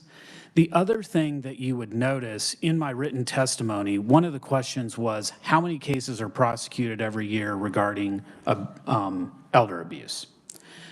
And the answer is nobody knows. And the reason is that there is no statewide tracking method. And even if there, in some states there are, however, oftentimes, even in our states, if you track arrests or you track something like that, you'll see those FBI keep certain stats. The problem is that oftentimes elder abuse or dependent adult abuse gets categorized as something else. So, for instance, if the son is living with mother and mother is 60-some years old, and son abuses mom, he might be arrested for domestic abuse, which in Kansas is a misdemeanor for the first time. However, it's actually mistreatment of a dependent or elder adult, and is actually a level 5 person felony. Okay? So oftentimes these get miscategorized, and you won't actually see how many cases there are. The reason I tell you that is I believe that once we have MDTs up in each judicial district, it will give us a mechanism to be able to actually track how many of these cases are in fact being prosecuted. One final area I want to talk about in this system, you heard about the registry. Chrissy talked about the DCF's registry. So DCF, their statutes begin in as related to the investigation, reporting, and registry for abuse, neglect, and exploitation. Those begin at 39-1430. And specifically, they have 1433, which is that they're required to investigate and substantiate abuse if it meets the standard.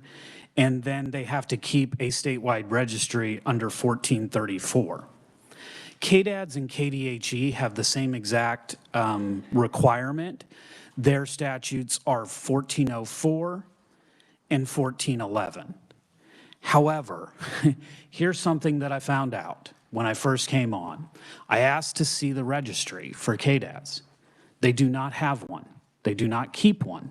In fact, they will not substantiate against, they do not substantiate, I'm not saying they wouldn't, they do not substantiate against anyone who's not a CNA. They are required, they keep the CNA registry, which is under KSA 39936.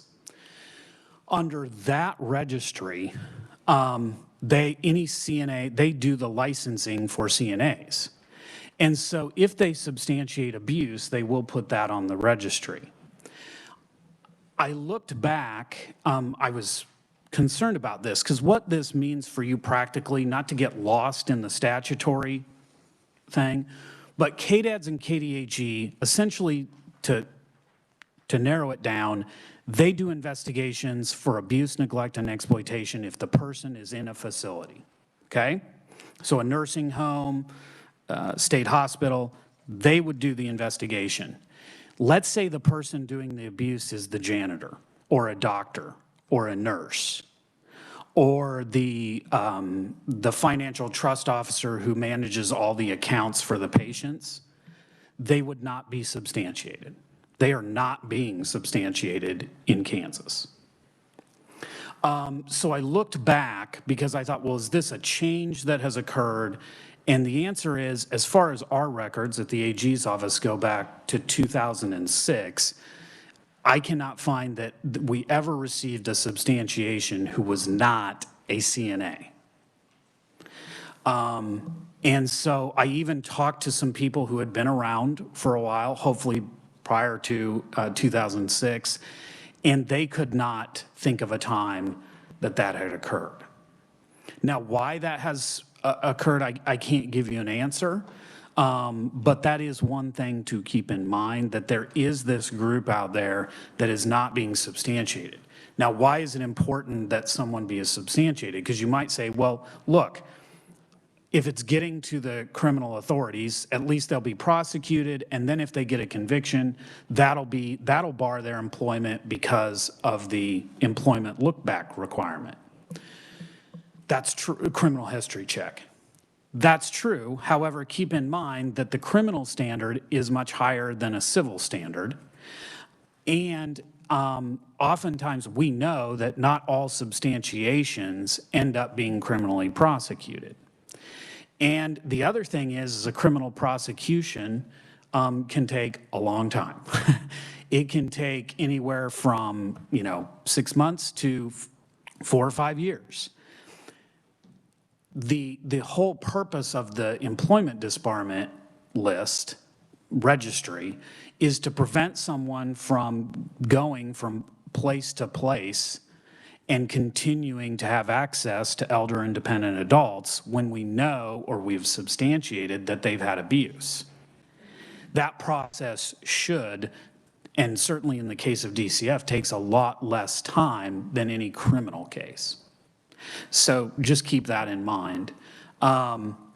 In terms of criminal prosecution, almost all criminal prosecution for elder abuse or dependent adult abuse occurs under 215417.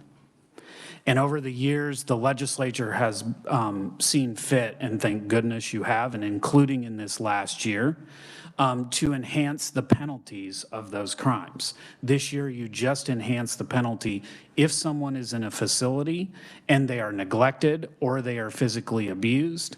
Those crimes have moved up. For neglect, it's gone up from an 8 to a 5-person felony. And for direct physical abuse, it's gone from a 5 to a 2.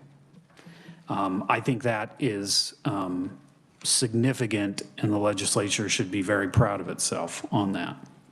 And we are certainly thankful.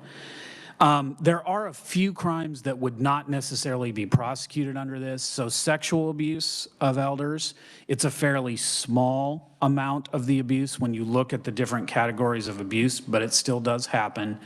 Those would be under our traditional rape, aggravated criminal sodomy, our typical statutes. So there isn't a specific crime for those related to elders. But otherwise, most of all the elder abuse is going to be prosecuted under 215417. And hopefully I've covered what you've asked me to cover.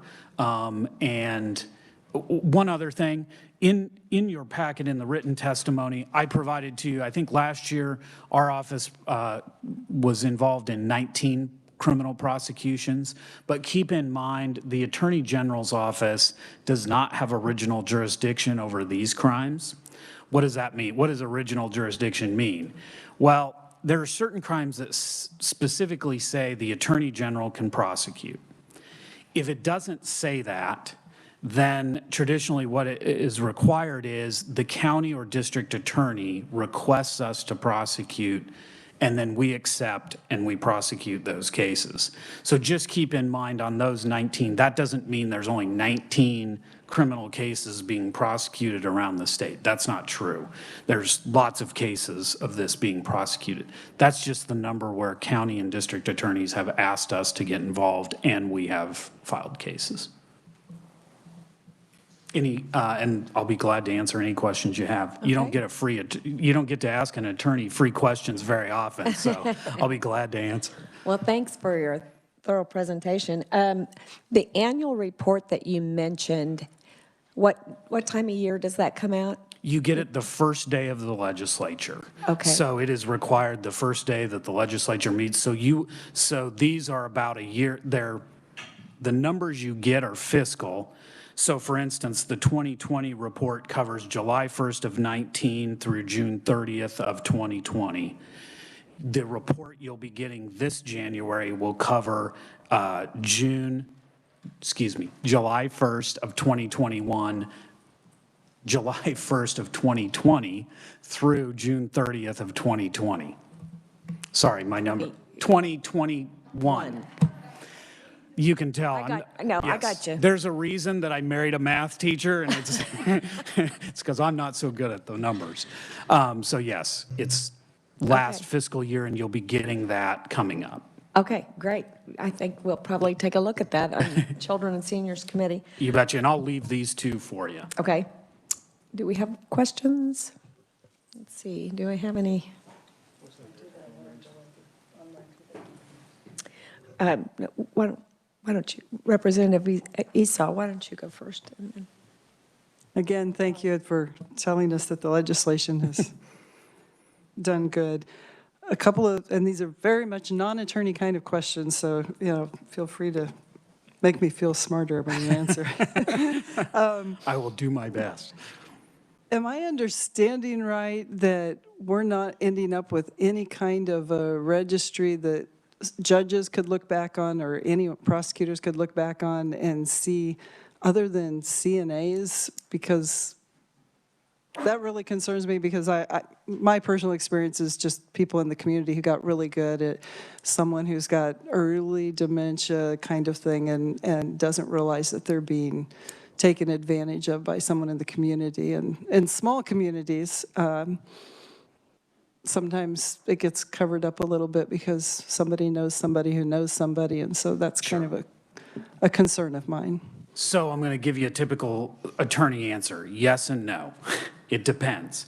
So the answer is there's quite a few registries out there. So for instance, there's a CNA registry. There's also a nurse registry.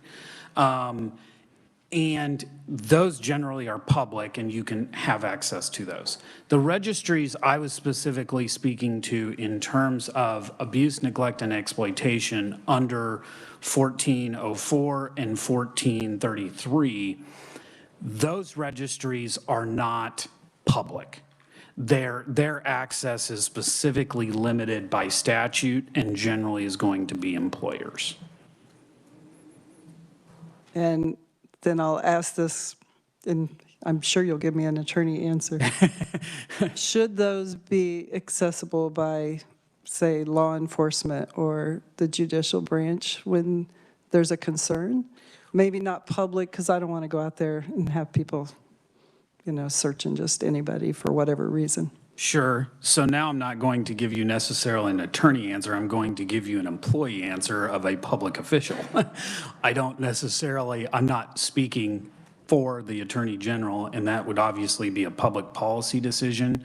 What I can speak to is that generally speaking, law enforcement, any investigative agency, the more information they have, the better off they are.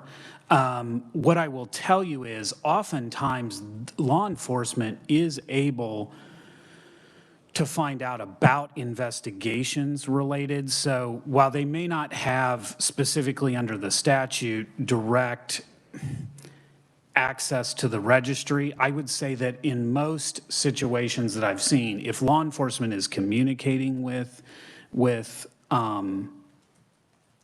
the DCF or KDADs, they're probably aware if that person has a substantiation, and there is a statute that requires both agencies to share information. So I would say, while under the specific statute related to the registries, they may not have access, I think ultimately, oftentimes they do gain access to that information. On WebEx, we have Rachel Perner. Thank you for that presentation. I've got a few questions and I'm not sure who they should be directed to. First of all, I've worked on many cases that end up either in civil litigation or in a guardianship and conservatorship context where there has been exploitation, financial exploitation of an impaired adult. And most of those cases, if not all, I'm searching my brain trying to think about cases that would have involved regulated people, RNs, CNAs. I know it happens because of my involvement on the FAST team, but that is much less frequent than the impaired person, in my experience, being exploited by family members or just swindlers out in the community or other types of predators. I'm curious as to whether or not that is where you're seeing most of the, at least financial exploitation in your respective worlds. Yes, absolutely, what you just said. So in the trainings that I put on for law enforcement attorneys in the state and around other areas that I've been to, I use stats. I didn't bring them today, but while there isn't great statistics for elder abuse and dependent adult abuse, some related to this area are probably our best. That the biggest group of offenders is going to be family and friends and caretakers, but oftentimes those caretakers are not necessarily licensed caretakers. For instance, my mom has dementia. It's one of the things that has, unfortunately, it's a terrible diagnosis. She has Alzheimer's. It's a terrible diagnosis. However, it happened literally about when I started this job. And I will tell you that in that way, it was a blessing because it allowed me to understand the process. And so, for instance, my mother has people who come, they live in independent living. They have people that come in that help them. But my dad is a caregiver 24 hours a day, 7 days a week. So when I say caregiver or caretaker, that doesn't always mean somebody who's licensed. Thank goodness my dad's not abusing my mother and provides excellent care at 87 years old. But I would say, yes, that's our biggest group. That would include neighbors as well. Strangers is not necessarily a high percentage, except when you get into scams. So the grandparent scam, the phone scams, the sweetheart scams, which are right now especially prevalent with elder people because they're capitalizing on loneliness. Those are the ones where you're primarily strangers. But if you're talking about just stealing money through power of attorneys, those types of things, or direct elder abuse, those are generally someone they know, and it's usually a family member or friend. Thank you. My other question, and my hat's off to Sedgwick County DA Bennett and his team. They've got some dedicated investigators and prosecutors down here that put a lot of my cases I've had go to jail or plea bargain through their office. But I find when I run into these problems in other judicial districts, other counties, they are just spread so thin. And it is a level of expertise between powers of attorney and trust powers, and that it is a real strain for the DCF investigators and, importantly, the county attorneys. Does this bill that was passed that sets up these MDTs also come with a funding component so that we've got a funded mandate to get the man or woman power in place to investigate and prosecute where it's deemed necessary? So no, it did have some funding for a statewide coordinator to help set these up. So from that standpoint, yes. From the standpoint of funding the MDTs, no. There are mandatory required parties who have to attend these, which would be law enforcement, long care ombudsman, a representative from them, KDHE, KDADS, DCF, the county attorney's office. There is then the ability, and the confidentiality was set up in this statute to allow for, say, banking individuals or attorneys in the community that do practice probate law. Because when I teach, I always say law enforcement officers and prosecutors got into this business specifically to do probate law. And everybody looks at me like I'm crazy because, of course, that's absolutely not why they got involved in it, right? And all of a sudden, that's what we're talking about. So you're right, it is very confusing. So this bill, while it doesn't fund it, it allows those parties to volunteer their time and to give their expertise on those panels, medical doctors, people that specialize in cognition, and so on specific cases. So that is an advance that has not existed even for Sedgwick County and Johnson County don't necessarily have that capability with their FAST teams because of the confidentiality piece. And so we made every attempt to solve that, and the legislature accepted that and passed it. Thank you. Haley Ordoin. So can you clarify for me? I have kind of a three-part question here. What is the time frame given for investigating a CNA or a nurse? What's the time frame, or is there a acceptable time frame? The reason I'm asking that question goes into part 2 and part 3 of my question. Is there anywhere that shows that they are actively being investigated, and can they still work while under investigation? So I'll answer the last piece first. I believe there's nothing that would prevent them from working while they were under investigation because they wouldn't be disbarred. So the answer is yes. The second piece is there is statutory requirements about investigation time periods. That does not necessarily mean that the cases are substantiated within that time period. And there is a big difference in how cases are substantiated between KDADS/KDHE and DCF. I will note in our annual report, for the cases that we received that were substantiations, we looked at substantiation, the day of substantiation back to when the case was first reported. And in 2008 or 2020, so that would be, I'm going to get this right this time, July 1st, 19 through June 30th of 2020, DCF, our cases showed they were at 85 working days, so under 90 days, and KDADS was at 488 working days from the date the complaint was made until the substantiation. We also put it in total days, that's 712 and 122. Okay, so just for understanding, the DCF portion that investigates more so out in the community is 90 days.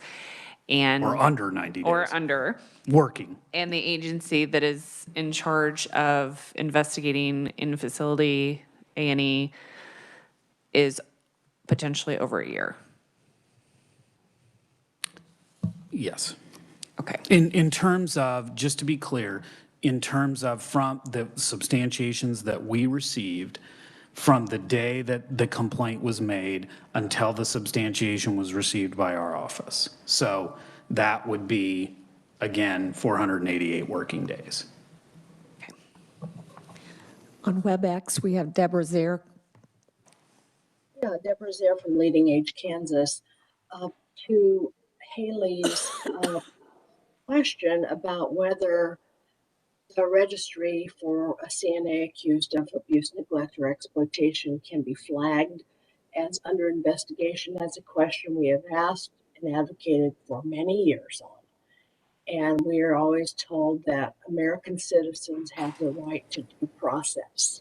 And until there is a determination made, they cannot do that.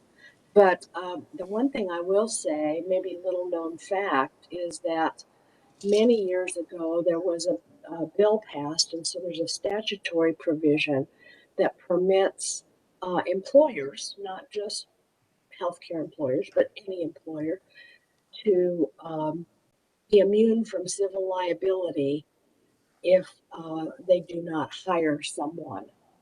So this has actually, the intent was that employers, such as healthcare providers, could ask someone who was a previous employer of that individual, whether or not they had something in their file that was some kind of wrongdoing or that they were reported for something, and that the prospective employer could have that, could know that information and act in whatever way they want to on that information, and they'd have civil liability. That's my understanding, and that statute is 20 years old anyway.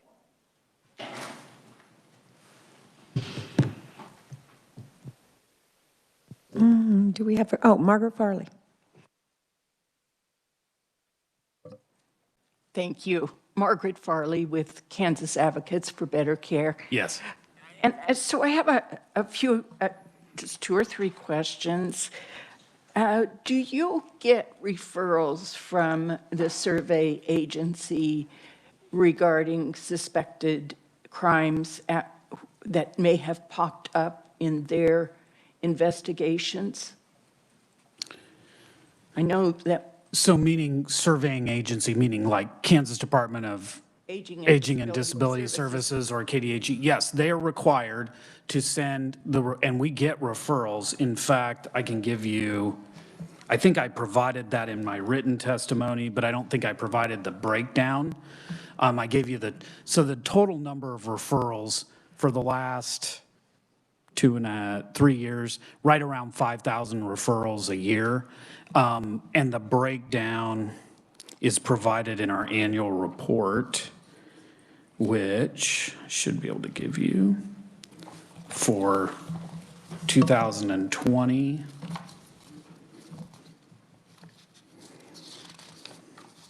So there was 4,368 referrals from DCF, 831 from KDADS, and 1 from KDHE. Thank you. Yep. And the same question for licensed nurses. I've been doing this for a long time, and it's always really bothered me that we have this CNA registry, but we don't have a separate registry that I can ever find regarding licensed nurses. And I believe I may have misspoke. I'd have to go back and look. What I will say about that is that specifically in our statutes, both KDADS, KDHE, and DCF are all required, if they substantiate on someone, they are required to forward that to any agency. It says, and this is under 1433, I'm just looking at DCFs, that they are alleged to have been committed by a provider of services licensed, registered, or otherwise authorized to provide services in the state to the appropriate state regulatory authority that regulates such provider. So whether they have an open registry or not, I may have misspoke, but what is true is they're required, DCF is required, and KDADS and KDHE, if they substantiate, to forward those to the Board of Healing Arts or for instance, the nursing board or KDADS for CNAs. Okay, thank you, because I think sometimes the cases come from a complaint about a nurse in a facility or out in the community or wherever, and I just don't have a clear understanding that Kansas State Board of Nursing has a process, but I'm assuming they probably do. I just don't know that for sure. And the same issue pops up. I know in some states, prosecutors or attorney general offices will consider when there has been facility-wide neglect happening, that they can sometimes make a case that the facility owners and operators have some culpability in allowing those things to happen. And related to that is the Board of Adult Care Home Administrators here in Kansas. That's been around for a long time. There used to be a number of cases that come through. The number of cases that I am seeing that are substantiated might be 4 or 5 every 4 or 5 years. I mean, it's probably not that bad, but it's not great. And so I'm trying to get at the systemic issues sometimes that are maybe I'm not excusing it, but maybe putting aides in impossible situations, or the administration is responsible for the neglect that is happening. Sure. So one thing that I should note, in our agency, not only does my division prosecute elder abuse, but so does the Medicaid Fraud and Abuse Division. And that is, the deputy of that division is Jackie Williams. And oftentimes they're looking at more of that global perspective in the context of Medicaid fraud, which also oftentimes has an abuse component, right? If you're defrauding the Medicaid system, oftentimes the patients are in turn being abused, right? So oftentimes they are going after, on occasion, the facility, the individuals that are running the facility. So if your question is, can somebody who, say, runs the facility, can they be prosecuted? The answer is anybody in Kansas can be prosecuted for a crime. The key is, can you connect them enough to the direct abuse to sustain a charge to a jury? So, and we even can prosecute corporations in Kansas. They're not going to jail, they would be fined or that. That is rare, very rare. But I'm just saying, if that's your question, can they be prosecuted? The answer is yes, but of course it always depends on the facts and how they're connected to the ultimate abuse. Thank you. Okay, thank you. Thank you. I'll leave these here. Just Yeah, thank you. I'll take a look at those. Okay, next we've got a presentation on the other state efforts to address the workforce shortages with Connor Stangler from KLRD.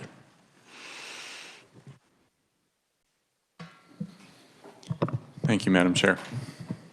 And I'll keep this very brief. This is what I'm going to be doing is just a summary of this memo, which is on the orchid colored piece of paper here for those of you attending in person. And then this is also under the online testimony for today for the committee. This was came out of last meeting of the task force inquiring about other states and their efforts to increase workforce in long-term supports and services and address certain shortages. This is something that's happening across the nation, as you can imagine. And so KLRD just did a brief look at what other states are doing and have done in the past few years, not just recently. So about 4.6 million direct care workers provide daily services to older Americans and individuals with disabilities across a variety of living situations. I put in the memo there that according to the U.S. Bureau of Labor Statistics, BLS, the workforce, the LTSS workforce, is expected to increase by 41% from 2016 to 2026. So we're in the middle of that period right now.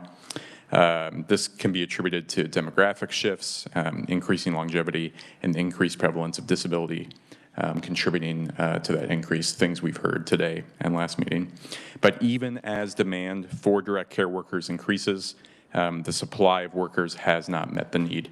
Historically, researchers have attributed shortages to competition within the industry, wage competition from other industries, difficult working conditions, and a lack of accessible educational and credentialing programs. Again, the problem is not new, but was severely exacerbated by the COVID-19 pandemic. Estimates vary significantly. There are several other studies out there trying to estimate just the specific toll of COVID-19 pandemic on nursing facilities. But data shows that 1 in 5 nursing homes potentially during 2020 faced staffing shortages. And so below here are a few states that have taken measures to address these shortages. Georgia, for example, introduced a structured family caregiving service to provide support to family caregivers living with and assisting an elderly individual and/or individual with a disability on their state elderly and disabled waiver. Maine recently pledged financial support to assist healthcare workers complete advanced credentials and for a career assistance program. Maryland established a grant program to create and expand on successful recruitment and retention strategies that address direct care worker shortages. Minnesota, which I think was actually mentioned specifically last time we met, they launched, I believe in 2018, Direct Support Connect, which matches consumers in need of direct care assistance with workers. It's sort of like a job board or a LinkedIn for personal care assistance, where both workers and consumers create profiles and look for a good match. Montana has created a program to cover moving costs for eligible healthcare providers, including those workers in LTSS. And then Tennessee used a state innovations model grant from CMS to reform its Medicaid payment model, integrated training and retention metrics into their payments model. So again, I just wanted to give a brief overview. There are more details in the memo, and I would encourage you to read that, take this home and read that, but I am available for questions as well. Thank you, Madam Chair. Okay, thank you. Anybody have any questions they're dying to ask on this? You do. Camille. Camille, the Long-Term Care Ombudsman Office. Thank you. Thank you for this. I'm really, of course, very interested in looking for ideas to help because we have critical workforce shortages in the state with that population. Silly question probably, but do you happen to know any outcomes based on these sorts of, the outcomes for any of these?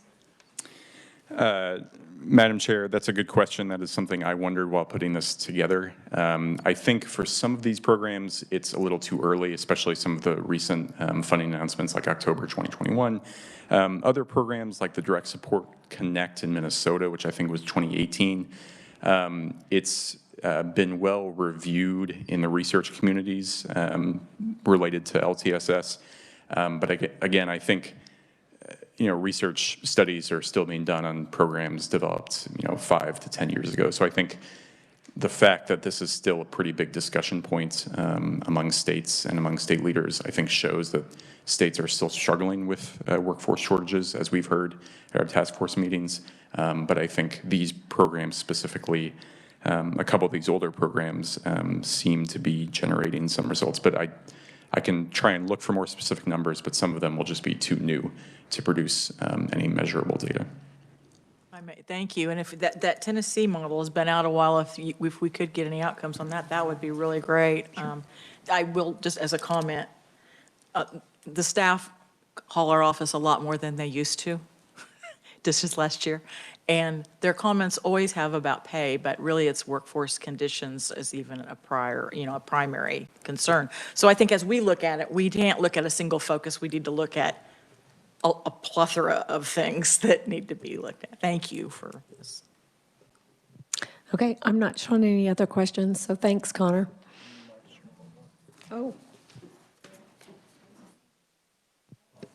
Deborah's here. Quick comment. We just did a survey of our members who provide nursing home care about a month ago, and over 40% are not taking new residents due to workforce shortages. Just a point to bring up. And then also, I think it would be good to hear from the state agencies or get a list from state agencies about what they are doing on the workforce shortage. What have they done to help us with our workforce shortage? Okay, thanks, Connor. Thank you, Madam Chair. Okay, next up, we'll have a discussion on the working groups. Hina Shaw from Kansas Health Institute. Thank you, Madam Chair, and good afternoon. And I will try to be as brief as possible to get us back on schedule. So good afternoon, Madam Chair and members of the Senior Care Task Force. My name is Hina Shaw. I'm a senior analyst at KHI, and thank you for the opportunity to walk through elements of the working group charter. So after the discussion today, or perhaps at your next meeting, we'll develop a charter and send it to KLRD for the task force to ratify. So for those of you who are not familiar with KHI, we are a nonprofit, nonpartisan educational organization based here in Topeka. We were founded in 1995 and have a multi-year grant from the Kansas Health Foundation, and we're located right across the street. So on October 26th, the Legislative Coordinating Council authorized the creation of the working groups to assist with the Kansas Senior Care Task Force for the next session. And so that's why we're discussing this today. And how does KHI fit into all of this? KHI will provide some administrative support. So this is inviting experts, scheduling meetings, distributing materials, working with legislative research staff and the Legislative Office of Information Services to make sure WebEx and livecasts are done. Also, we'll be providing process facilitation services, and so I know my colleague Carrie Bruffett discussed that at your last meeting. So it'll include a structured process, how to get to the recommendations, and then ultimately the work group report. And so the product itself, the work groups will develop a report and deliver it to the task force. This will include a strategic roadmap and recommendations to improve the well-being of seniors in the state of Kansas. It'll include recommended changes to state statutes, rules and regulations, and policies and programs. And there are some decision points along this. If there are any other considerations you would like the working groups to focus on, that would be something that the task force could discuss. And I didn't know, Madam Chair, if you want discussion during or after. Why don't we have it during? If anyone has questions or comments as we go. Why don't you just keep going, and if you have a question or comment, wave it, one of us up here, and we'll call on you. Thank you.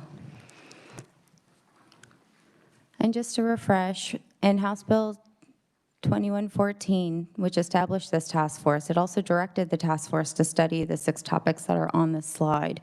In addition, the cross-cutting issue of workforce was identified on September 9th. So there are a total of 7 topics at this time. Margaret? Thank you. Sorry. Margaret Farley with Kansas Advocates for Better Care. I don't think I'm seeing home and community-based services on that list, and it should be. I can circle back. One of the things that happened, I think, at the end of the session was the bill had some additions or changes at the very tail end. And when I was looking back at the statute, I found what you've got here, but there was an addition of home and community-based services. And I'm happy to show that to anybody who thinks that that's not the case. I can circle back with you and Okay, KLRD please. and make sure that we have the full list of topics. Jesse's going to check it. Oh, she's got it. Jesse Pringle with the Reviser of Statutes Office to clarify that addition. The bill that was included as a Senate amendment, and then that was added in, it was added in when 2014 went over to the Senate side and was seen, and then when it came over and it wasn't concurred, that's when we conferenced it. So when it was in the Senate committee, that's when they included the rebalancing of home and community-based services, which would be number 7 on that list. So that's why that was added and at what point. Thank you. Thank you. So we will add that as a topic on the list. So there are a few ways to think about the structure of the work groups. One of the methods could be to have 2 groups and 1 subgroup. That could be a hybrid. So there could be a quality of care and protective services group. So this would be responsible for studying the administration of antipsychotic medications to adult care home residents, the safeguards to prevent abuse, neglect, and exploitation of seniors in the state, and adult home care surveys and fines. And then the other group could focus more on access to services, the provisions of care for seniors in the state who suffer from Alzheimer's, dementia, and other age-related mental health conditions, funding and implementation of the Kansas Senior Care Act and senior daycare resources. And then we could see where the 7th topic could be assigned there. And then there would be a cross-cutting issue of workforce, which could have work group members from each of those work groups kind of go to that work group, subgroup, and discuss workforce-related issues. Since that's cross-cutting, each of the work groups will naturally talk about that issue, and then they could meet maybe later in the timeline to really discuss the recommendations. So that's one structure that could be used. Another structure could be having 3 different work groups.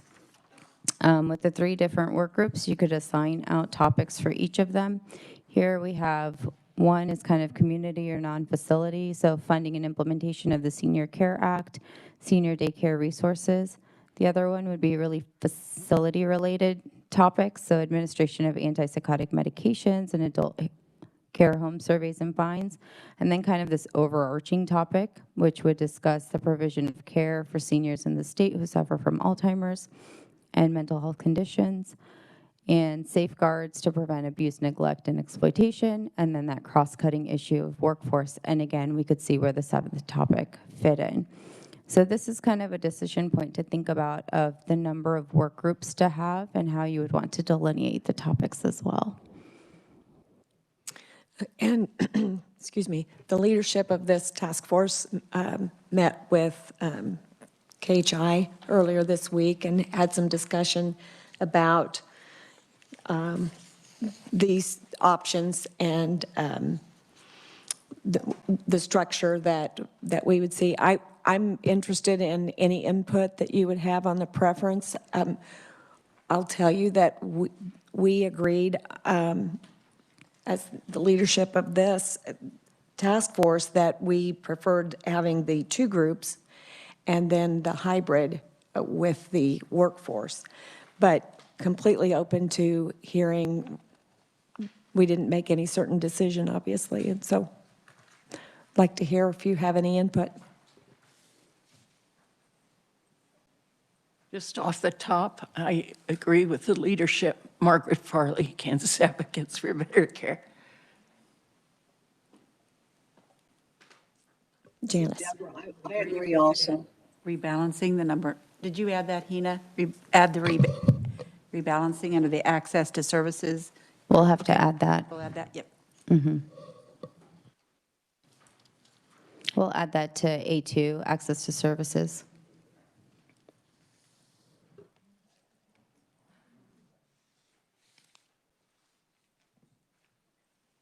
I'm not seeing any further discussion. Do we need to vote on this? You can vote now, or I can put it in the charter, and you can vote on the charter, whatever your pleasure of you. We'll wait for the charter. Okay. All right. The next consideration is membership. So there are several members that make up these work groups. Each work group will have a chair, vice chair, or co-chairs. The task force may identify those individuals for each working group or decide on allowing for volunteers. Under the direction of the task force, the chairpersons could assist in recruiting and assembling their work groups. In addition, KHI staff may consult with chairpersons when timely decisions must be made around an agenda or meeting logistics. The chairpersons also should be ready to volunteer and present to the task force and possibly provide testimony to the 2023 legislative committees on the product and process of their working group. So that's the chairpersons. Another group are content experts, and they may be a mix of those of you that are on the task force and also non-task force members. Content experts on the working group should aim to participate with the goal of sharing information related to their expertise and using that expertise to ask questions of others in the group. Context experts may be asked to present information shared in the working groups with the full task force. And then we have the legislature. So members of the task force could volunteer to participate in the meetings of the work groups. And their legislative expertise will be especially valuable to the working groups in identifying policy levers for how to achieve those recommendations. The 4th group are supplemental experts that could be invited at any point by working group members, and KHI could coordinate that, and they would participate in some to just provide additional expertise. So that is the makeup of the membership. This is another place where I'll pause and ask if there are any thoughts on at least the chairpersons and thinking through kind of if you want to do voluntary or appoint chairpersons from the task force to be able to start building the membership of the work groups. Well, I will say that the leadership of the task force also met regarding the chairs and co-chairs, and so we had some appointment suggestions. Do you want those now? That'd be terrific. Or we could, I would assume per the Open Meetings Act, we should have them right now. Yeah, okay. Okay, so if we went, going by the first structure choice, so the group 1 was quality of care and protective services, and we're recommending Sarah Schlitter as the chair of that, and Representative Charlotte Esau as co-chair. Access to services, number 2 choice, group, that would be chaired by Bill Persinger and co-chair Senator Kristen O'Shea. And then with the subcommittee, the Hybrid Workforce Committee would be chaired by Haley Ordoin and co-chaired by Senator Cindy Holscher.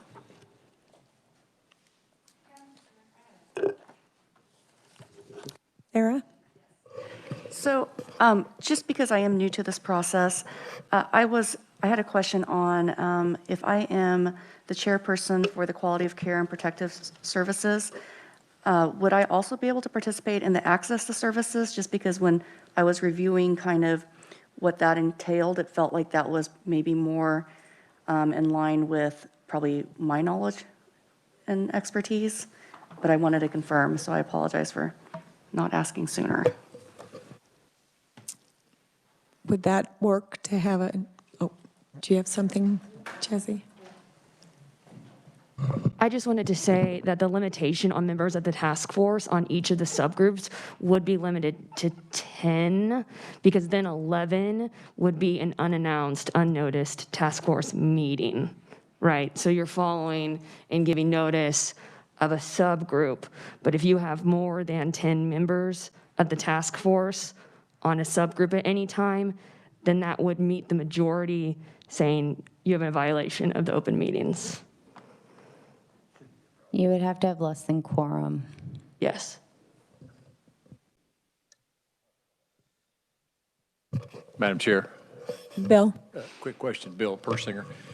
Would legislative members who are legislators are actual committee members, or are they more like ex officio? So would they count against the 10? So every member, all of the 22 members listed in the statute are considered a member towards that quorum Legislative count. or not? Yes. Legislators or not? Okay, good. Thank you. Appreciate that, Chair. Thank you. And when we were discussing the co-chairs on there, so there are 3 of us who are the task force leadership, myself and Senator Hildebrand and Representative Owsley. And so it was our wish to be able to attend any and all of them. And then the other 3 legislators that are members of the task force would serve as co-chairs. And so that's the way we set it up. Does that work with the numbers? Let's see. 22, you take out 3 of those and then split that in half. So up to 8, would this work? Up to 8 non-legislative task force members, up to 2 legislative task force members, and no more than 2 to 5 additional work group. That would be up to 10, and that's too many, correct? So the 10 would only apply to members of the task force. So you could have 10 of the task force, and then you could have possibly 20 non-task force members. So you could do up to 6 non-legislative task force members, up to 2 legislative task force members, and then an additional 5 or so non-task force members, 5 to 7. Madam Chair. Yeah, I'm no expert either, but we have similar model with the Kansas Criminal Justice Reform Commission. We have guests come in, we've appointed people to subcommittees and here and there, and not, I think we've been able to stay within the Open Meetings Act. So just from that experience would share that. Sure. Representative Esau. So as I'm understanding it, you're wanting the 3 leaders to be able to be at any of the meetings plus the co-chair, so there would be 4 legislative people at a meeting, which would then put 6 people who are on the task force who could also be at the same meeting with it and still not be a majority, a quorum. Am I understanding that right? Less than 6. Because I was thinking we could have up to 10 of the members of the task Sorry. force be on Yes, there. so I have 8 total. If I do up to 6 non-legislative task force, up to 2 legislative task force, correct? That's a total of 8. Can't we go up to 10? That's where I'm confused. I thought we couldn't go to 10. We can go to 9, correct? You can do 10. Oh, And okay. 10 only relates to whether they're legislative or not legislative task force members. Oh, then the first model was right. Up to 8 non-legislative task force members and up to 2 legislative task force members. Unless we're going to have. So then my question is, if we have Sarah chair quality of care, can she still attend? No, she cannot. You could Okay. watch the live cast, but if she attends and we go over 10, then it would be a violation. Okay. No, no, but the numbers won't work for her to be on both. So what I was trying to do is, the first one, well, I don't know.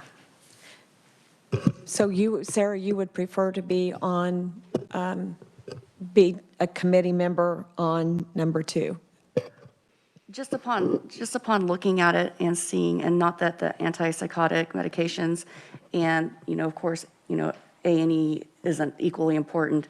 I just feel like with my experience and knowledge, and also kind of what I want to gain, being part of the access to services might be more beneficial.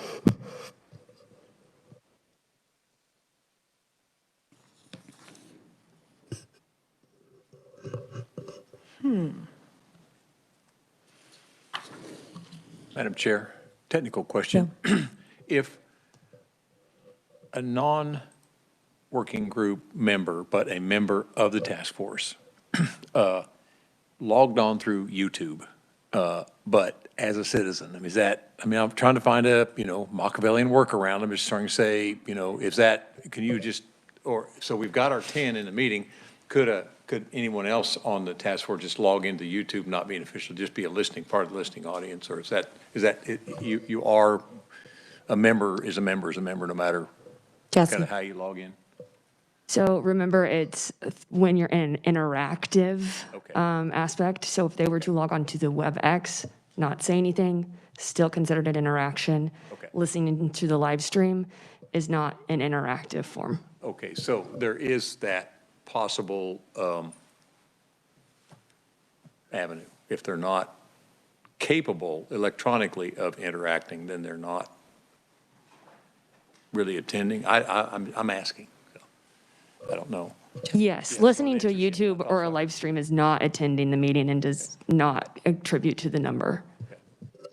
So then, if someone was participating, within the limits of the coma, but not, just listening in, the next thing you have to be aware of are serial communications between members and that, the open records issues, which I know you'll brief us on. But so that would be another thing too. Listening in is one thing, sitting there, just getting on your email back and forth with members would be an issue to be considered. Is that correct? Possibly, yes. Yeah, possibly. Would you two be willing to swap your chair, the chairmanship? I mean, I know that you told me, Bill, you told me when I visited with you that you would be willing to. Okay. So that's an easy solution there. Okay. Madam Chair. I heard Madam Chair. Ernie Cutzley from ARP. Oh, Ernie, yeah. Yeah, sorry, I just had a question. Would membership or the number of participants be easier on the 3 subgroups versus the 2? And I was in favor or am in favor of the 2, but I'm just asking.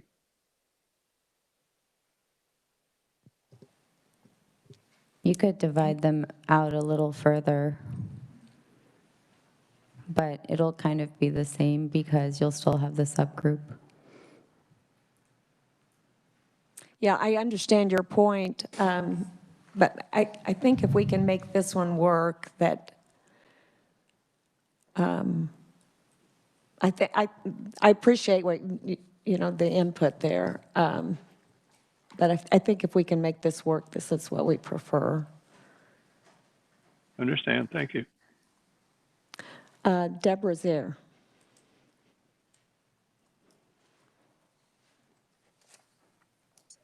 Oh, yeah, there I am.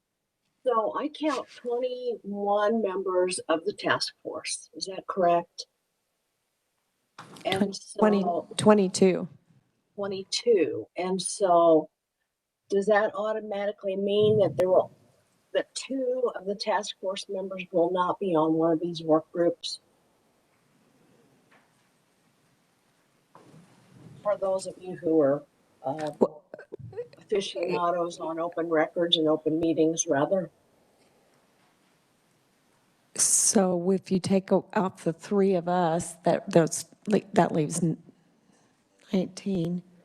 The 3 of us. The task force leadership. Oh, okay. So then there'd be 18 or 19. 19, excuse me. So then all of the other task force members would maybe have an option to be Yes. on one of the work groups. Okay. Yes, that was the and plan. Understanding that workforce group would be a little subset of A1 and A2 would come together. Yes. Okay. Thank you. Mm-hmm. Margaret. I just wanted to ask whoever is the decision maker, if I'm interested in another committee, sort of like the question was, oh, yeah, sorry. Margaret Farley, Kansas Advocates for Better Care. Is there a process for putting in a report or a statement if in opposition or in support of a work group that I'm not on, because there are issues that, are in both? Do you know how that would work? Hina, do you want to speak to that? I could speak to that. So the work group report will be presented to the task force, and then the task force will weigh in, and they may change, they may adopt, they may refine recommendations, and at that point, you could put in your opposition.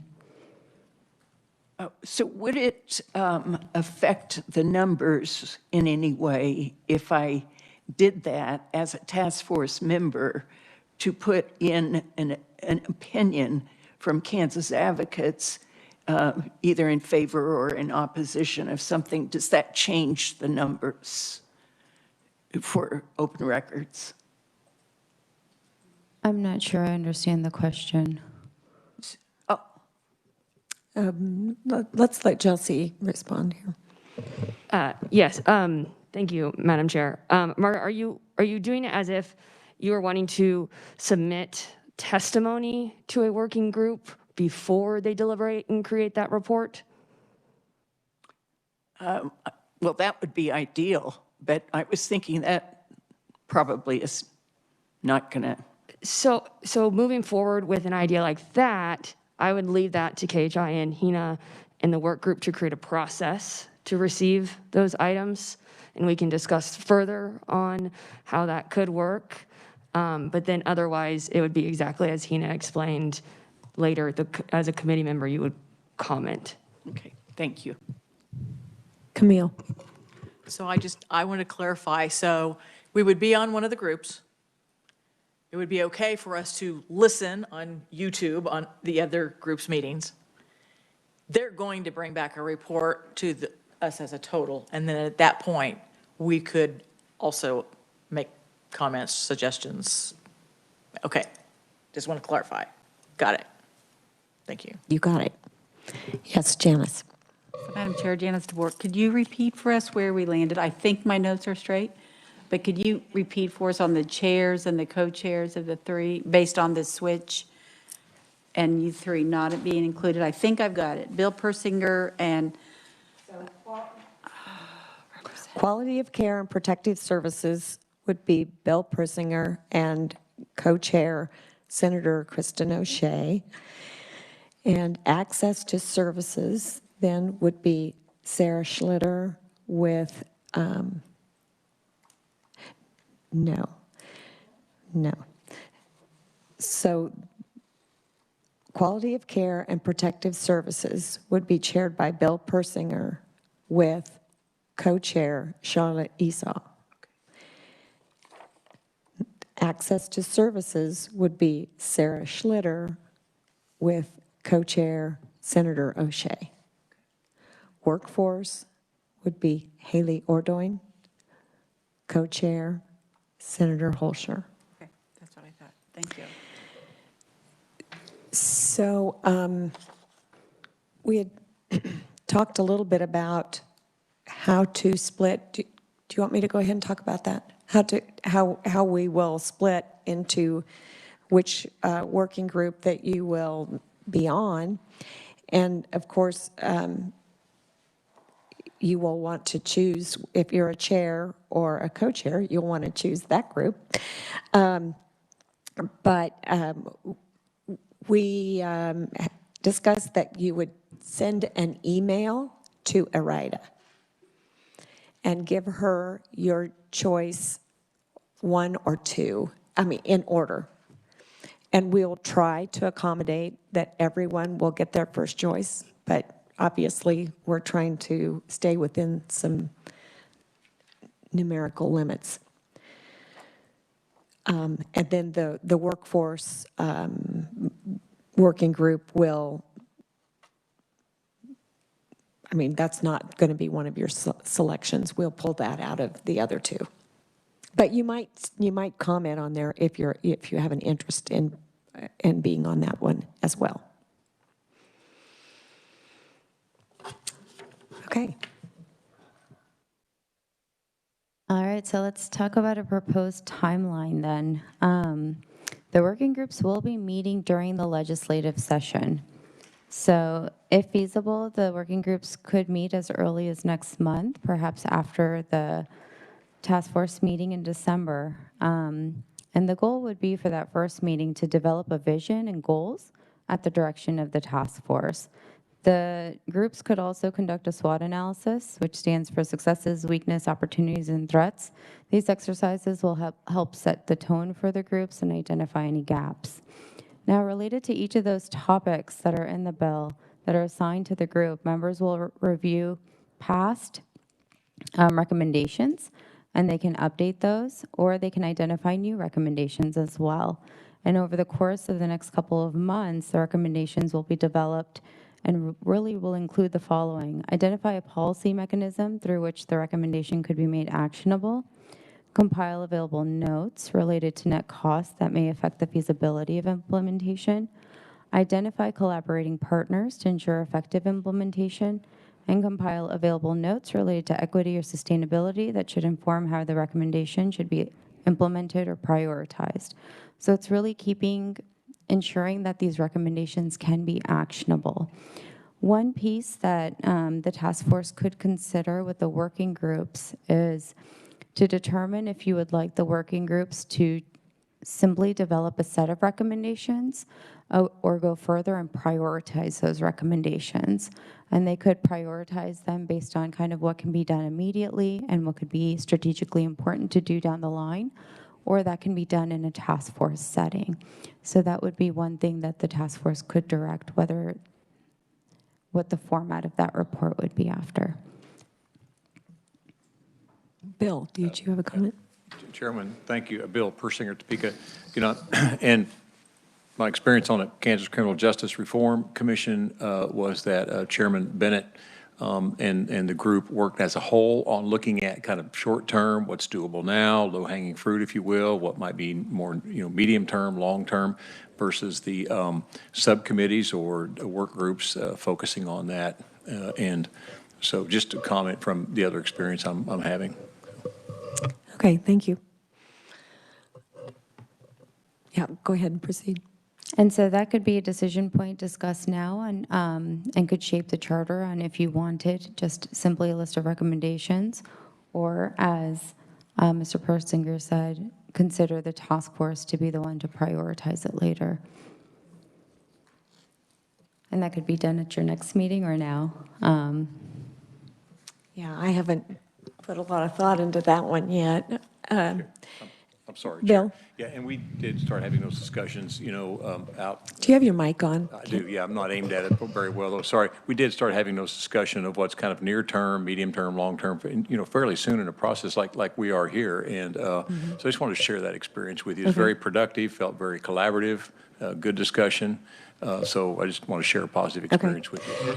Now, KHI has quite a bit of experience with this as well, with working, using the working groups in other capacities with the legislature. And what's your experience? So on the Child Welfare System Task Force, what was done was recommendations were developed, and then the task force as a whole prioritized them into 3 tiers. So that was done there. For the Special Committee on Mental Health Modernization and Reform, all of the recommendations were prioritized within the working groups and then presented to the Special Committee for adoption. So it's been done both ways. Were there any changes when it was presented? There were minor changes made to things. Okay. Madam Chair. Yeah, I might Bill. comment, too, that the Modernization Task Force has done a huge amount of work. There's also a lot of precedent work being done with the Mental Health Reform Task Force, the adult, the Substance Abuse Task Force, and hospital to home, and quite a bit of actual task. So a lot of priority work and discussions being done in other groups that group had access to. And Yeah. I'm just don't have enough familiarity with our work here. If somebody's kind of been before us and already kind of done some prioritizing that other groups have agreed to, but there was a lot of pre-work done for the Modernization Committee that they had access to, a lot of priority discussions, and maybe we don't. So, No, I don't think we do either.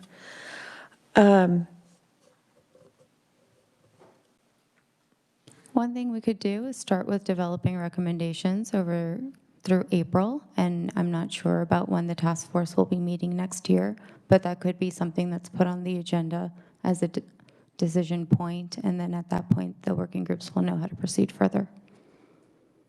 Okay, sounds good. I think that there's, at the end of every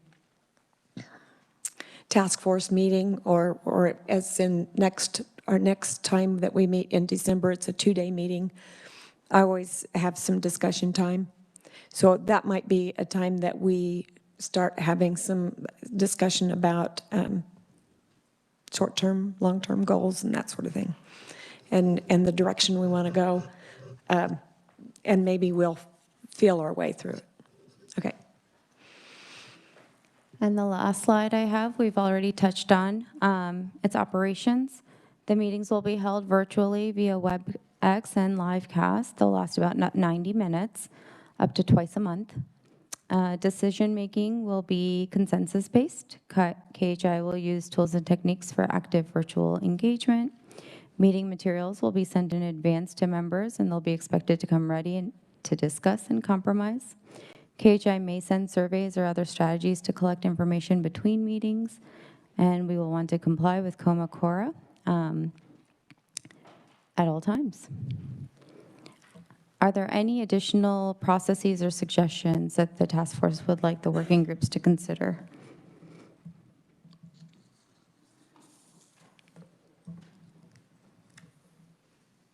I'm not seeing any, or any on WebEx as well.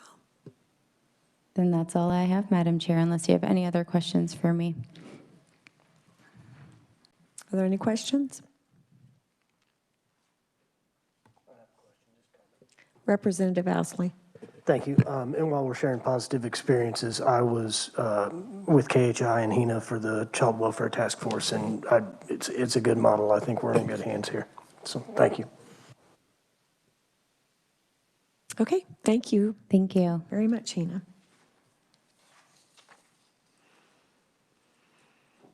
Okay, next up on our agenda is that discussion I just spoke of. And I've made some notes of some suggested future presentations. I wrote formularies and step therapy, maybe a presentation on community mental health centers. So any suggestions, other suggestions that you might have for presentations that you would like to see? I think, is Hina still here? Oh, yeah. In our discussion, I don't think we brought that up today, that the testimony would be, that any testimony would be before the, why don't you come back up and explain that? Would be before the task force.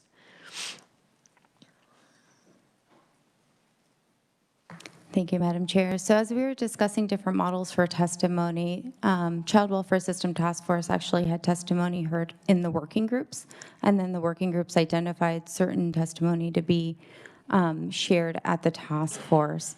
The leadership has decided that the testimony will all be heard at a task force meeting, and the working group time will be really dedicated to developing and refining those recommendations. Thank you, thank you. But with the caveat that if there is some gap, that some testimony that we're missing that the working group would like to hear from, they can. I mean, that would be certainly appropriate. Okay, thank you.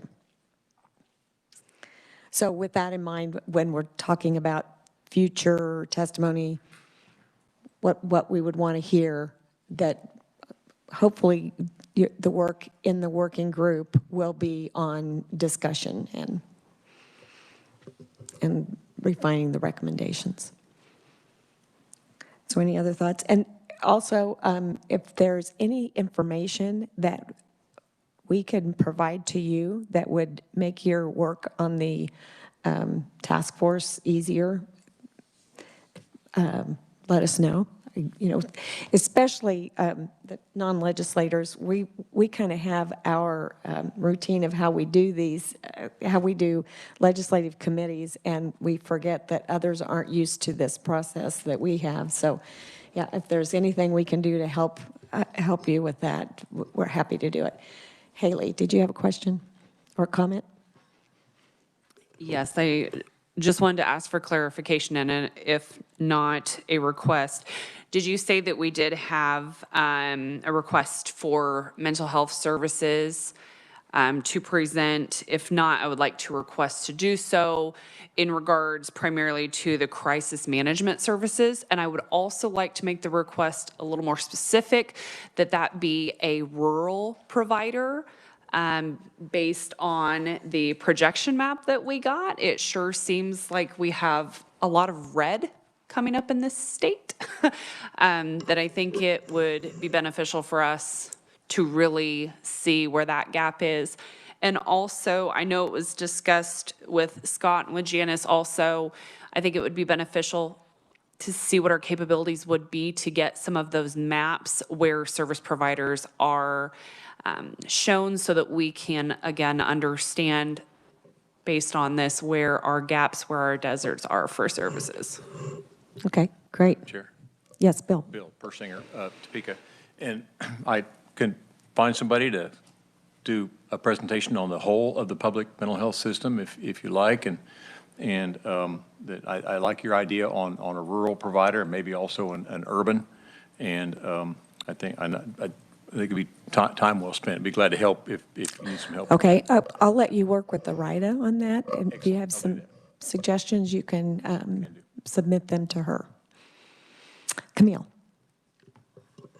Well, since surveys and fines are on the list, I I know I was surprised years ago to find out how things really were investigated or not investigated with regard, or how surveys were done. So I think how KDADS does their work is a little bit elusive, even to me sometimes.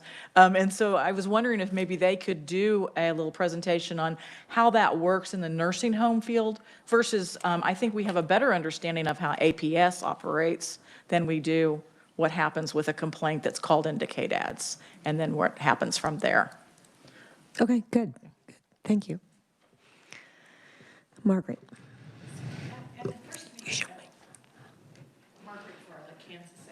Yeah, just if you use your mic, you don't have to say your name every time, but just so you use your mic. So I am wondering, at the first meeting, there was discussion that each member could submit documents into the consideration or as part of the record. And maybe, so I'm just wondering what the process is for that. When that happens, is that through work groups, or how does that happen? Or am I dreaming that up? I'm not recalling that discussion, but Irida or Jesse, can you help me here?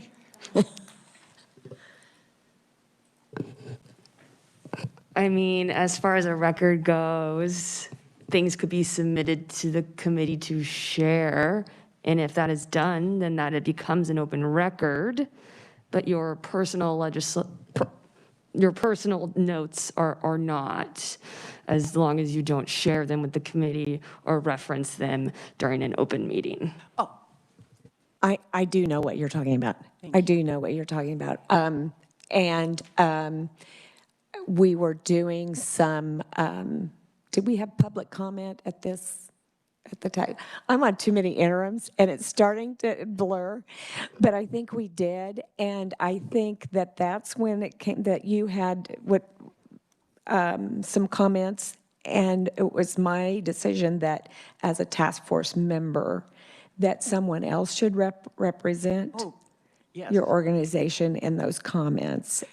And so is that where you would like to submit something? Well, I want to submit it to the task force.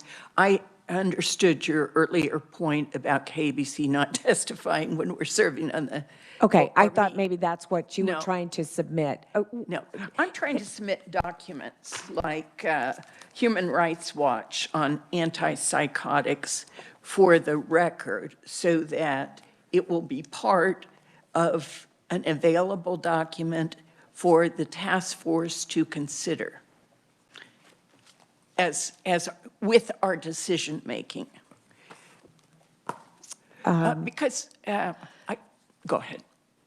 You can submit that to Irida, and I can't imagine that there's any problem with it. I haven't seen that done before, but I don't think that there's an issue with it. Camille. Well, would that be similar to the report, like the Alzheimer's report and things like that that have been submitted? It's just a resource. Yes, as a resource. Yeah.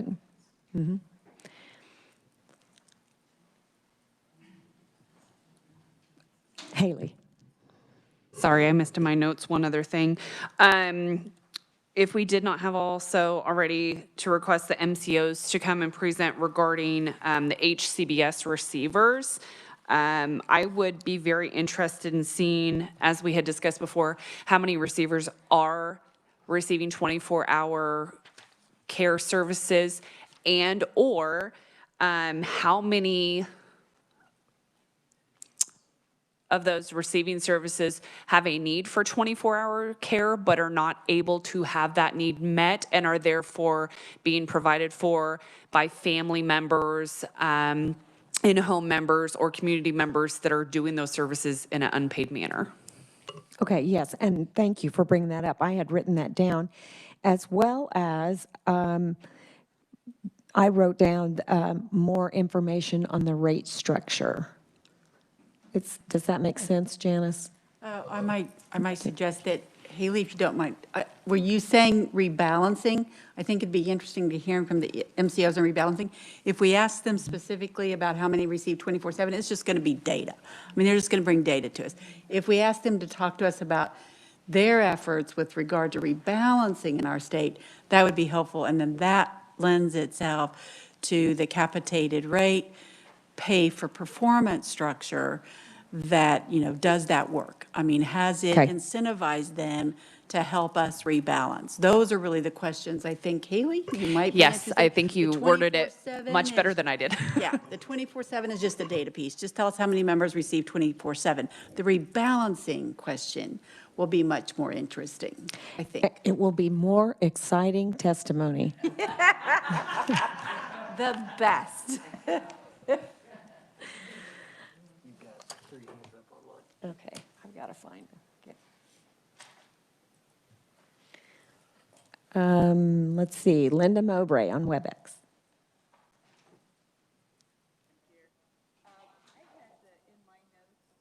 Linda, we can't hear you very well.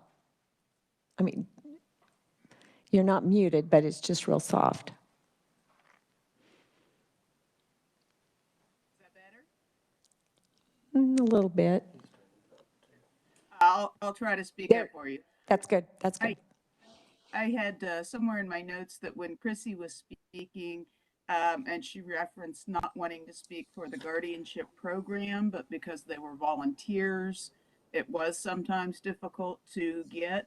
And I thought that a recommendation was made to ask someone from the guardianship program to come in and talk with us. I really can see that since Kansas is pretty unique in its volunteer program, I could see that as an avenue for some change or recommendations in order to expedite the process a bit so that we're not waiting so long to get people the help they need. Okay, thank you. Annette? Madam Chair, I just kind of wanted to chime in on the Community Mental Health Center presentation. If when they come and present, they can address specifically the issue of geriatric mental health care services or aging specialist. I know years ago we had tracked that. We had the State Mental Health and Aging Coalition, and we were actively engaged in working, trying to get more or all of the mental health centers to have aging specialists. And I'm pretty sure over the years that number of those kind of specialists have declined. So it would be good to hear information on that and what types of geriatric mental health services they are currently providing.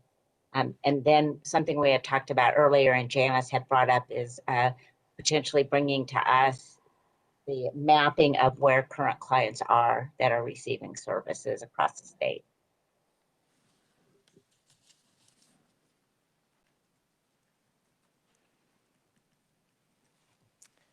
Okay, thank you. Let's see, Ernie. Thank you, Madam Chair. I was wondering, as we were talking about rebalancing, if it would behoove us to look at the world from Kansas caregivers' point of view, if there's any research on the amount of care, the amount of caregivers, and what that looks like, either increasing or decreasing, so that when we do look at home and community-based or folks staying in the home, that we have a better idea of what that caregiver pool looks like. Okay, good point. And Rachel. Thank you, Madam Chair. I want to piggyback on Camille's comment about KDADs and the surveys. I think it could be helpful if the other side of that presentation came from, a CCRM CEO, maybe of a nonprofit that could talk about it from assisted living and from skilled nursing, what it's like to be regulated in the industry. What's a CCRM? Continuous care. Oh, yeah, okay. Care. So different levels. I'm thinking one speaker. I suppose you could have two from different types of facilities. Okay, thank you. Margaret? Margaret Farley. Rachel's comment just made me sort of scan the room, and from my perspective, the one stakeholder that we don't have represented here is consumers, residents. Do we have that? Yes. Right. Jan Kimball. I'm sorry. I'm sorry. Can we have more? But this is set in statute. Well, I just think the number of people representing consumers and residents, it's important. All this stuff that we're doing winds up down on your head. Yeah. And I think there's strength in numbers, but Sure. Thank you, and my apologies. Well, that's for okay. missing. Jan Kimbrell, Morris County.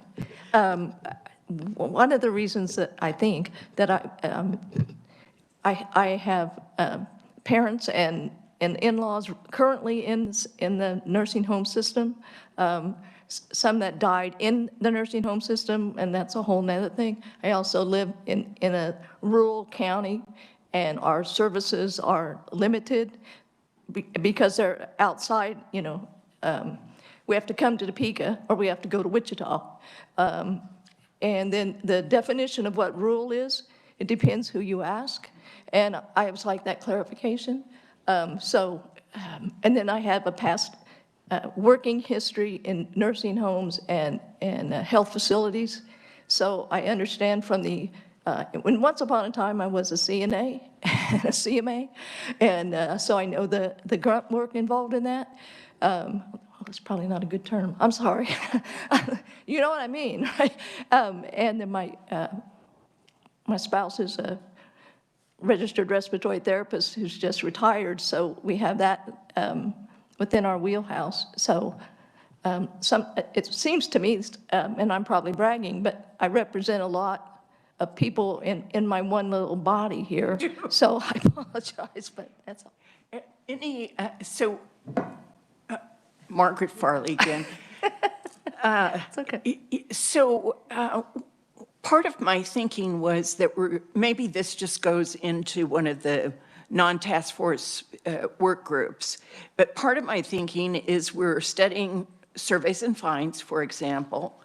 It just seems like we really do need to hear from people who are currently, right now, in nursing facilities. And I'm just throwing that pitch. Okay, thank you. Sarah? This is Sarah Schlitter. I would also suggest seeing if there are any self-advocates or adults with intellectual or developmental disabilities, also because I think there's a lot of value in just being inclusive and having more insight. You know, I appreciate your suggestions, but the task force is set, and it's set in statute. So this is who we're working with. And if we have someone a presentation that you'd like to have, or want us to hear from individuals, that would be wonderful. So, Haley. Thank you.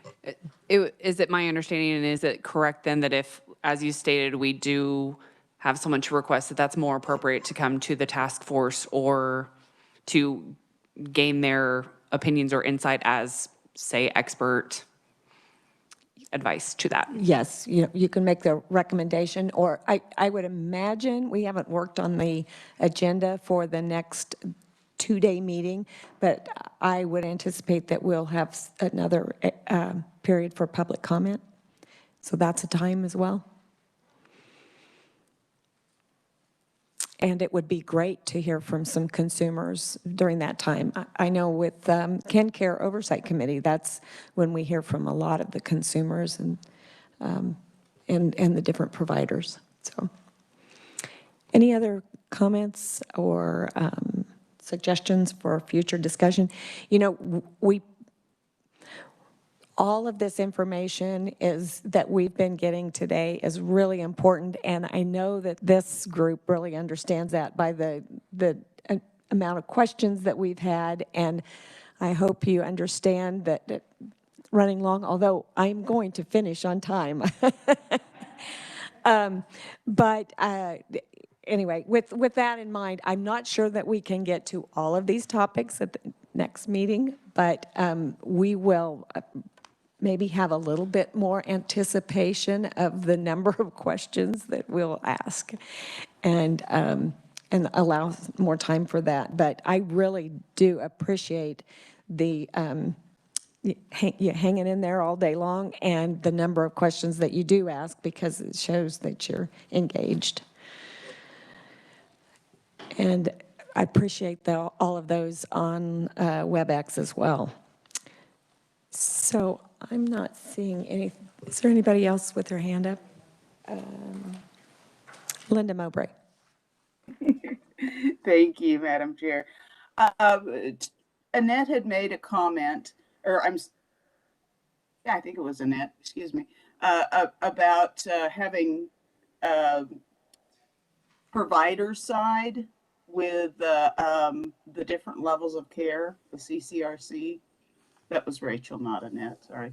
That was, and a comment that she made was not-for-profit providers.